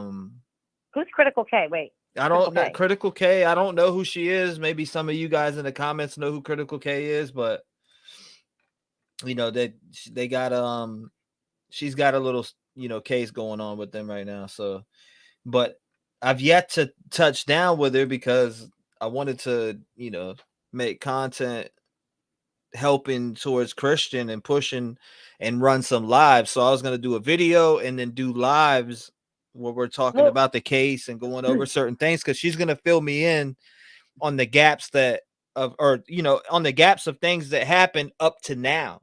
That's what she's going to fill me in on. Why don't you do that then? Like, this is just suggestion. But why don't, because I totally know, I watched the Dateline or the 2020 on that, so I totally know about it. But just to keep your audience up to speed, why don't you start like pulling some of those videos so people can see both with the girlfriend and the girlfriend's friend, so we can see that they are guilty, and then we can get up to speed on it, and then we can talk to her. Yeah, that's what I'll do. Actually, that's a great idea. Is work on a video to drop this, maybe by the end of this weekend, to get everybody up to date on everything, because that's something that I am talking to his mom, and they do have a lot going on with that case, and they've made, she's determined to get results. Yeah. You know what I'm saying? Like, she's determined to get results. Her son, she knows it's weird. When you got other professionals that are in the field that say, hey, yeah, this is murder, and they're pushing suicide, it's like, yeah, okay, there's something wrong here. Absolutely. Why do you think that is, though? I mean, like, crime scene shut down 45 minutes. I mean, it's a lot of weird shit in there. Right. And I honestly believe that girl, is that her buddy? That the guy is, or is that now a boyfriend of hers, or how is he friends with them? Because he was part of it. Which one are you talking about? The dude that was there with you talking about Dylan? No, I'm talking about Christian. So his girlfriend, his girlfriend, we know, I believe, killed him. But no, I mean, Dylan is one of the friends. Oh shit! Really? Yeah, Dylan was the dude that was there with them that night. Oh, great! So now we have a Dylan on the Christian case, and then we have a Dylan on the murder on the Idaho case. Absolutely. Great. Absolutely. Yeah. So I think that. And what was the girlfriend's name of Christian? What is her name? Whitley. Okay. So I believe that Whitley and her guy friend Dylan, I've absolutely murdered him. But how is he? Is he just a friend of both of theirs, or did he have a love interest in her? I don't know. Supposedly she was. I don't know. Supposedly she was doing some bang bonging, and I'm gonna get the whole 411 from his mom, but from what I've watched, she was, cheating. Period. Allegedly. Did you look at the smirks on their face, on both of their faces when they did the interview? They only did one, and it was on like 2020 or Dateline. True crime. It was, I watched it. I got my channel, got a warning because I watched the video live, and it actually kicked us off the air because we were watching it live. And it was a video. It's called True Crime Daily. It was on True Crime Daily, and Christian, one of Christian's friends, stated that because she had gunshot residue on her hand, right? So her friend, the friend, accounted for her being too scared to shoot a gun. And she said they said that she was at the story was that she was at the shooting range or whatever, or they were shooting the guns off or whatever, but he said he had to cover her ears up because she was scared of the sound and shooting. Okay, let's just take that right there. Okay, let's just pretend that you are behind me and you're my guy buddy, and you're covering my ears. Number one, that's intimate. You know what I mean? I can put ear things on. Just that in and of itself, you had to cover my ears. I know I shoot guns. If one of my guy buddies was behind me covering my ears, that's like going the extra mile for me. That's just weird in and of itself that she's got a boyfriend. But she's no shrinking violet, and I don't see her not being able to shoot a gun or being too scared. Please. Yeah, no, this Christian man, I actually should have been talked to his mom again on the phone.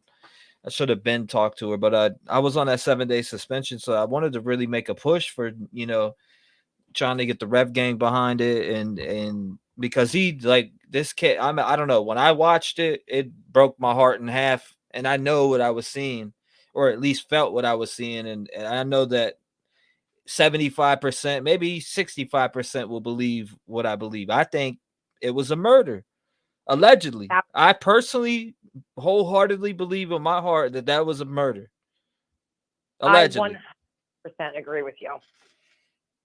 Okay, how can you pull up stuff now that by the way, maybe you can tell us, like, what is considered copyright and what's not? I mean, like, how can you pull up some little blips on that? I mean, you can't even really fucking tell no more, because certain companies have different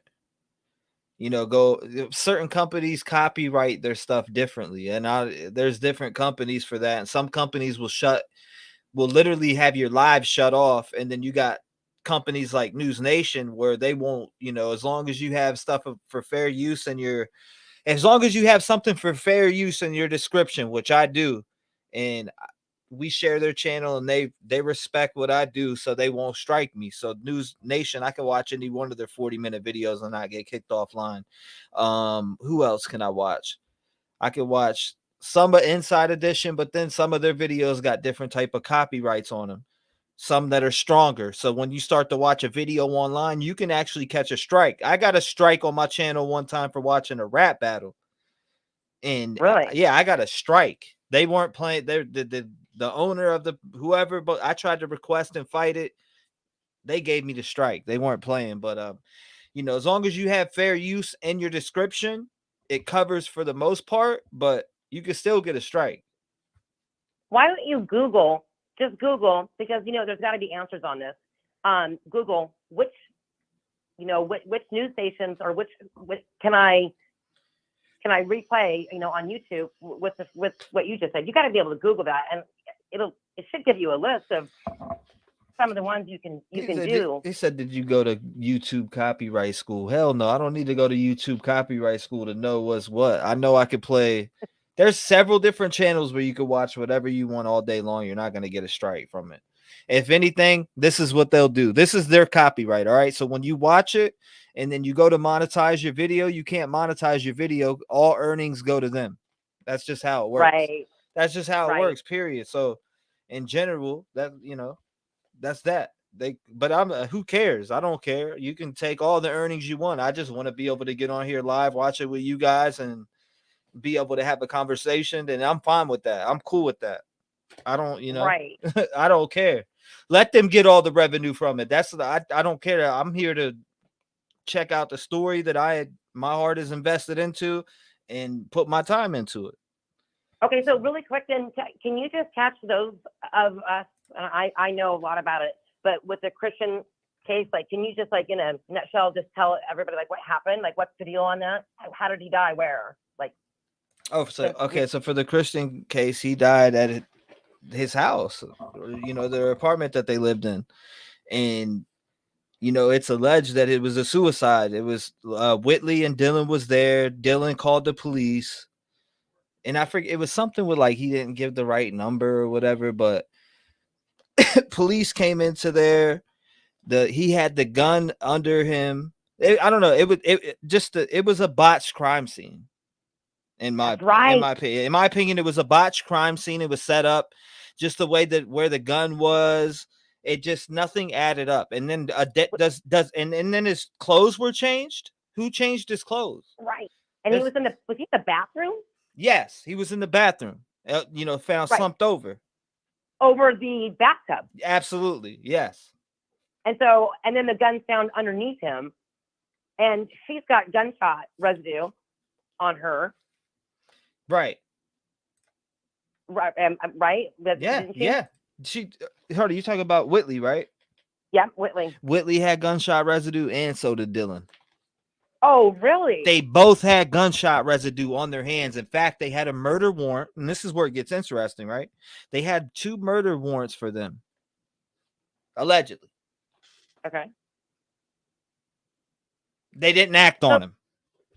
So were Whitley and Dylan downstairs? Wasn't there upstairs, downstairs? Where were they when the gunshot went off? And isn't that ironic or just coincidental that they both? Oh yeah, he gave the. Oh yeah. By the way, when Dylan called the police, he gave the wrong address. Oh really? Yeah, he gave the wrong address. Right. And what are the chances that both of those guys would be at the house? And it's alleged that they were having an affair. Right. And then they take the money. It gets even more interesting. They take money out of his bank account the prior night, Did they really? Yeah. Oh, yeah.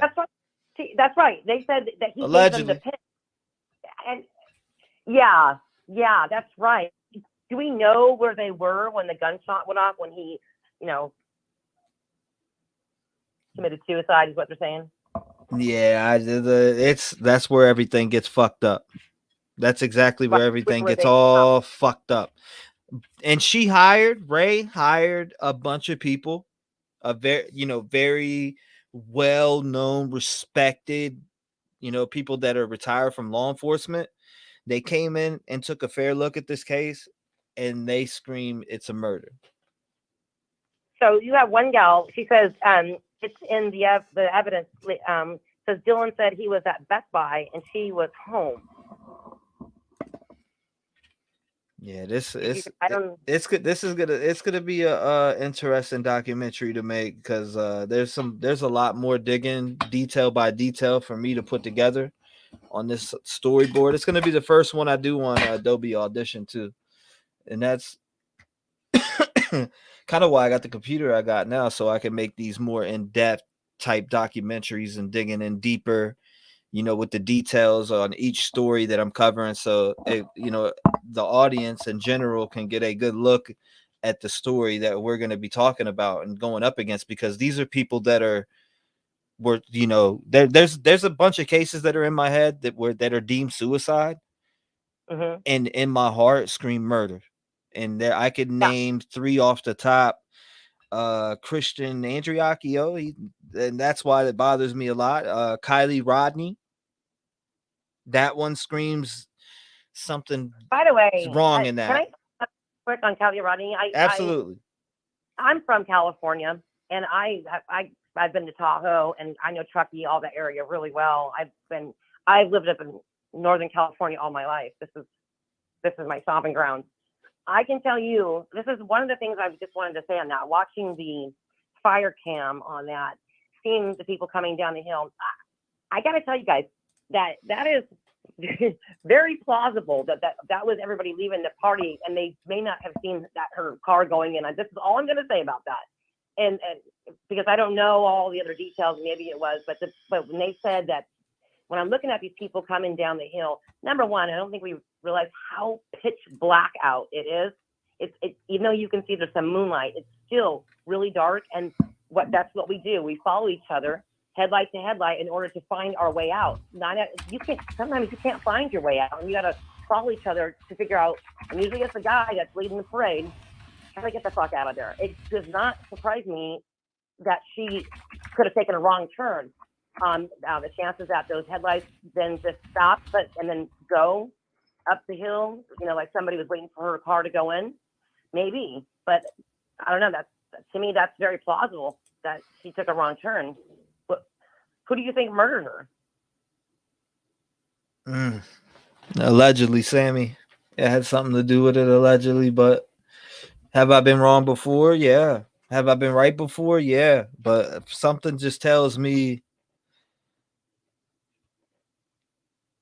And Sammy allegedly, and it just always screamed that for me. And I covered that case 1 month after it happened, is when I first actually made my go onto the scene on YouTube with true crime. That's when I was like, okay, there's a true crime community out there, and they're great people. I made my entrance on YouTube, and it was great. I built in. There's a lot of people that are here with me still from the Kylie Rodney case, and the Kylie Rodney case bothered me in so many different ways. Because just the way that everything was coming out with it, like you had how crazy did we go over that fire cam footage that you're talking about? Overlays, etc., all over the place. You had people thinking there was another body in her vehicle, and when AWP went underground and looked at it, I was able to see her right away. Like, they did a horrible job of covering her up, because you could see her body underwater. Right. And it was real disturbing to me when I seen it. It left an imprint in my brain, because I can actually see her body on those cameras. Right. I know this was really near and dear to your heart. I know that. I actually didn't follow. I stopped kind of following the trail that she was murdered, only because, and I'd like to actually hear. I don't even know who Sammy is, because I just stopped watching it. But just being from those parts, I'm not from Truckee. I'm from Northern California, but not from Truckee, not at all. Okay, not at all. But coming from way further, actual north, being in those kind of areas where you got the lake and whatnot, and you got mountains, it was so plausible to be for taking a wrong turn and going in. I just didn't follow it. But who's Sammy? So I don't even know who Sammy is. Okay, so Sammy is all right. Sammy is the blonde hair chick that's all in the video. She's standing up. She's in she does an interview with the guy named Tony Dodge. Yeah. Okay, she does an interview with a guy named Tony Dodge. She's talking. She's like, if anybody has anything to or knows anything, come to me first before police. She was saying that shit on camera. She was saying a bunch of weird stuff on camera, and it was Sammy was just, I don't know. She stood out different. Like, she didn't seem affected. Right. If you watch, I don't know. Everything, it was cold to me. It wasn't. Right. It didn't seem like a concerned friend. Allegedly, speculating wise, she did not seem like a concerned friend. I don't know. Just like, I don't know. She was real nervous, kicking her feet in the fucking concrete at certain different videos that I watched.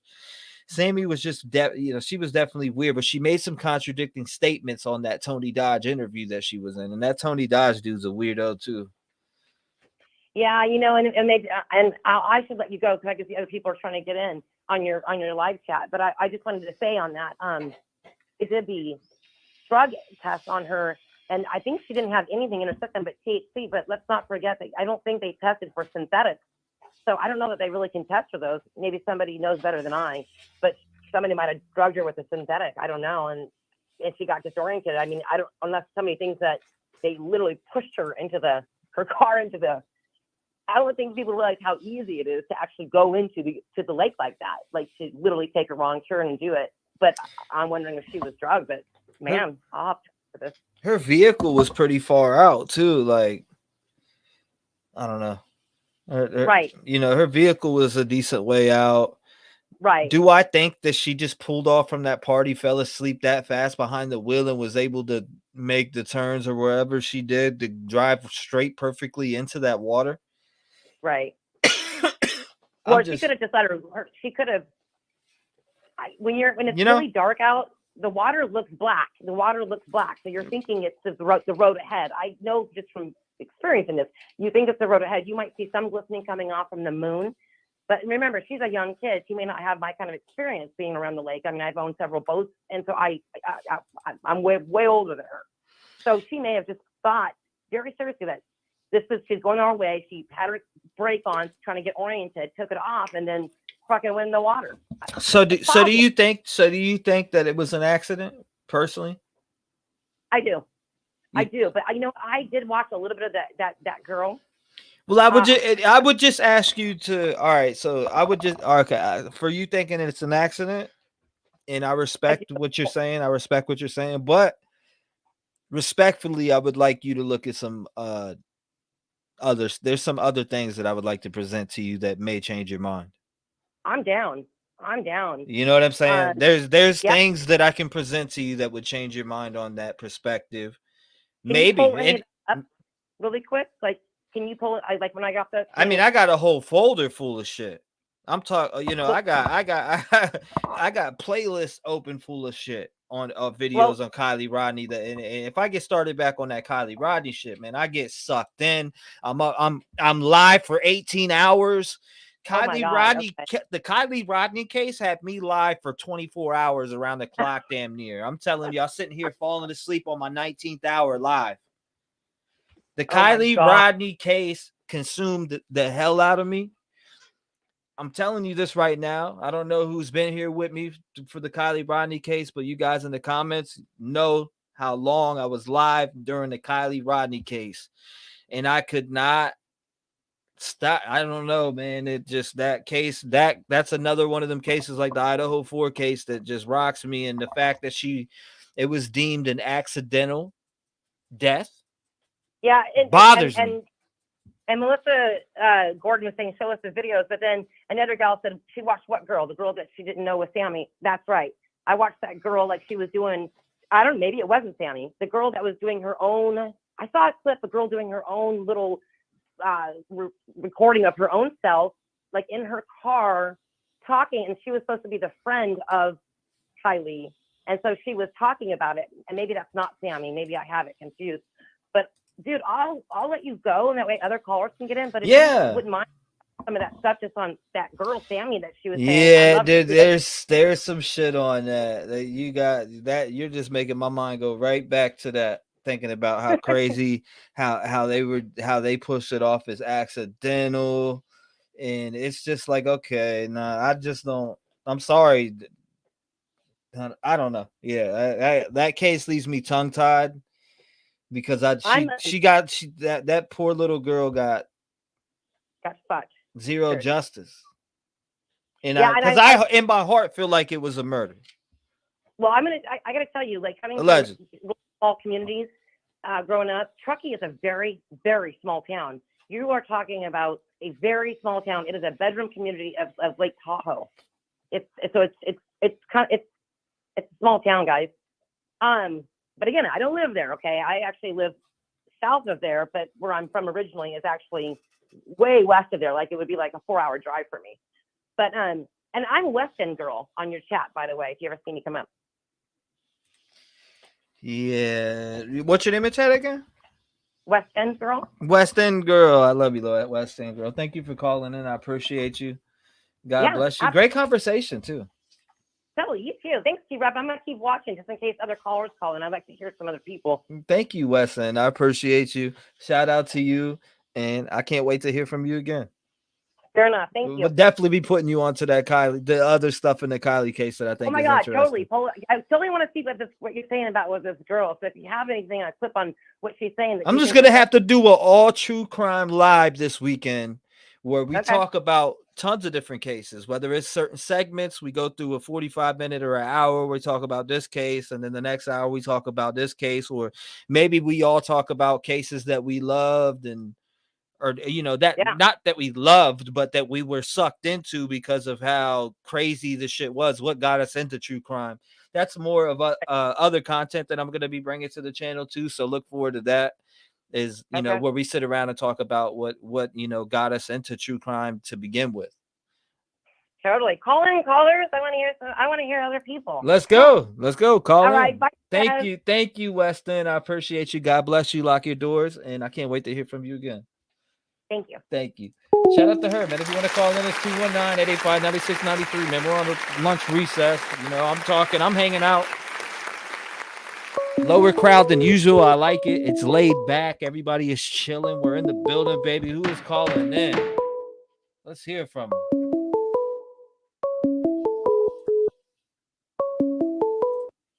$256. You're in the mix. What's going on? Hi, T-REV. This is Leah from Alabama. How you doing? Hey, honey. On the Christian case, now I've been following that forever. I'm just wondering if I could throw you a lead. If you're not familiar with Sheila Wazaki. Okay. Yeah, have you heard of her? No. She is a friend of Nancy Grace. Okay. Sheila's been through a lot. She's got her own backstory, but I think she's out of Tennessee, and she is a private investigator. She only takes the craziest of the crazy cases. I mean, what she's got going on is a gold mine for your channel if you want it. But she actually went all in on the Christian case. She's got audio, video. She's got everything on her podcast, honey. I'll just go look at it. Sheila Wazaki, Wysocki, I believe. Yes, WysoCki.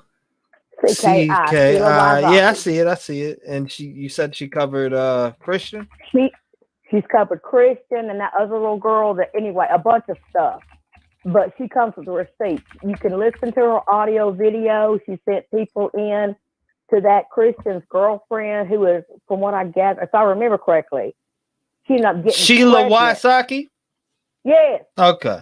I'm gonna check her out. I'm gonna actually add this video to the queue. She has no problem with people, from what I gather, covering her stuff, but she a bad bitch.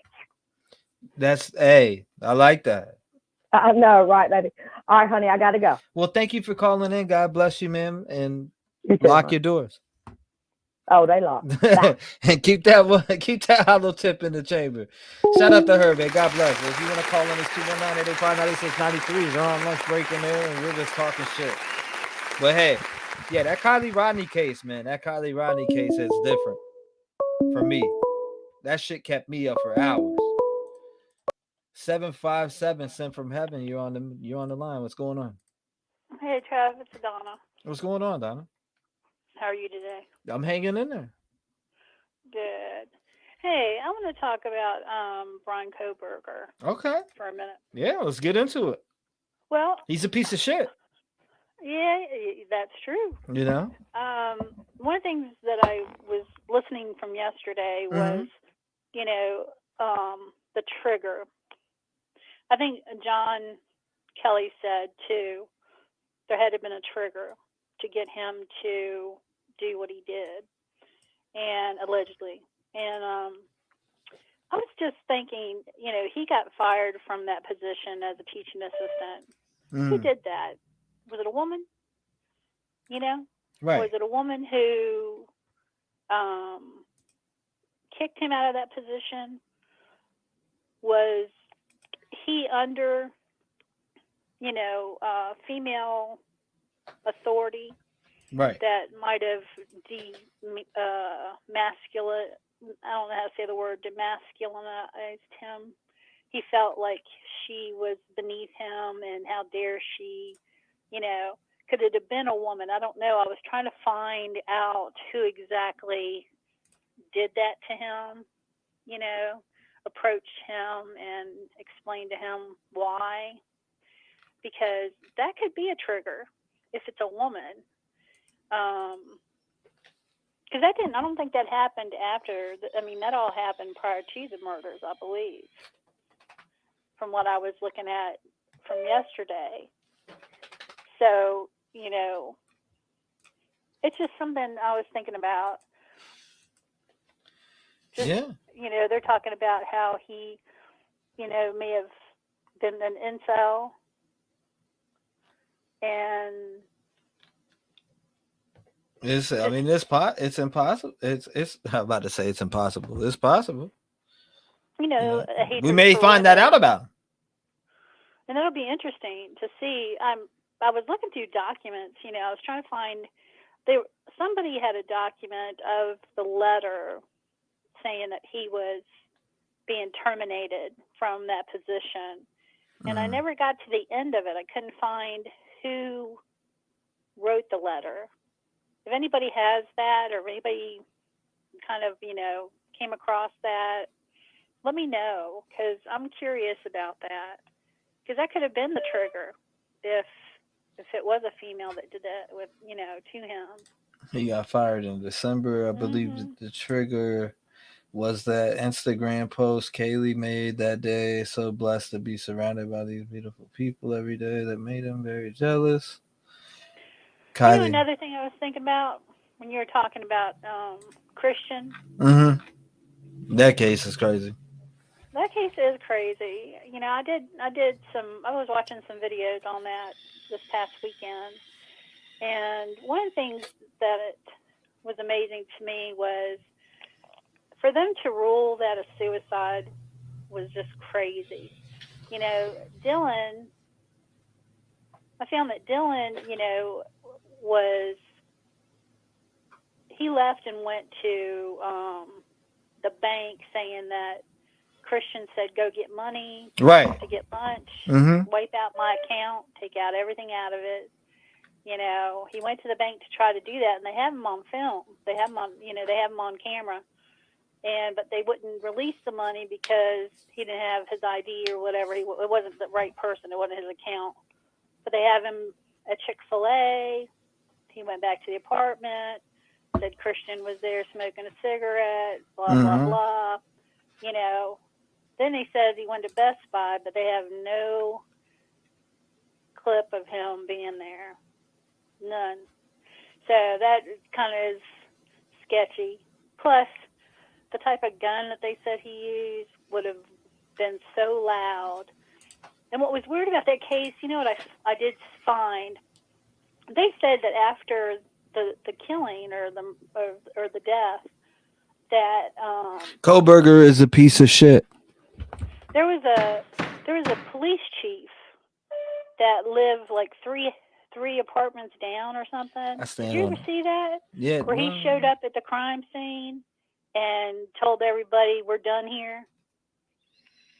And he said, you know, "This is finished" or whatever, and it had everybody leave. And he was released from I'll his tell you what position. has me say that. What has me say Koberger is a piece of shit. Because I see what you're saying, Denise. Denise says, why I say Koberger is a piece of shit. It's like Austin wants to sentence Koberger before Austin knows all the facts. No, I'm saying Koberger is a piece of shit because his DNA is at the crime scene. Now, if something else proves something's different, I may change my mind. But, you know, with his DNA being at the crime scene, on the sheath of the knife, you know, I'm saying he's a piece of shit. That's just how I feel. Yeah. I mean, that's why I say he's a piece of shit. For DNA to be at the crime scene, he's a piece of shit. Right. Until that is proved that, hey, my DNA was planted here and they show me that, and there's there's a sufficient amount of evidence that says, hey, you know, this is how that works. But DNA at the crime scene pretty much tells me, okay, that's telling me the story that, yeah, you're involved allegedly. And yeah, Brian Koberger, you're a piece of shit. But that's my opinion. Yours may be different, and I respect it all the way. I respect that you respect the legal system, but I don't in some way, because the legal system fucks people over, and it does good for people. So, you know, shout out to the ones that keep it real in the legal system, and shout out and fuck the ones that are corrupt. That's how I feel about the legal system. But yeah. Exactly. Because it's corrupt. You got to corrupt. There's corrupt legal systems all over the place. So it's like, you know, they trap people in the legal system all the time. That's a thing. Well, this is the thing that I was leaning to when what we were talking about on the case of Christian. Is who the hell is this chief of police that showed up at the crime scene and told everybody? I'm trying to find it in my notes here. That is true. That it was time for them just to go, but they were finished there. And he was eventually actually relieved of his duty for inappropriate. Damn, I can't find it. He was actually removed. Oh, here. Let's see. That he lived in the same apartment, and 40 minutes after the scene had been started, you know, when the police got there, he showed up and told the EMTs and everybody that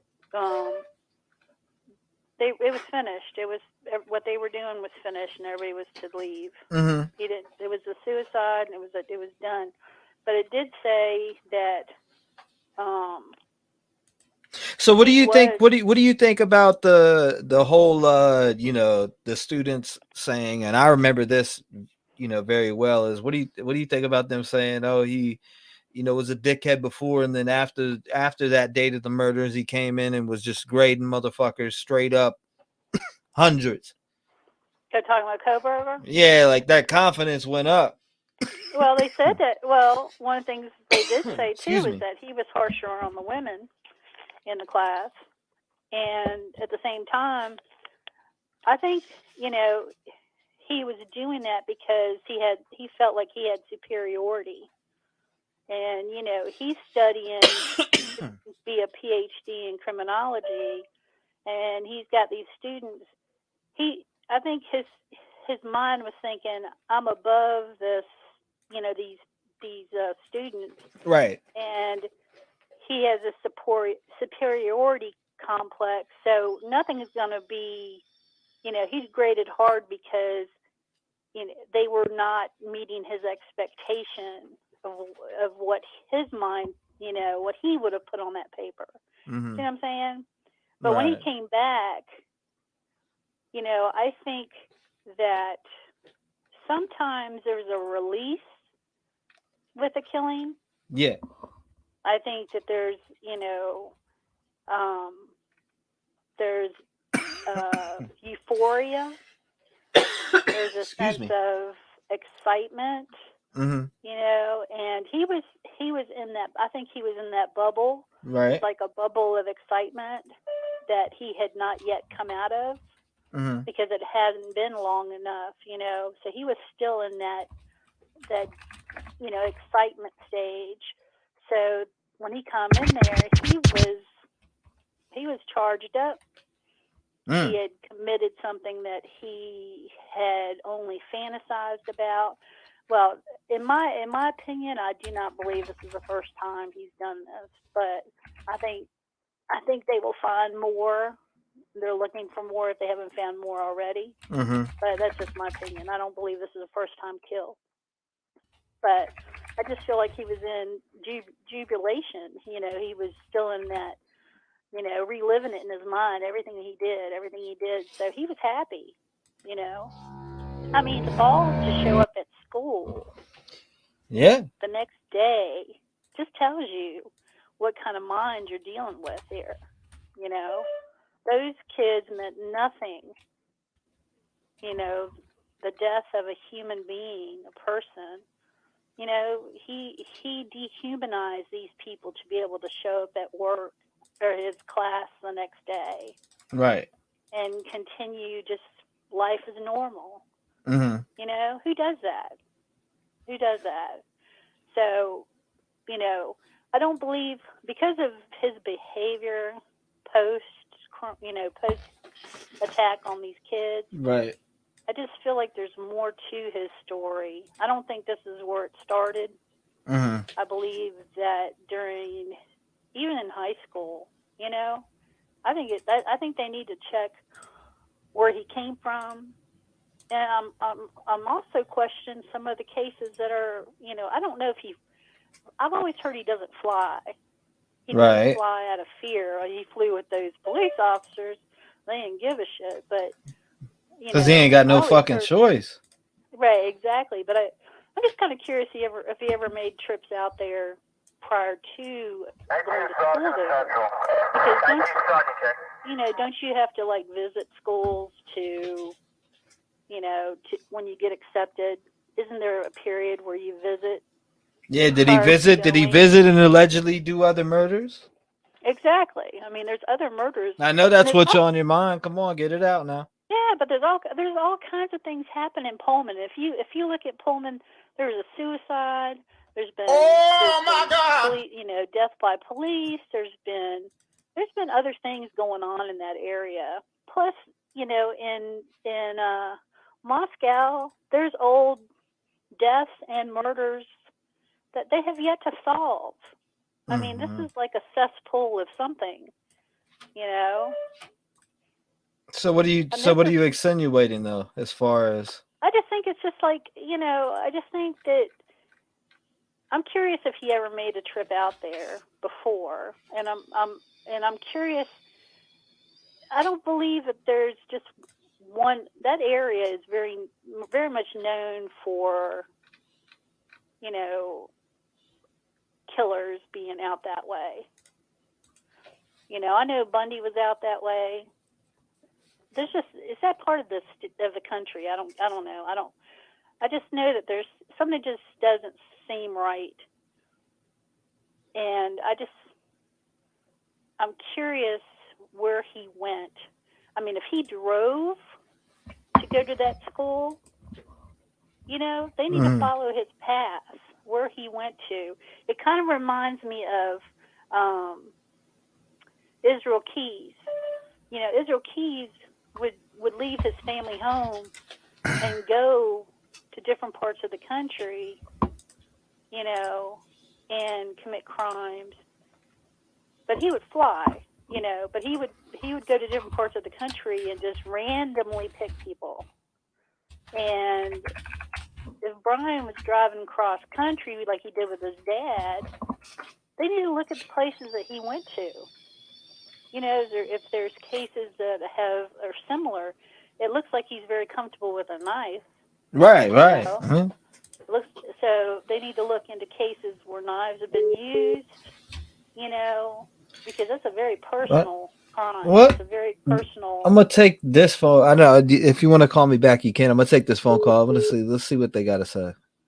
All I know. I talk your ear off. No, you're fine. Thank you, Donna. Hopefully hear from you laid-back again. Yeah, exactly. It's a laid back day. Thank you, Donna. Thank you. Thank you. Shout out to her. What up, 937 from Heaven? You're in the building. What's going on? Hey, it's the other Aaron calling you back, Keith. Missed ya. Why were you grounded? No, I got grounded for playing a 48 hours video. Oh. That was that muted. Doesn't sound right. It was muted. Yeah. But hey, it is what it is. You know, I got a strike for it. And Well, I hope that doesn't happen again. That's just silly. No, Everybody should have free speech or free lip reading, whatever it's going to be. Right. Brian Koberger, that dude is one fucked up piece of shit. I wonder how he's doing in jail. I really do. Yeah, how is he doing in jail? That's a good question. Well, I'm sure he's getting, his vegan meals and stuff, but Absolutely. Sooner or later he's going to be out in the general public, and good luck with that. Oh, But I'm sure still they'll think love he him. is the soul. I think he's the soul killer, and I'm really on the fence about that 911 call. That really, really bugs me. So you're on the fence about it? Well, it just bothers me why it took close to 8 hours Yeah. for any of the adults that were there to call 911. I agree. I mean, it's a scary thing. I'm sure what they saw was horrendous. My first, you got to think about it. be- I would want answers. Why did it Oh. take? Family member. I want answers. Why did it take this long? Oh, yeah, exactly. And, it couldn't have been that quiet of a kill when they first were telling us, oh, they all died in their sleep. Bullshit. Mm-hmm. And I just don't know. And everybody calling each other on the phone and all the frat and sorority people coming over. It worries me because I think people would walk in there and take pictures of stuff just because they can. Right. And it's the generation of, I'm older, it's 61, but the younger generation, it's all about the electronics and you barely look up to see where you're walking, Right. And Brian BK, he stalked them. And when he got fired, there were several women that complained about him, saying that he was grading papers for males better than they were grading for females. Right. So they reported him, and in that process rolled along where they finally let him go. Do you think he was the guy that broke into that vehicle on down by their house? You know what I'm talking about? In the panties, the girl with the panties in the vehicle. It was I freaking Yeah, I seen it on I Plungers. remember that part. Yeah, she was brand new, and she did put the video cam in, but I kind of want to say yes because he liked to jog. I'm sure he was jogging around, just looking in people's windows, and because that's how he comes off to me as a psycho that's going to peek into windows if he can, and if there's an opportunity, why he would look through that girl's luggage, who knows? But he's a psycho, Right? And a piece of shit. Right. In my opinion, allegedly. Did we discuss the new info on DM? We discussed that yesterday. That video was out for 3 weeks that you sent me, Randy, of the guy saying that Dylan said, she said it's fine for me to talk about this, and we watched that yesterday's live. Oh, I missed you. I was at an appointment. Darn it! Always miss you on the good stuff. It's okay. No, we watched it yesterday, and I got on today and just on the Murdaugh trial because I was catching up with some summary videos yesterday or last night. Yeah, and I was like, you know what? Let me check it out. So far, though, from what I'm seeing in the courtroom, it's been a circus. Oh my God, boring. I'd like Johnny Depp any day over that. We miss Johnny Depp, but God bless him. Johnny Depp. Anyway, yeah, come on, his trial was way funnier. You're gonna hate me when I come out with what I gotta come out with about Johnny Depp. Oh no, Am I going to not want to drink a mega pint? Yeah, well, I mean, I was looking into something with Johnny Depp that just doesn't stand out right to me. Oh, really? I mean, it doesn't have nothing to do with turd either. I don't deep dive, so I don't. Yeah. I deep dive, Yeah. and you know, I found this. I was able to stumble across this within the last 2 years, and yeah, it just I'm gonna be doing a deep dive on it on the channel. So Yay! That sounds great. yeah, Can't wait to hear it. you'll be able to see it. I mean, it's about Johnny Depp. It's something that's very weird and awkward, and anybody that's in that inner circle needs to be investigated, allegedly. I And bet. yeah, it's big. It's a big thing. It's something It's a tight circle. It's a big thing on what happened and what transpired to Johnny Depp's business partner. Yeah. I was able to find out a few things on just researching, and I actually found it from Ghost Adventures when they went to the Viper Room where Johnny Depp owned it with another guy named Anthony Fox. Anthony Fox went missing. He was suing Johnny Depp. He went missing He went missing a couple days before court. His gun was found in the vehicle, but there was no trace of Anthony Fox. So Anthony Fox completely just disappeared before he had to testify, or, you know, he was suing Johnny Depp for wages. Right. And now this guy, Anthony Fox, just disappears off the face of the earth, allegedly. Yeah. They still haven't found him to weird. this day. His kids make videos crying. They want to know what happened to their father. Their father's been missing since what, early 2000? Or I have to go back and pop it, but I did a deep dive on it, and all I need to do is deep dive the video. I'm gonna be putting the video together on it. It's very insane. Whether allegedly Depp, whoever people want to say were involved, people need to know that who was suing who and what happened. That just could be motive. You know what I mean? Right. Well, we Allegedly. need your super sleuth deep diving, allegedly. Yeah, because no, it's all you know the allegedly. spots, babe. You know the spots to deep dive. So I'll tell you what, it's all allegedly. It's all allegedly. Exactly. And I'm not saying, oh, okay, you know, Johnny Depp 100%, you know, did this to Anthony Fox, but Anthony Fox was suing Johnny Depp. So what happened? Did something transpire? Who would want to hurt Anthony Fox? Did Anthony Fox have any enemies? Did Anthony Fox have, you know, whatever? He's got, his daughter wants to know what happened to him. Oh, I need to deep dive that myself because I want to know now too. That'd be a great show to have. They think he is buried in the Viper Room. They think that his body's buried in the Viper Room. Johnny Depp, Anthony Fox, they owned the Viper Room back in the day. Back when River Phoenix was there. Yeah. And this happened. Anthony Fox. Hold up. Let me pull up right now. Anthony Fox. Now I'm about to get on my, hold up. I got to Google it real quick. Did I get you fired up? Anthony Fox. Hold up. Anthony Fox. Right here. It shows all about Anthony Fox. Anthony Fox. Viper Room. Okay, so here we go. I'm writing his name down. Shortly before the two were scheduled to appear in court, Fox mysteriously went missing. And on January 6, 2002, police found his abandoned truck on Chestnut Street in Santa Clara, California. To this date, his body has never been found, and many believe he was murdered. Oh, wow. Wow, yep. I have a whole new perspective on things. Yeah, there's a...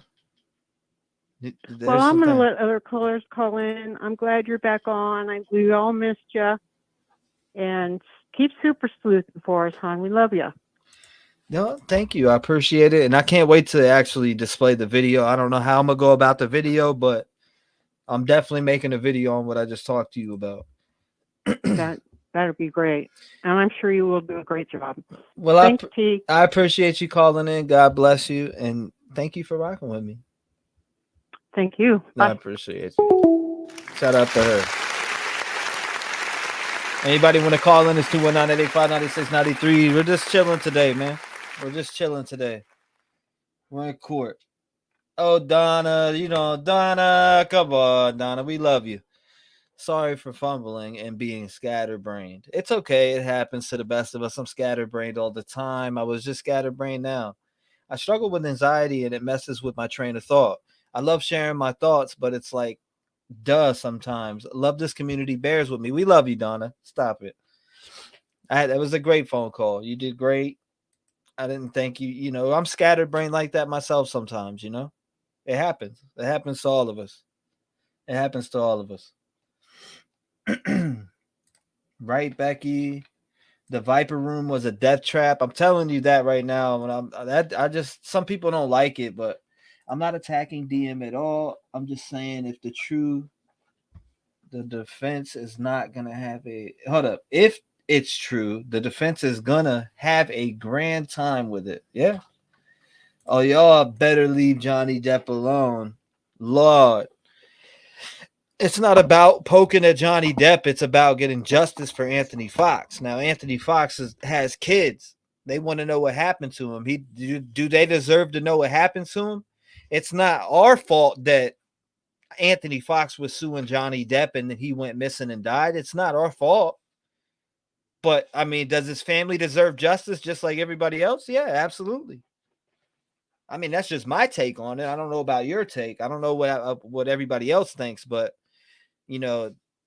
it's interesting because it's around Johnny Depp. It makes it so it's like, and then you see when I seen the dude's kid crying, I was like, damn.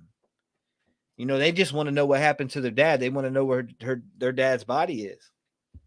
They've never even got to have a funeral. Imagine your dad dying right now somewhere, and then 15 years later, nothing has happened, and you don't have no closure. I guarantee you'd be a broken soul. Anybody to say they wouldn't, I don't understand you. You don't. I guess you lack compassion and love, and you know what I mean. I don't know. That's just how I look at it. If my dad was to die today because of he went missing and they never found him, but his gun was in his vehicle and his car was found here, and it's 15 years later, and my dad, not one trace, not blood, no nothing. I'd be broken. I would be broken.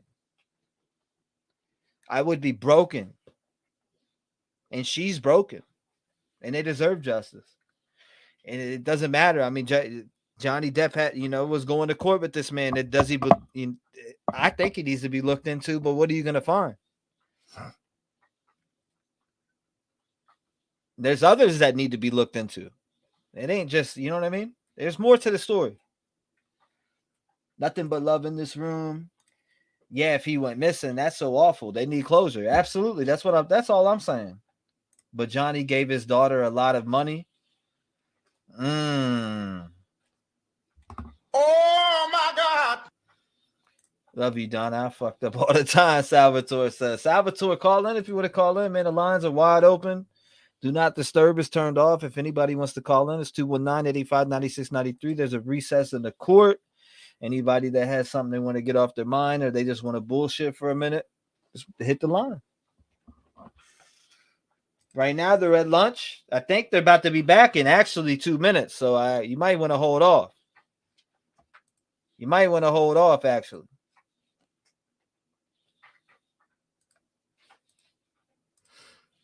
But yeah, let's see. Johnny Briscoe, for real.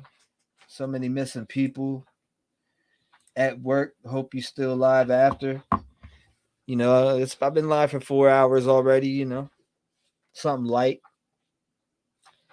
Money does funny things to people. Facts. And to this day.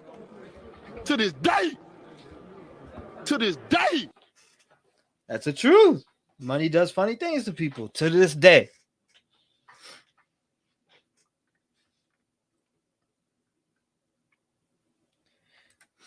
He said, I got to go get in a fetal position to suck my thumb now. My man said he's a baby. 18 Sergeant Central. 19 Sergeant, check. 7 digits and above automatically qualifies death for immunity. My man said 7 digits and above automatically qualifies Depp for immunity. Yeah, we'll hold off. Salvatore, the one and only Salvatore.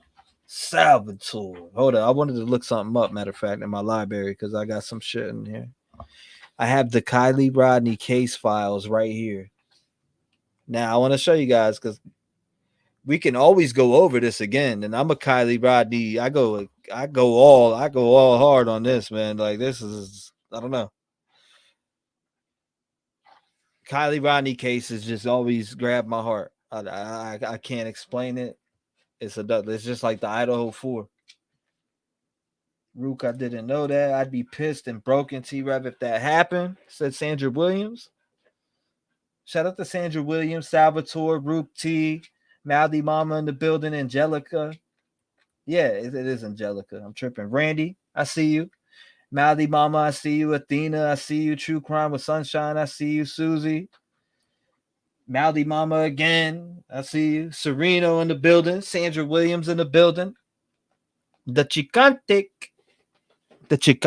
I be fucking up your name. I swear I do. Running Bear. What's going on? Is that Running? Did you change your name or did you add Tessa to the end of Running Bear? Because I swear it was just Running Bear before, but I could be tripping. Miss Nine, shout out to you. I appreciate you coming by. Thoughts all over the place are the best. Looking at all sides, it brings awareness and justice. Talk to him. Now my boy Depp. I'm calling it drug related, using the Viper Room cartel shit. Oh my God. Valerie Miller in the building. What's up, Valerie Miller? Valerie Miller in the building. You need to do a panel with Detective John. We should surprise call him right now, huh? I'm telling you. Hold up, man. You know what? I'm gonna be a dickhead. I'm just that way. Hold on. Let's call up Detective John. Detective John, man. What's going on? Damn, that's loud. Detective Juan. The chick antique. Detective Juan.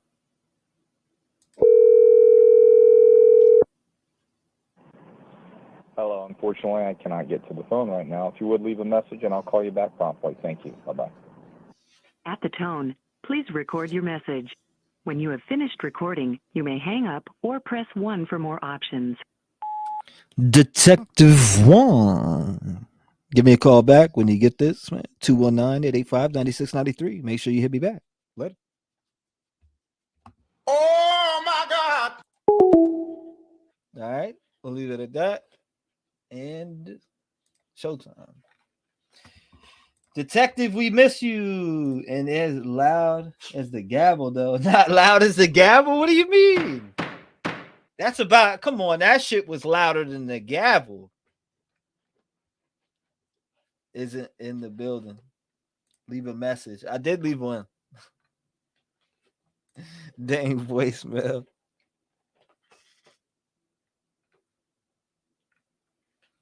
It's been a while. That panel with Salvi and Detective John would be lit. Hey, maybe I can make it happen. You never know. Maybe I can make it happen.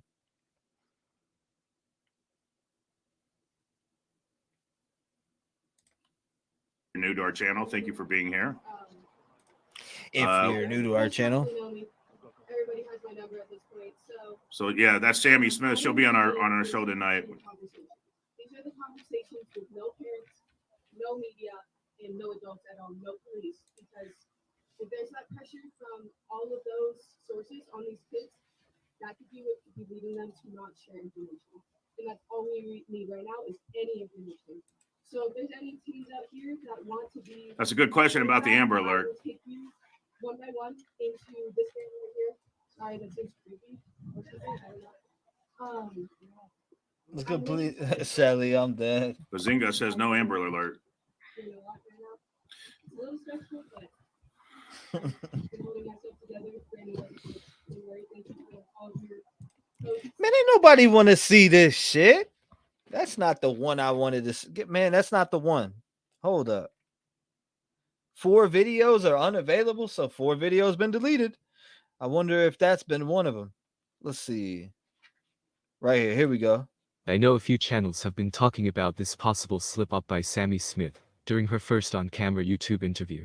Emma from Crime Stories Obsessed, as well as Harsh Reality, did interesting videos on this point too, and it's good to see how many are noticing Sammy's choice of words. During the interview, a picture of Kylie's home and the distance to Prosser Family Campground was shown to Sammy. She was asked if the distance was about 12 miles or so. Her response is actually really bizarre, and a lot of people caught this right away. She said the dot is not exactly where Kylie was located. It's a little more to the right towards the Little Blue Lake, and it was a little bit closer to the lake. Sammy stumbles a bit after saying this. The interesting thing is this interview was done on the 12th August 2022, way before Kylie was found by Adventures with Purpose. I must say the word located caught my attention too.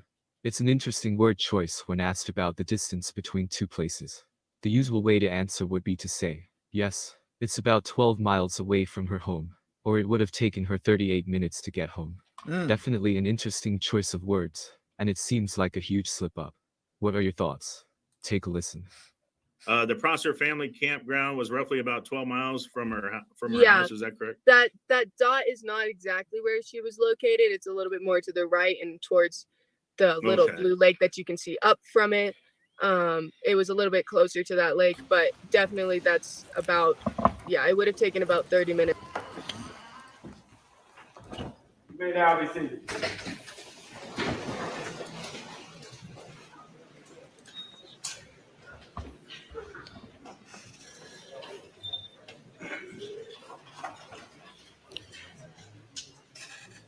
Are you all ready for the jury? State's ready, Your Honor.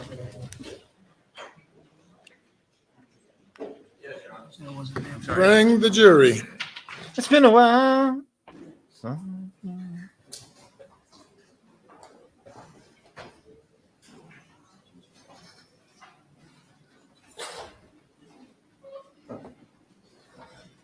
Scammy. Oh, scammy salami.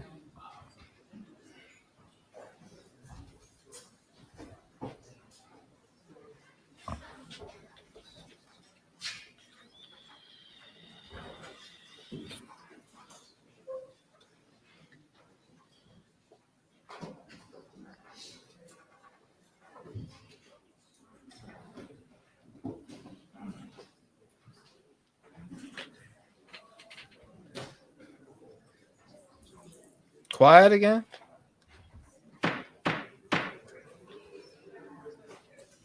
Yep, sure.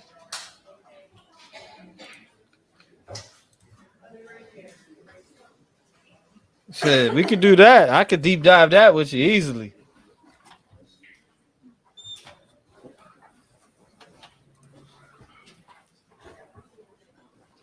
After everything now?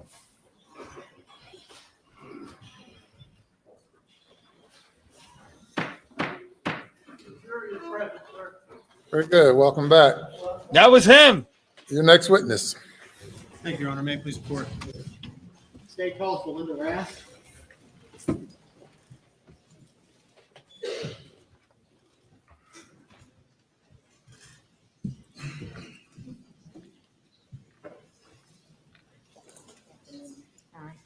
Raise your right hand, left hand on the Bible. Do you affirm the testimony you're about to give before in this trial shall be the truth, so help you God? Thank you. Take a seat at the witness stand, please.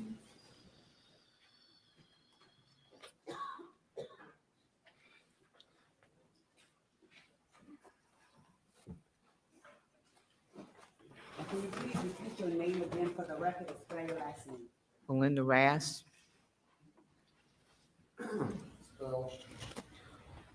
R-A-S-T.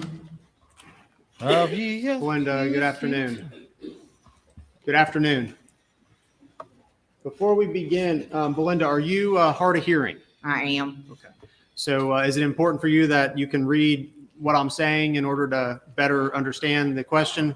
Correct. Okay. If at any time I say something and I've turned my attention away, just please let us know and I'll re-ask the question, okay? Okay. All right, Belinda, tell the jury a little bit about yourself. Where'd you grow up? Where'd you go to school? And What was your professional training? I grew up in Barnville. I went to school right there in Barnville and Hampton, Wade Hampton High School. And I'm a CNA.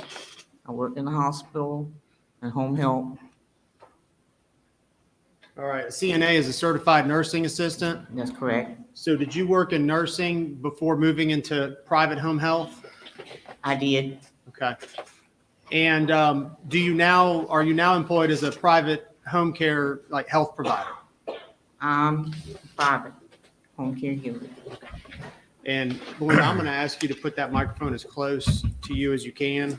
You might have to move it a little bit. Thank you. Okay. Okay, great. All right. Well, tell us a little bit about what private home care would be. When you work with one individual or two in a home that's not, like in a hospital or a nursing home, and you take care of that one individual or two at most, and you do their care, whatever it might be. Like when I started at the Murdaughs, Miss Libby was up and about. We just had to watch her, make sure she didn't wander away. She could go to the bathroom. She knew when she had to go, but you had to make sure she cleaned herself and just make sure she eat and stuff. And then with her, her health deteriorated. Her illness got worse.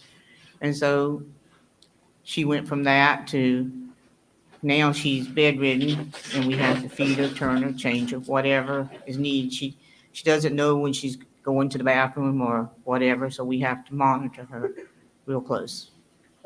And I know we skipped ahead, but who do you currently provide home health care to? Miss Libby Murdaugh. And how long have you been providing that? A little over 4 years.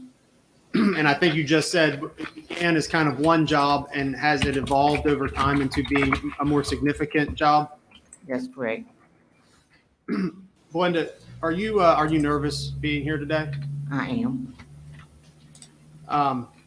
Would you say that you've become fairly close to Miss Libby over these years?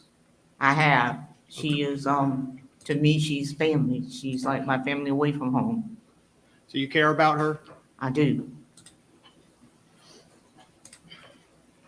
All right. Well, Ms. Rast, tell me about what your typical hourly shift is.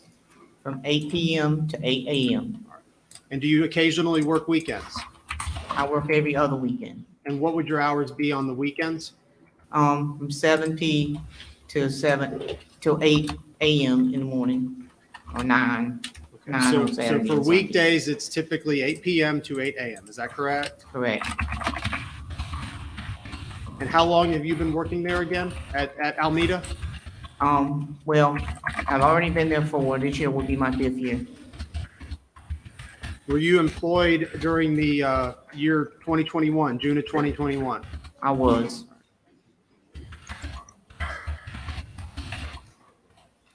All right. Do you remember the day, June 7th of 2021? June 7th? June 7th. That's that date. Yeah. That was the day I was called and told to come to the house that they wanted to tell me something. Mm-hmm. Were you supposed to work that day? Were you scheduled to work that day? I was. What happened? Why were you not on duty that day? Well, one of the other employees wanted to be off, and I switched with her, Miss Shelley. She had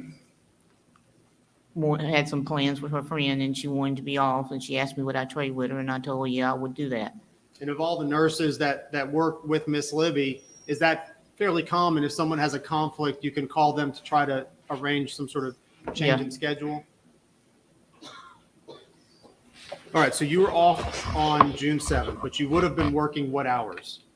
If I had been there, I would have been working at that time. What time is Spirit by? That was on a Saturday, I think. Late. Sunday. We were working from 3 p. until 3 in the afternoon until 9 the next morning. Did you know Maggie Murdaugh? briefly. I met her. I had seen her several times at the Murdaugh house, but personally know her, no. Did you get to know Paul Murdaugh? Yes, I did. Okay. And how did you get to know him? Well, he came to see his grandparents, Mr. Randolph and Miss Libby. Did he come more often than perhaps others? Yes, he did. All right, well, tell us a little bit about him. Well, he was always very polite. He always offered to help do things for Randolph and Miss Libby. He would like, Miss Libby liked ice cream, so he would always say, Miss M, Grandma M, because that's what they called her. Would you like me to get you some ice cream? And she would usually say, yeah, because that was her thing. And he would say, get it for her, and he would tease her about it. But he always give it to her. So he came around a little more than perhaps any of the other grandchildren. Did you get to know Mr. Alex Murdaugh? I do. Is he here today? Is he here today? Yes, he is. Right there. In the blue jacket? Not the burger. Blue jacket and blue shirt. Thank you.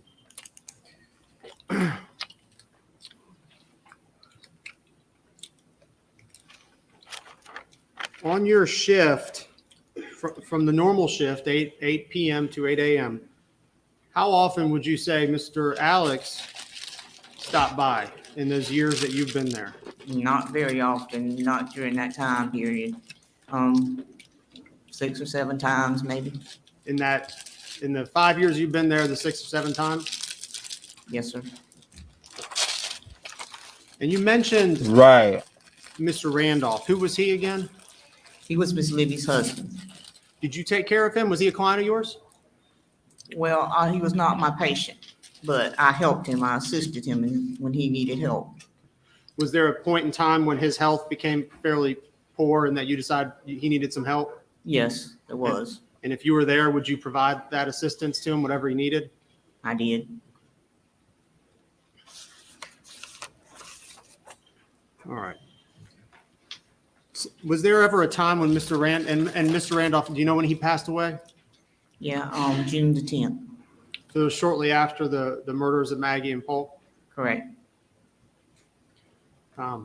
Before he passed, was there ever a time when the defendant came over later at night? When he was called, not late at night. Well, yes, there was. It was on the 6th, I think it was, the night before Maggie and Paul. I was there that night, and he and Miss Maggie came. They brought donuts. Okay. Why would they bring donuts? Because Mr. Randolph had asked for some donuts. Did you like donuts? Well, they were Krispy Kreme, and you couldn't get them at the time in our area. So Mr. Randolph liked Krispy Kreme Yes, donuts? he did. All right. Was Mr. Randolph, was he awake, though, when they came there? No, he was not. And did he ever actually see Alex and Maggie? Not to my knowledge. Alex did go to the room and look in at him, but he was asleep, and they chose not to wake him. I told them they could, but they said, no, let him sleep if he can. And how did he react when he got up and you told him that they visited? He was, he said, they came tonight, and I said, yes, sir. And he said, that's strange. I said, well, you asked for these donuts, and Miss Maggie brought these donuts to you. And he says, well, is there a raspberry one? And I said, yeah. And I got it for him, and he ate a little bit of it, and then he said, I just can't eat the rest. So he thought it was strange that they came that time of night? Yeah, he was surprised. Was there anything that, I know Mr. Randolph was very sick, but was there anything that was going on with his mental faculties? No, he knew what was going on right up to the last time I spoke to him, which was the day before he died.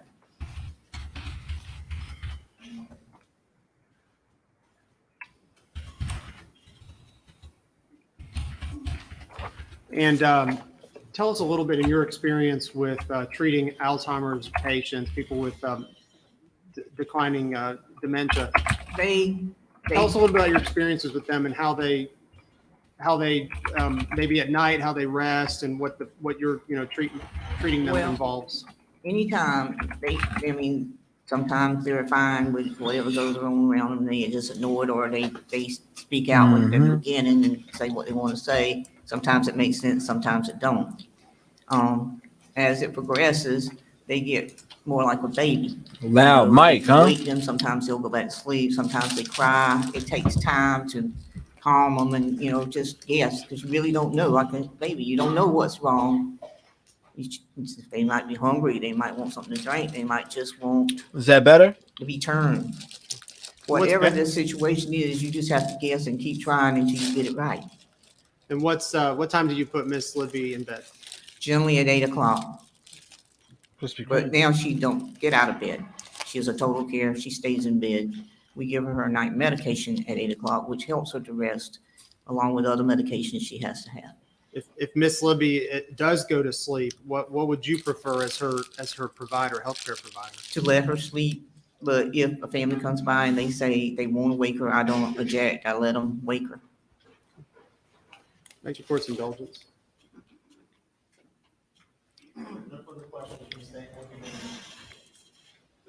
Yes, sir. My name's Dick Harpootlian. Can you read my lips? Dick Maybe, Harpootlian? yeah, I think so. Okay. And I represent Alex. Okay. Now, let me just focus in on, I guess, the reason you're being called here today. Not yet. You were asked by the state, was it strange for them to show up that Sunday night at late? It was unusual. That was the word you used, not strange. And that's the word you used in your statement you gave about 10 days after the murders to SWAT. Isn't that right? That's correct. Did you know they'd been to a ball game in Columbia before they stopped by? Did Mr. Murdaugh No, tell sir, you that? I did not know that. Okay. And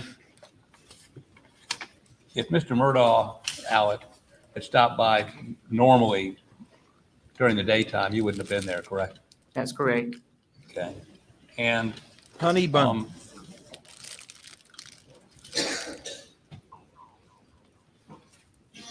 Alex I can hear his Maggie stomach that rumbling. Sunday night stayed about 30 minutes. Approximately 30 minutes, yes. It was late. It was late. And how late do you think it was? Like 11 o'clock? I think it was closer to 9. Okay, 9. It hadn't been long, put Miss Libby to bed, and she was starting to doze, and Mr. Randolph was already asleep.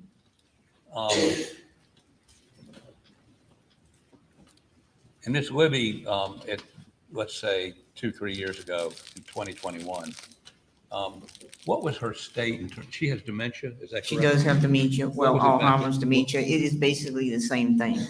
Okay. It affects the body in the same way. At that time, she could not walk, but we could pick her up and put her in the wheelchair, pivot her and take her and put her in the bed, and she could feed herself. But now she is deteriorated and she can't feed herself. She can't even give herself a drink of water. Mentally, did she recognize her sons when they came to see her? Sometimes, sometimes not. Has that gotten progressively worse? That is how it works. Got to go make some popcorn. Was she aware of the fact that her husband of, I think, 40 years had died, Mr. Randolph? We told her, we took her to the funeral, but within a couple of weeks, she doesn't, it didn't seem to recognize the fact. For about, I say, a month, she would call for him from time to time, and then now she doesn't. Mary. When Paul, while you were there, when Paul or some other family member would come over, would that calm her down? Sometimes.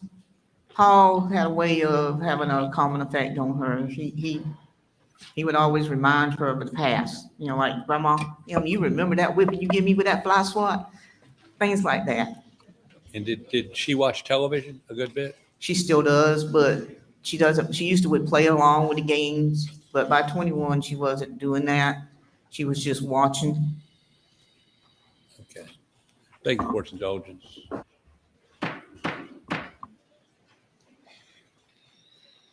Next witness. State Call Supervisory Special Agent Matthew Wild.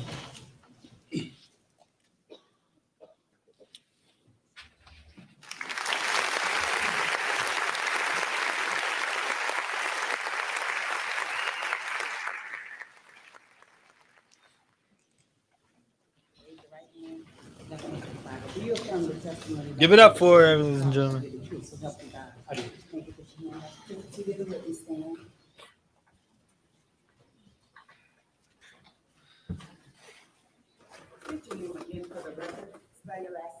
No, my name is Matthew. Last name Wild, W-I-L-D-E. All right. Good afternoon, Agent Wild. Good afternoon. Where are you employed, sir? I'm a supervisory special agent with the FBI. I'm assigned to FBI headquarters, but I sit in Rock Hill, South Carolina. All right. And specifically, what are your job duties in Rock Hill, South Carolina? Right now, I supervise 5 full-time agents and about 17 part-time folks in my unit, the Cellular Analysis Survey Team. Okay. And explain to the jury what the Cellular Analysis Survey Team is. So the Cellular Analysis Survey Team, or CAST, is a group of about 80 special agents and task force officers. We're all across the country, and what we specialize in is analyzing historical phone records, specifically the location data associated with those. All right. And is that something that you do personally in your job? It is. Okay. And explain just a little more. I know we'll get more when we get into your report, but what do you mean when you analyze cell phone location data? What are you doing when you do that? So what I'm doing is I'm looking at the call detail records. These records are very much like the old paper phone bill we all got in the mail maybe 10, 15 years ago. They have the date, they have the time that the calls occurred. They tell me who called who. So if I made a phone call or somebody called me, those numbers are listed on there. They have the duration of the call. The major difference between the old paper phone bill we all got in the mail and the records I look at is the records I look at have a cell tower. So they tell me which cell phone tower was used to handle that call. And then they tell me which side of that tower was used to handle the call. So what I do is I take that cell tower information. I can compare it to a list of all the cell phone towers for that carrier, whether it be Verizon or T-Mobile or AT&T. And then I can take that date, time, and general location from the cell phone records, and I can compare it to a known date, time, and location. So most of the time when law enforcement is investigating a crime, they generally know what date, time, and location that incident occurred. Okay.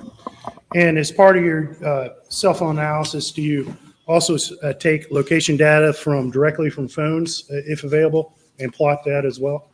I can do that. Yes, sir. So when law enforcement downloads a phone, it comes in a big report, and there's a location data section on there, and I can also analyze, map that data as well. And how long have you been doing this cell phone analysis? Part-time since 2012, full-time since about late 2016. All right. And have you undergone any training? What Snapchat video? Help learn cell phone location analysis? I have over 400 hours of training. In 2012, I went to a course called Basic Project Pinpoint, where it was 3 days. We learned how to read the records, compare the records to a tower list, and generate a very basic map. I used that technique in every one of my cases from 2012 till 2016. In 2016, I attended Advanced Project Pinpoint, which was a week-long course. And during that course, we took a deeper dive into the different types of records we can get from the carriers and how to use them. At the conclusion of that course, I was selected to go to the CAST certification course. At that time, it was 4 weeks. The first week being training on radio frequency theory, so learning how radio waves travel between the phone and the tower and then back through the network. The second week, we had trainings we had presentations from each of the carriers. So Verizon came into our training. We learned from the network engineers. Those are the people who design and maintain the network. And we also learned from the records custodians. Those are the people who provide the records to us. The third week, we did drive testing. So I have a piece of equipment I can put in my car. I can drive around a specific cell phone tower. I can figure out generally how far that tower reaches. And then the fourth week was a moot court exercise where we had a real case. We had to read the records, generate a map, go out, do a drive test, and then testify to it. And at the conclusion of that, I was certified. Now, every year since then, I've attended the CAST recertification course, which is usually 4 days where we go back and meet with all the carriers. We I ain't get seen technology that. updates. And then because we're located around the country and sometimes in different parts of the world, we do case presentations to each other, what we're seeing in our respective areas. Okay. And in your role as a CAS supervisor and prior, have you ever been qualified as an expert in court? Yes. How many times? Over 130 times. So you've done this a time or two before. Yes, sir. At this, and when you've been qualified before, specifically, what have you been qualified as? I've been qualified as an expert in historical call detail record analysis and cellular technology. All right. And Your Honor, at this time, state would move to as Mr. Wild, or excuse me, Agent Wild, as a expert in historical cell phone location analysis, if I said that correctly, sir. No objection, Your Honor. He's so qualified. All right. And in your role as a CAS supervisor, you became involved in this case. Is that correct? Yes, sir. All right. And you can recall approximately when you became involved and how? I believe, so I wasn't a supervisor at the time. I was just a regular agent, but I was asked in either had to be in July of 2021 to provide some assistance in this case. Okay. And asked by who? I believe it was Dylan Hightower. Okay. All right. And specifically, at least in July of 2021, what did he ask your assistance for? Well, he had obtained a few sets of call detail records on some of the phones in this case. And there was a question as to whether or not there was a 911 call that was made, and the tower that was using that 911 the tower that was used to handle that 911 call. There's a question as to whether or not that tower could provide coverage up to Moselle. Okay. And so there was a question about why the 911 call first bounced off a tower in Hampton. That's correct. County, correct? Yes, sir. And Moselle, to your knowledge, is in what county? I think it's in Dorchester County. Or Colleton County? I'm sorry, Colleton County, yes. And your assistance was asked to help figure out if that was possible. Someone could be at Moselle and a call could bounce off a tower in Hampton. Yes, correct? And the CAS team, does it have tools that can assist in figuring that out? Yeah, we have something called the Gladiator Autonomous Receiver. And it's basically a box that we can put in our car. It's a computer, and it has a couple of receivers in it. And as we drive around, that box maps out the latitude and longitude, so like where we are with the box, and then it measures all the signals from the cell towers that the box can see. It's very much like the old Verizon "Can you hear me now" commercial. It's just doing that hundreds of times a minute. It's just constantly doing that as we drive around. And just to simplify that a little bit, it would be fair to say that what this tool can do is help you map specifically where cell coverage exists and where it doesn't. That's correct. Okay.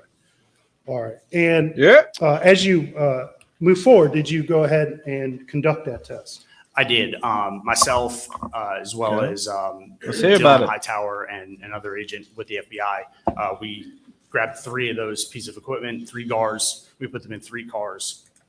And over 2 days in the beginning of August, we basically drove everywhere all around Moselle, all the way down to Hampton, all the way up to, I believe it's Earhart, and over to 95. Did you also go on the property at Moselle to take these measurements? I personally did, yes, sir. Okay.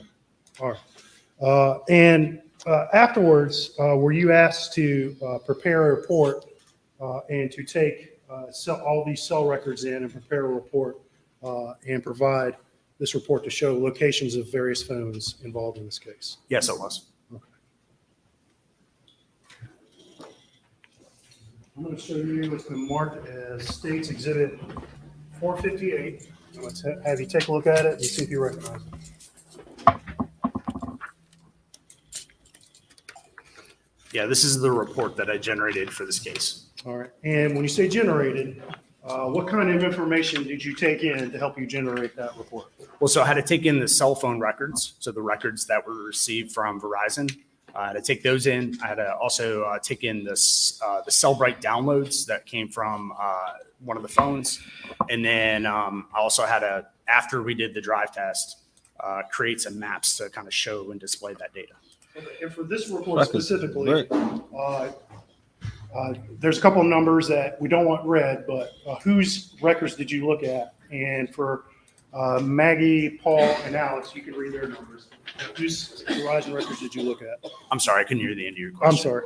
Whose Verizon records did you look at? I looked at Alex's, Paul's, Maggie's, and then there's Marty Cook and CB Rowe. Okay.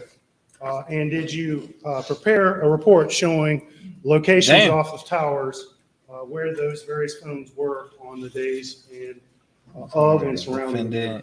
Yeah, I showed the general area where the phones were on the days surrounding the murder. And you mentioned you got some Cellbrite data on a phone, correct? Yes. Do you remember who you got that location information from? I got that from Britt Dove at SLED. Okay.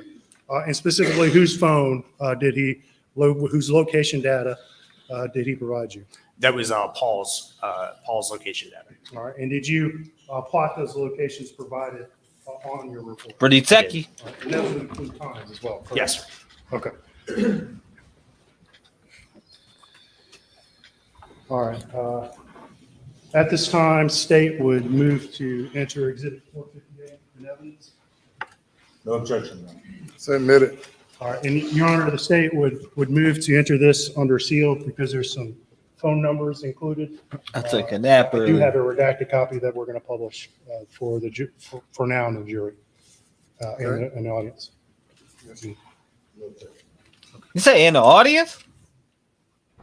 All right. Objection. Agent Wild, I'm going to ask you to step down with the court's permission, and we're going to pull this report up. And this is going to be a little tricky. We got some tight areas to work in, but can you stand in that area there?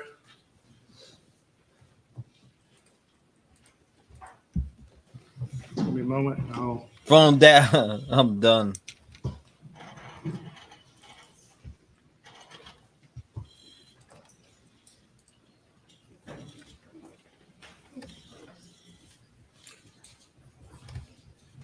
Okay.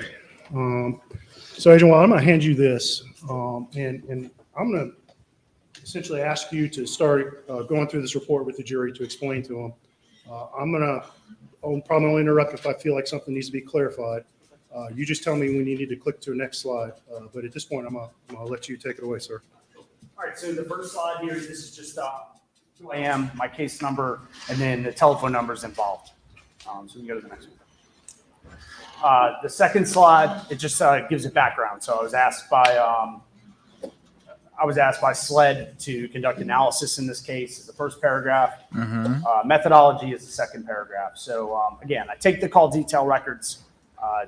These are kept by the carriers for billing purposes, for some other technical purposes. But I take these call detail records. I compare the cell tower data on those call detail records to a list of towers. And they tell me whether that phone is in Hampton, whether that might need to take another one, whether that phone is in Spartanburg or Greenville. It gives me a general idea where the phone is. And then so the cell site locations. So the towers can change over time. Okay, just in the last couple of years, we've gone from using 3G to using LTE, and now we're all have the 5G bar on our phone, right? So the tower list change. The towers change. And we get updated tower lists on a regular basis from the carriers. So I use the tower list that was in effect around the time of the incident, so around the time of June 2021. The survey analysis section. So again, we took 3 pieces of equipment. They're going to make a little documentary everywhere, all the way around the area, trying to record all the signals from the different cell towers. What that gives us is a general area of it actually maps out the area of where there's coverage from those cell towers and cell sectors. And then, my conclusions, you can go on to that next one. Right. So this slide just shows different types of cell phone towers. Okay, I draw your attention to the one on the top left. We have these speaker-looking devices hanging on this tower. Those are the antennas that transmit and receive a signal to and from a phone. Okay, a phone is very much like a car radio. As I drove here today, I tuned into my favorite radio station or my favorite frequency, and somewhere as along my route, there's a radio tower. It emits a signal at that frequency. My car radio can receive that signal. I can listen to my favorite station. The major difference between a car radio and a cell phone is that with a cell phone, that information has to go in two directions. It has to be able to be received from the tower, but you also need to be able to send that information back to the tower. So those are the antennas that send and receive those signals. The second thing about this is you'll know that you realize those antennas, they hang on a triangular shaped structure. Most of the towers are designed to cover a full circle or 360 degrees.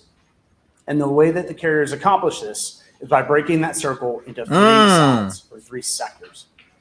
So later on in my report, you're going to see these wedge shapes. Okay. And I like to just think of the center of that wedge shape as nothing more than the center of one side of this triangle.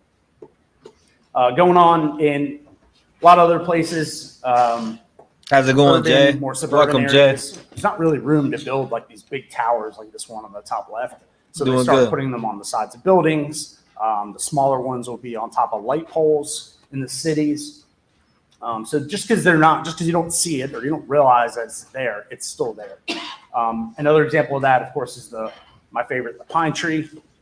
These are all over the place, and they usually sit about 150 feet taller than all the other trees around them. But at the top, there's these spray painted antennas, and they provide the same service as a regular tower, such as this. Okay. All right, so again, the tower is separated into three. Most towers are separated into three sides or three sectors. When I look at the call detail records, they tell me the tower number, say it's 23. They tell me the sector, say it's 1. What I have to do is I have to go into the tower list, and I have to look up tower number 23, and then I have to look up sector 1. And that tower list is going to tell me which way that sector faces. What I'm looking for there is something called the azimuth or the orientation. Azimuth and orientation are just two big scary words for direction.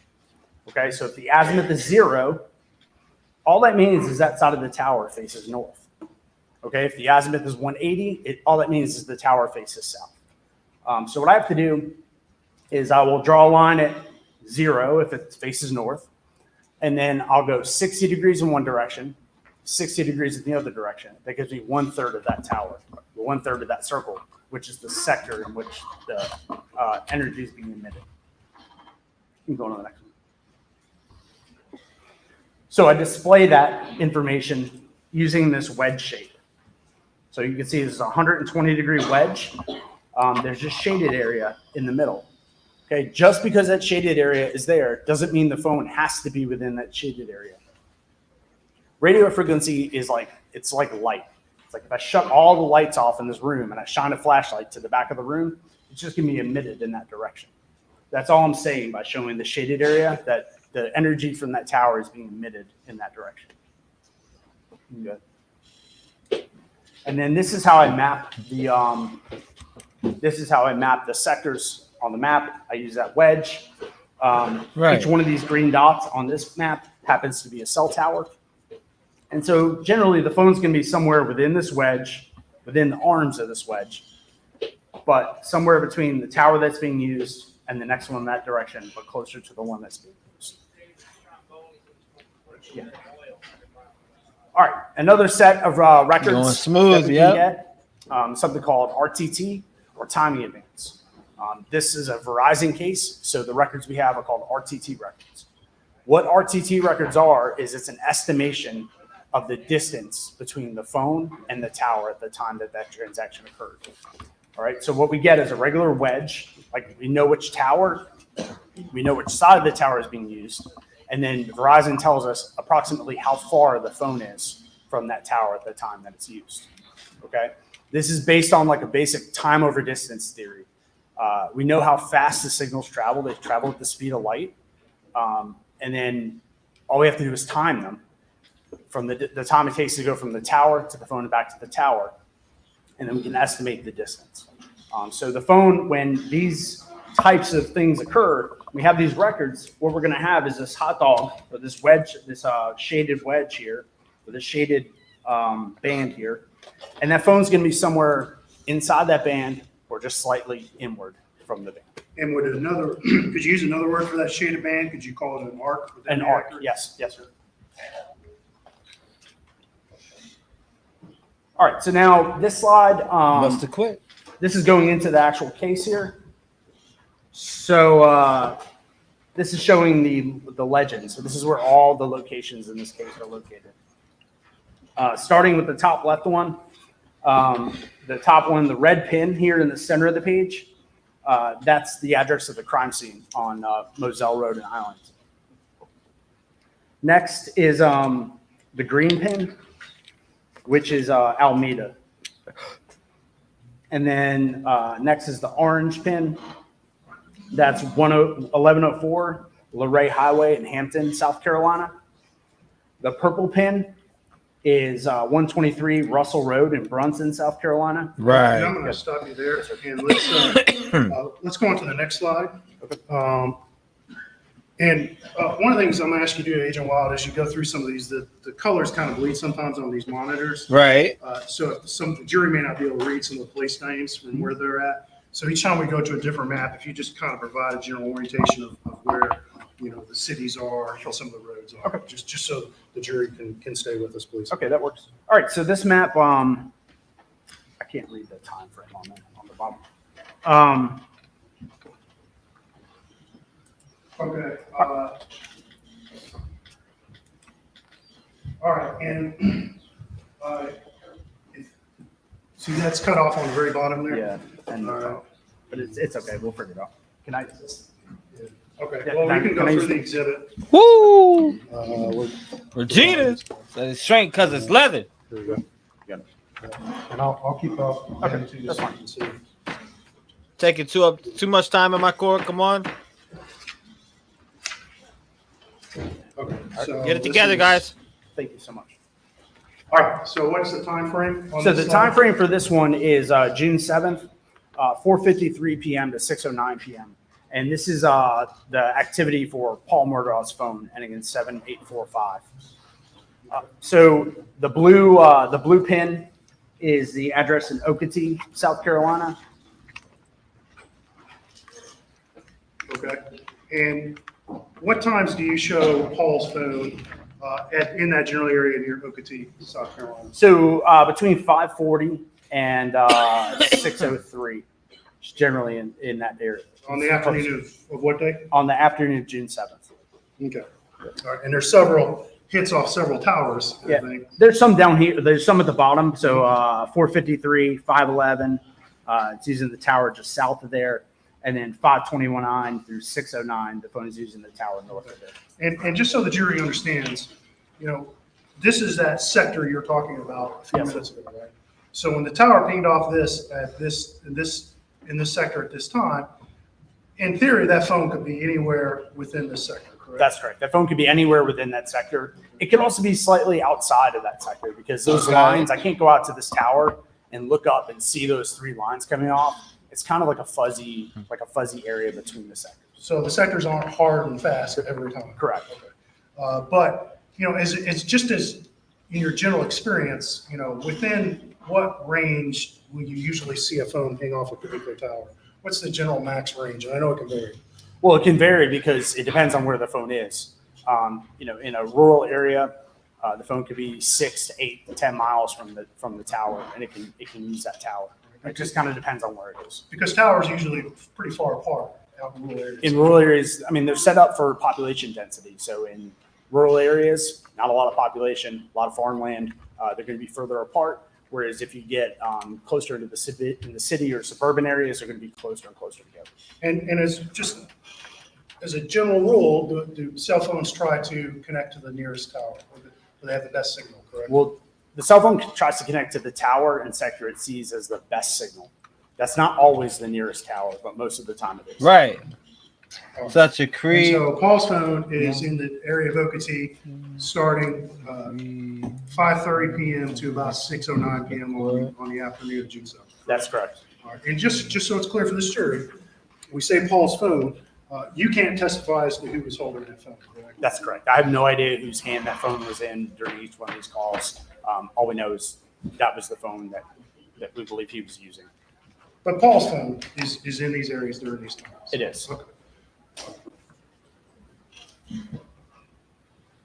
Okay, we'll continue with Paul's phone. So this next slide is 6:17 p.m. through 7:30. Send me the information. And basically, at 6:17, the phone is Send me way the info. south down here on the bottom of the page. And let's do some general orientation here. What's this town right here? Can you read that? Yamasee. Okay. Yep. And this is where? That's Barnville. Okay. And that green was again what? Alameda. Okay. All right. And red, and this red up here is? That's the Moselle. Okay. All right. So what do you see this phone doing during this time frame starting at 6:24 p.m.? Yeah. So between 6:17 and 6:53, it's traveling north from the bottom of the page up to the side and then kind of to the top. And then finally, where it uses sector 1 here at 7:05 and 7:30, it's consistent with being in the area of Moselle. Okay. And this is just a pinging in this area at 6:24, correct? Yeah. These are just the phone calls. These are the phone calls that are coming on the phone. Those are the towers that the phone is selecting as the best tower at that time. And this general direction seems to be traveling up north, and Okatee would be somewhere down in this area off the map, correct? Yes, sir. And that's off to for the record, off to the right and below where this slide is. And then you see the general progression north towards. 5 hours strong, baby. And we see sector 3 here. And what time is it pinging in sector 3, just due south of Moselle? It's at 6:53 p.m. Okay. And then we see it switch over to sector 1, which is a north-facing sector, correct? Yes, sir. And what time is it in sector 1? 7:05. Okay. And then at 7:30, it uses that same sector 1 at a distance of 2.91 miles, which is in So the it's- area of Moselle. So it's 7:30, it's somewhere in this arc like we talked about before, correct? Yes. Yes. The arc, the number provided by Verizon is not necessarily 100% accurate, right? It's not because depending on where the phone is, if the phone's out in the middle of the field, 1 mile from the tower, it should register at a mile. But if the phone's in a house, or let's say the phone's in this courtroom, those signals have to go through the exterior walls of the courtroom, hit my phone, then go back out through the exterior walls. And that might slow the signal down, which will make the distance just slightly further. So it's generally reliable, but not necessarily exactly accurate when you see that RTT distance, It's correct? not exactly accurate. Okay. All right, but regardless, at 6:53, it's pinging to the south of Moselle in sector 3. And at 7:05, it's pinging in the same sector where Moselle is to the north, correct? Yes. And so what inference can you draw in your opinion of what the cell phone did between those two times? Well, Sleepy Joe between shooting down another 6:53 and balloon. 7:05, I mean, it could have moved from sector 3 to sector 1, or it could have been on the line between sector 3 and sector 1 at that time and just bounced back and forth. But you would agree that generally this direction is towards where? Towards Moselle. Yes. Okay, and we're on the next slide. And tell us what we see. This is still Paul Murdaugh's phone, It correct? is. This is 7:30 p.m. to 8:40 p.m. Okay.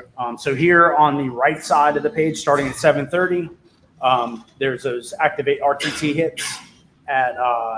And that was the same from the last. That's the same from the last one. Slide. Okay. Right? And then 7:33, there's another RTT hit and a call.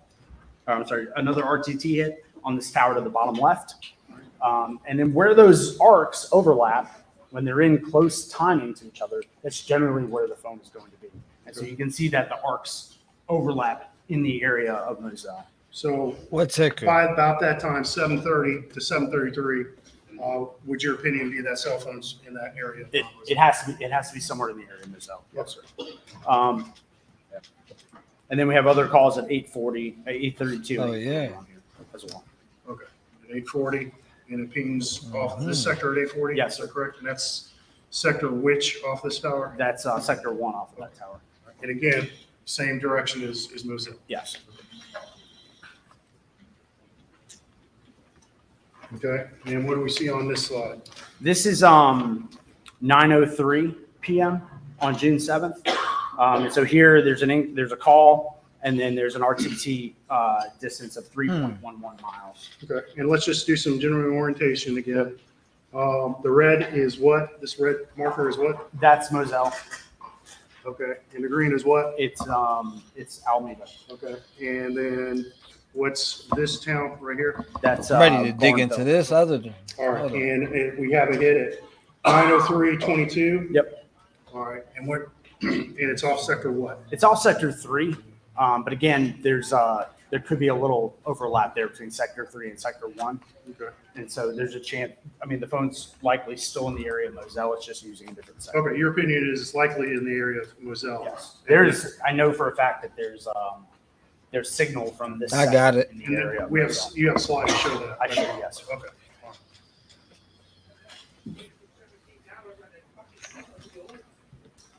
Okay, and then here we have at 10:34 p.m. another hit. Yes, And sir. again, this is the same map as last time, correct? It is 10:34 p.m. It's using the same. It's the same map. Just the sector has changed back to. Oh, it's going down like that. Hold up, let me look it In up. your opinion, that phone is still pinging? It's consistent with being in the area of Moselle.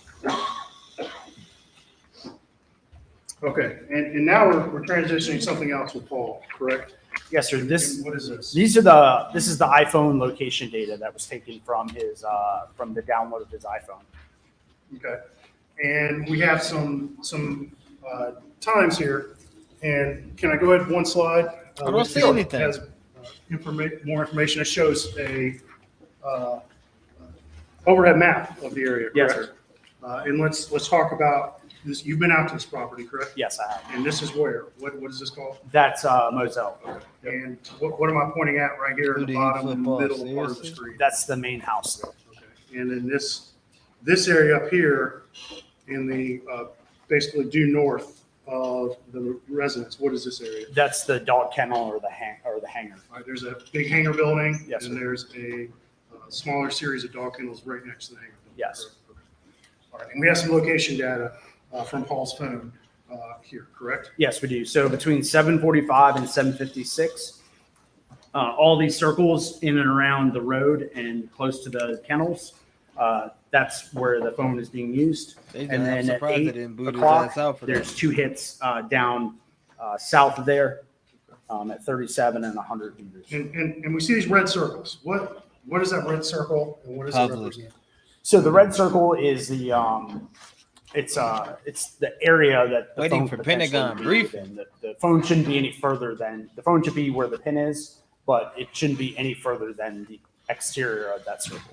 So sometimes the GPS information provided by a phone isn't exactly 100% accurate, correct? Correct. But it does, Nope. the phone information provides information that allows you to determine how accurate the location information is. It's a level. It's basically a level of accuracy. So if the level of accuracy is like 3-4 meters, I mean the This phone's trial going to be is within this definitely a general snooze area fest for around. me. But if the level of accuracy is, let's say, 5,000 meters, that just tells me it's here in town somewhere.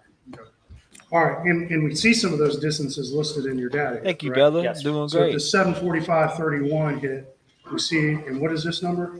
That's the latitude and longitude. So that's like the specific point that the phone returned as where it was located. And then I see a number next to that. What is that? That's the radius, so the red circle in meters. And talking about this again, data point, what does that number say?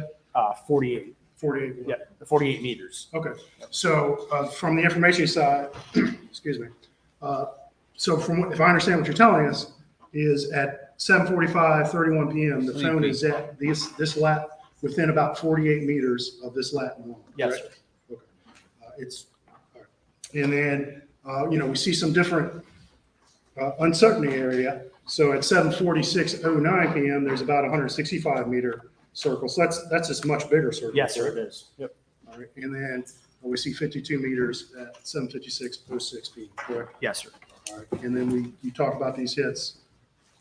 And She said down today here. is the best day of the trial. We're going to advance one more slide to show the digital map. The previous slide had the exact same data, correct? Yes. All right. So we're still looking at a overhead map, aerial view of Moselle, correct? Yes. This is 8:04 to 8:05 p.m.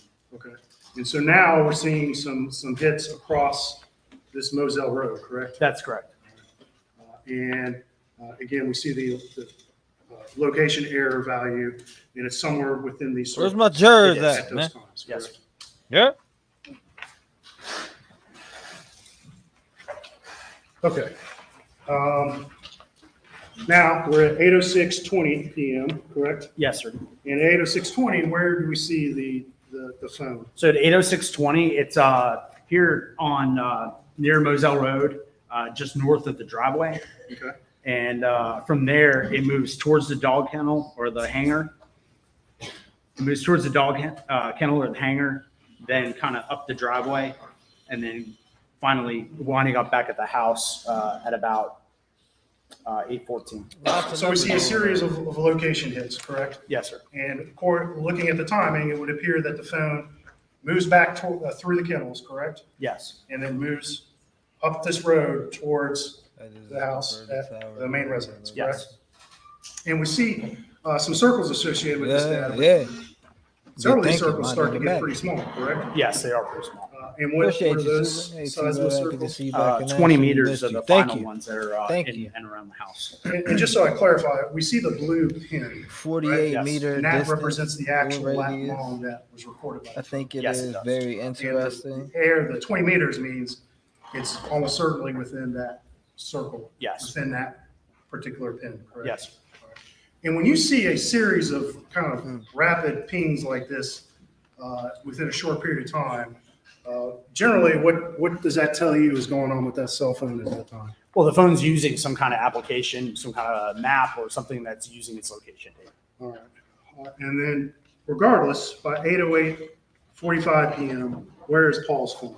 It's back at the house. And that's got a low error of how big? I'm sorry. An accuracy of 20 meters. An accuracy of 20 meters. Okay. And that makes a pretty small circle around the size of the house. It does. Correct? And there's another hit at 8:14 p.m. at the same place? Yes. it appears? Yep. Okay. Damn, Mally Mama, really? Okay. Now we moved on. We're still looking at this overhead map of Moselle, and we have some more hits starting at 8:14 and going through to 8:35:07 p.m. Correct? That's correct. And all these seem to be centered around the residence. They correct? are. Yes. Now, there's some varying degrees of accuracy, correct? Yeah, there's one that goes up to 165 meters, but most of them are 20, between 20 and 70. Welcome. 8:35:07 p.m. That phone, Paul's phone, is within 20 meters of the Moselle residence, correct? That's correct.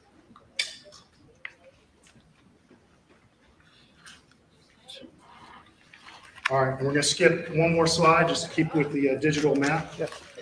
And just so it's clear to the jury, this slide contains the exact same information, correct? Yes, it does. And then I just switched the map over from the regular street map to the Google Earth map. Okay. All right, so now we see another series of phone location for Paul's phone. And this is again the night of June 7th, 2021. Welcome. 8:38:07. BK within meters. Where do we see that phone start pinging? Again, there's a 56 meter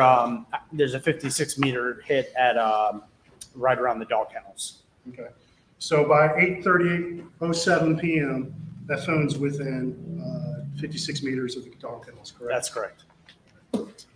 And then we see some more hits. There's a little bit larger of an error starting at 8:44. Yes. But then we see a hit at 8:44:55 p.m. and it says media location. What does that mean, sir? So in the you cell already record know, report Mike. itself, for Appreciate you, man. That for that record, it came from a movie file. That's where that location was generated from. Okay. And have you seen that video that that location data came from? Yes, I have. And just generally speaking, what is that video of? That's the video inside the kennel when Paul's playing with the dog. Okay. All right. Yeah, And tell me that about video it. was recorded. The timestamp recorded on video is 8:44:50. Tell me about it. Yes, And that matches exactly with the dog. it does. And I don't see a number next to that that data point. Why don't I see a accuracy number? Not 100% sure why there's no accuracy number, but we know the video was taken inside the dog kennel because we can see the video. And then the next one right after that, I mean, basically there's records just before at 8:44 and 53 seconds and 8:44 and 56 seconds, and both of those put it in the area of the dog kennel. I'm going to skip one more slide here. Excuse me. And we're still looking at this overhead map of Moselle, correct? Yes, sir. And we have, looks like a hit location data at 10:18 Yes. p.m. and at 10:18:03 p.m., correct? Yes. And both those are centered on where? They're, again, just right there in the vicinity of the dog kennel. Now, did you plot every single location data point that you received from Lieutenant Dove? No, I did not. So between 8:44 and 10:18, there was a series of location data points, but most of them were between like 4 and 6 or 7,000 meters. So they wouldn't, in my opinion, they weren't super helpful to figuring out exactly where that phone was at that time. When you see an accuracy of that big or uncertainty of that big, in your opinion, is that location something that can be DNA wins? I mean, not 100% reliable because it is such a huge, area it could be in. And going back to the last couple of slides, between then and now, sad. Between 8:44 p.m. and this 10:18 p.m., did you see any information off of Paul's phone that suggests he went anywhere but stayed at those kennels? No.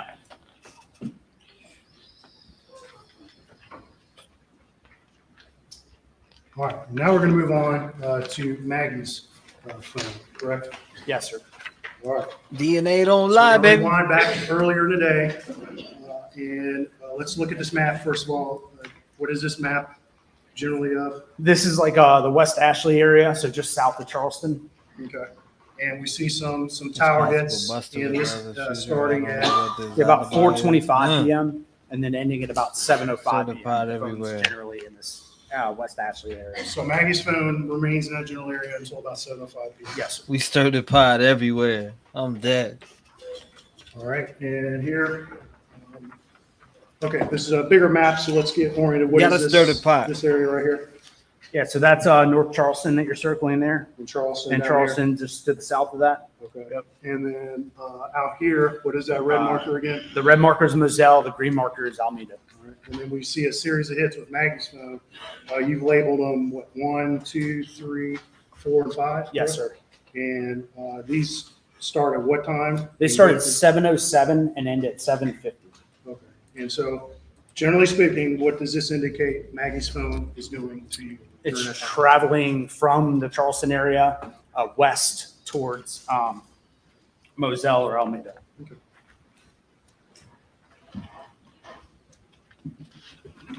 All right. And here we have a hit at 7:50 p.m., 7:20 p.m., correct? Yes, sir. And where is this? That's right in Walterboro, actually, right here. Okay. Right here in Walterboro. Yes, correct? And did you take a look at what appeared to be Maggie's general route from Charleston out towards Moselle during that time? Yes. And what road would she most likely have been on to travel that way? Route 17. That's a fact. And so that route would have taken her right through the center of Walterboro? It would have. But I think right out here, correct? Yes, sir. And so she's somewhere in this sector at 7:50 p.m., probably right in the middle of Walterboro. Yes. And just in your analysis, did you just looking for a rough number here? Did you calculate a rough drive time from here at the center of Walterboro out to Moselle? Yeah, it was under 30 minutes. Okay. Roughly 30 minutes. Roughly give or 30 take? Okay. And this ping is at 7:20 Yes. p.m., correct? All right. Now, were there any other? Did you get any more tower information off of Maggie's phone for the rest of the evening? No, that 7:50 p.m. was the last tower hit I received, but that was on the records for Maggie's phone. Okay. And there were some phone calls to Maggie after 7:50 p.m., correct? Yes. But were any of those answered? No. Okay. And so you don't have any good tower information for her phone after 7:50 p.m.? That's correct. All right. Now we moved on, and we're looking at whose phone? We're looking at Alex's phone. Okay. And what time frame are we talking about here? This is 4:10 p.m. to 6:25 p.m. Okay, let's get oriented here. This is the red marker is what? Moselle. The green marker is what? Alameda. Okay, and then the town of, what's this town right here? Hampton. Okay. And Barnville is just south of there. Okay. And we see some hits off these two towers between 4:10 and 6:25 p.m., correct? Yes. All right. And are you familiar with the location of the law firm formerly known as PMPED? Yes. All right. And is that in the vicinity of Hampton? It is. And would that Hello, be, Moto. within these areas that Alex's phone? Yeah, that would be consistent with the activity on the phone records. Okay. And that's up until when? 6:25 p.m.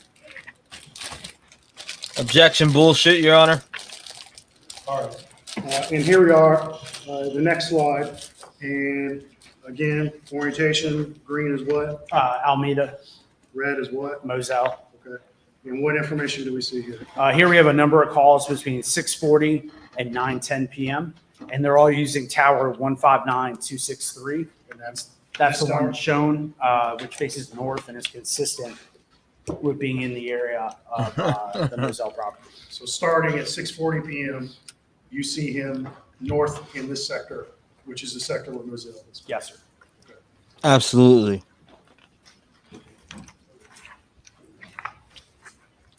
All right. So here we are. Let me go back.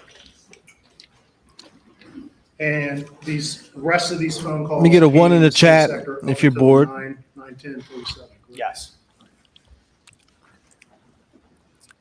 All right. And now, 2 in the chat if you're what entertained time frame by are we this talking shit. about with this slide? Now we're looking at 9:12 to 9:18. Okay. And in the 912 phone record, where does Alex's cell phone ping? Which sector?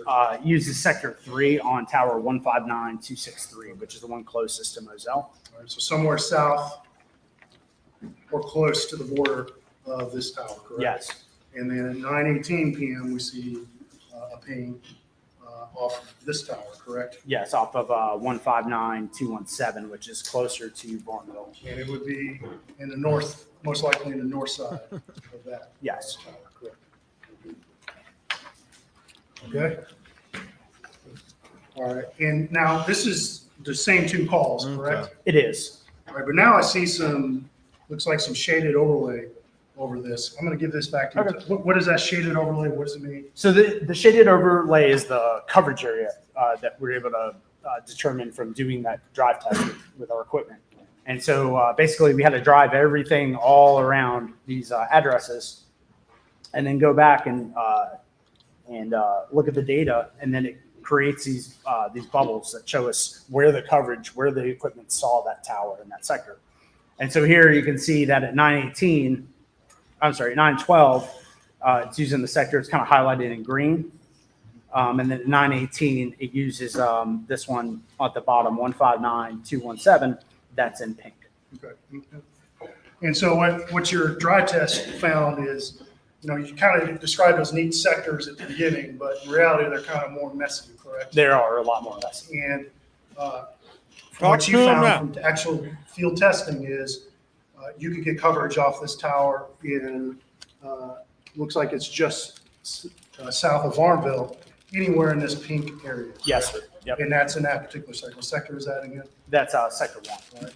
And then this green area, you could be anywhere in this green area and potentially be getting coverage from this tower up north towards Moselle. Yes. Now, there's some overlap, though. There between is. those, correct? So there's some areas where a phone could potentially connect to either tower, correct? That's correct. Right. And But in 2 minutes, the calls are 6 minutes apart. Right. So, within 6 minutes, the phone used both of these sectors at the same time. okay. And just as a final point, again, the sectors aren't exactly black and white, neatly drawn, correct? Correct. And so in reality, like this little green corner above this tower, a phone could be in that area and still be pinging off this sector Yes. of the tower. Absolutely. Yes, sir.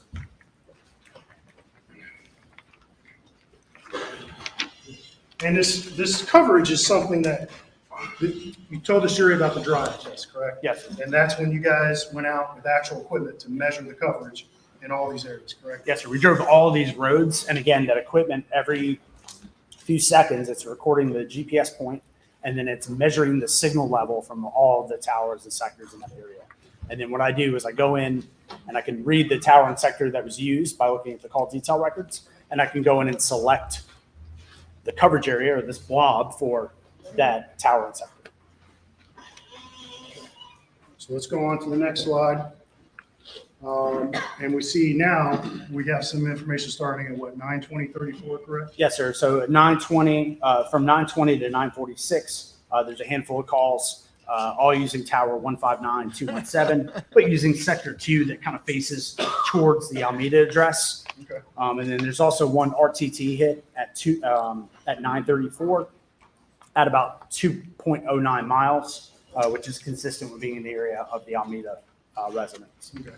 And that starts that phone's within the sector. It's starting at what time? 9:20. Okay. And it last phone call on that sector is at what time? 9:46. And Alameda is in that sector, correct? It is. But if a car were driving up this road towards Warrenville, I believe that's Highway Appreciate you, Alex. 378 or 278, Yes. excuse me.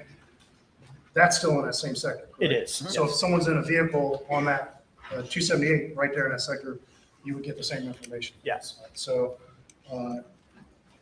so at 9:46, if a car has already left Alameda and we're on 278, it's still being in that same. It should, yeah.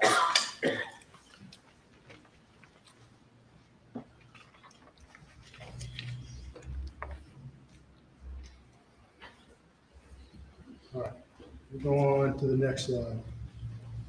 And this is still Alex's phone, correct? It is. It's just a zoomed in version of the last slide. Okay, so it's the same information, but looking closer, and I probably should have made some of those points on this one, but we see that road 278, you're correct? Yes, sir. Within that sector, and there's Alameda, it's also in the same sector, correct? It is. And so, in theory, unless for the RTT hit at 9:34, the phone could be anywhere in this arc. It correct? could be anywhere in that arc. And for the rest of these hits, it could be anywhere within this whole sector. It could be anywhere between this tower and sector and the next one in that direction. Okay. Okay.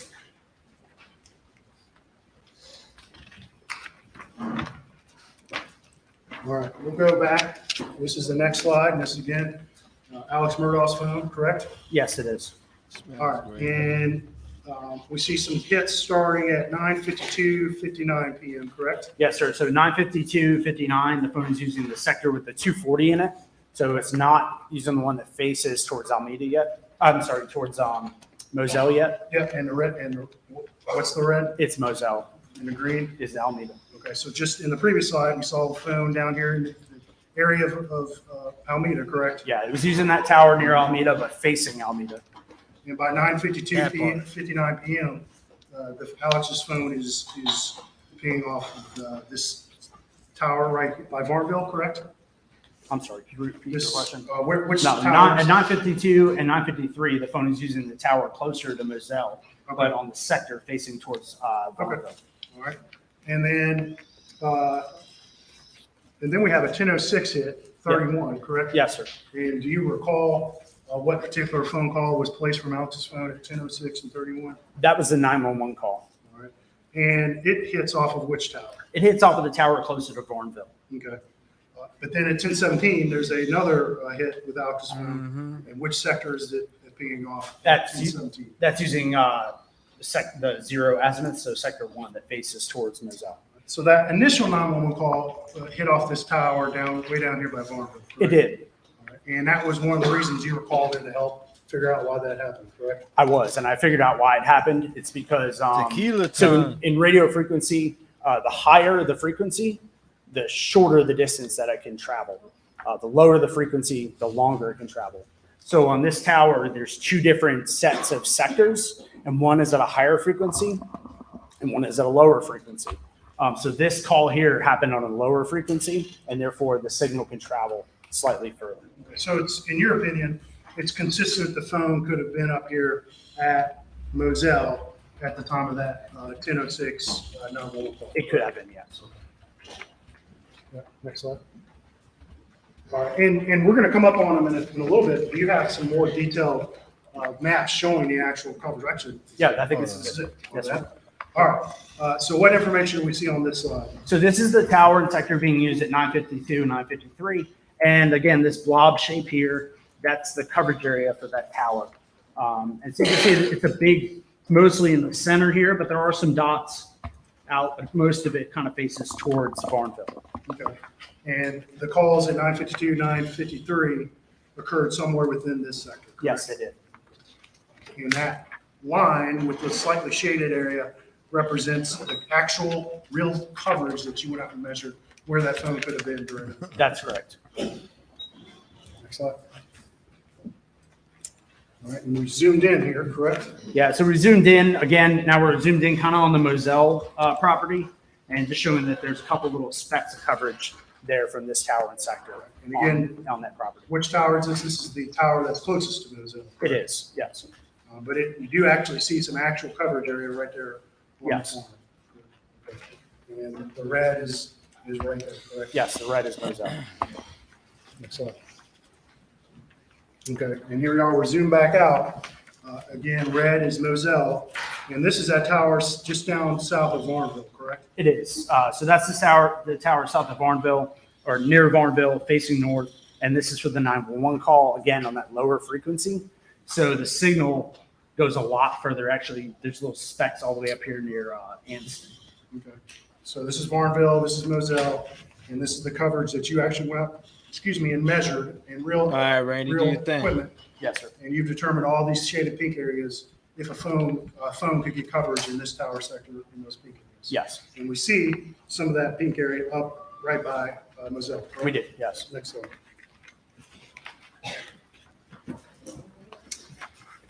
All right, and this is a 1017 theme, correct? Yes. All right, and it's in that sector. Now we're back to the tower that's closest. to Randy Moselle, just correct? realized It he is. got to get a And snack that's and at fall North Face asleep. sector. I understand, Randy. Yes, it is. I understand. Next slide. Next slide. This one. All right, and here we see, again, that 911 call at 10:06:31 p.m., correct? Yes, sir. That originally pinged off of this Varnville tower, correct? Yes. But we see, this is the two coverages overlaid between these two towers that both have coverage at Moselle, correct? Yes, it did. Dog, And it you needs see a cut. Nah, some I of that know, pink I'll play from with you, that man. Varnville tower up right on the Moselle property, correct? Yes. But you see more from the green from this tower sector that covers that same tower. That's correct. So, go ahead. Next slide. Court's over in what, 30 Here we're minutes? zoomed in, correct? Yeah, we're zoomed in now, and now we have both of the coverages showing. So we're showing the pink, which is from that tower down by Varnville facing north, and then the green, which is from the tower right here close to Moselle, also facing north. And you can see there's coverage from both of those towers actually in the area of the kennels. Okay. And in your opinion, that phone could have been right in that area for both these phone calls at 10:06 and 10:17 p.m. Yes. And that's Alex's phone, correct? Yes. And it does appear there's more coverage from the green sector off of this closer tower, though, correct? There is. Excellent. Okay, and this is just the remainder of the night for Alex's phone, correct? It is, again, 10:19 to 11:18 p.m. And the phone mostly uses that tower closest to Moselle. There is another hit at 10:21 on the tower near Vaughnville. Next slide. All right, and then continuing, what's the date on, So this is the next day at 6/8, Yes. correct? So this is June 8th, starting at 6:31 a.m., ending at 8:54 a.m. And the phone's using the tower and sector consistent with being in the area of Almeda. Okay, so this is the morning after the murders, correct? It is. Yeah, we're Next about slide. there. And this is continuing the same, this is the next day, June 9th of 2020. It is. And same tower, same sector. Time period is 7:52 a.m. to 8:36 a.m. Next slide. All right, and here we see some information from June 10th of 2021. Oh, dear Lord. Yes, sir. From 3:32 a.m. to 8:49 a.m. Basically using the same tower and sector here, just to the left of Almeda, except for this one RTT hit at 3:32 in the morning, where that band overlays on top of the Almeida address. Next slide. And now we're on June 11th for Alex's There you phone, go. correct? Yes, again in the morning, 3:52 a.m. to 8:15 a.m. And If you want to the continue tower watching inspector it, watch it consistent over here, big being in the screen. area around me. Next slide. Watch it over there. But This me, is June 12th. this trial is sleepy to me, puts me to bed.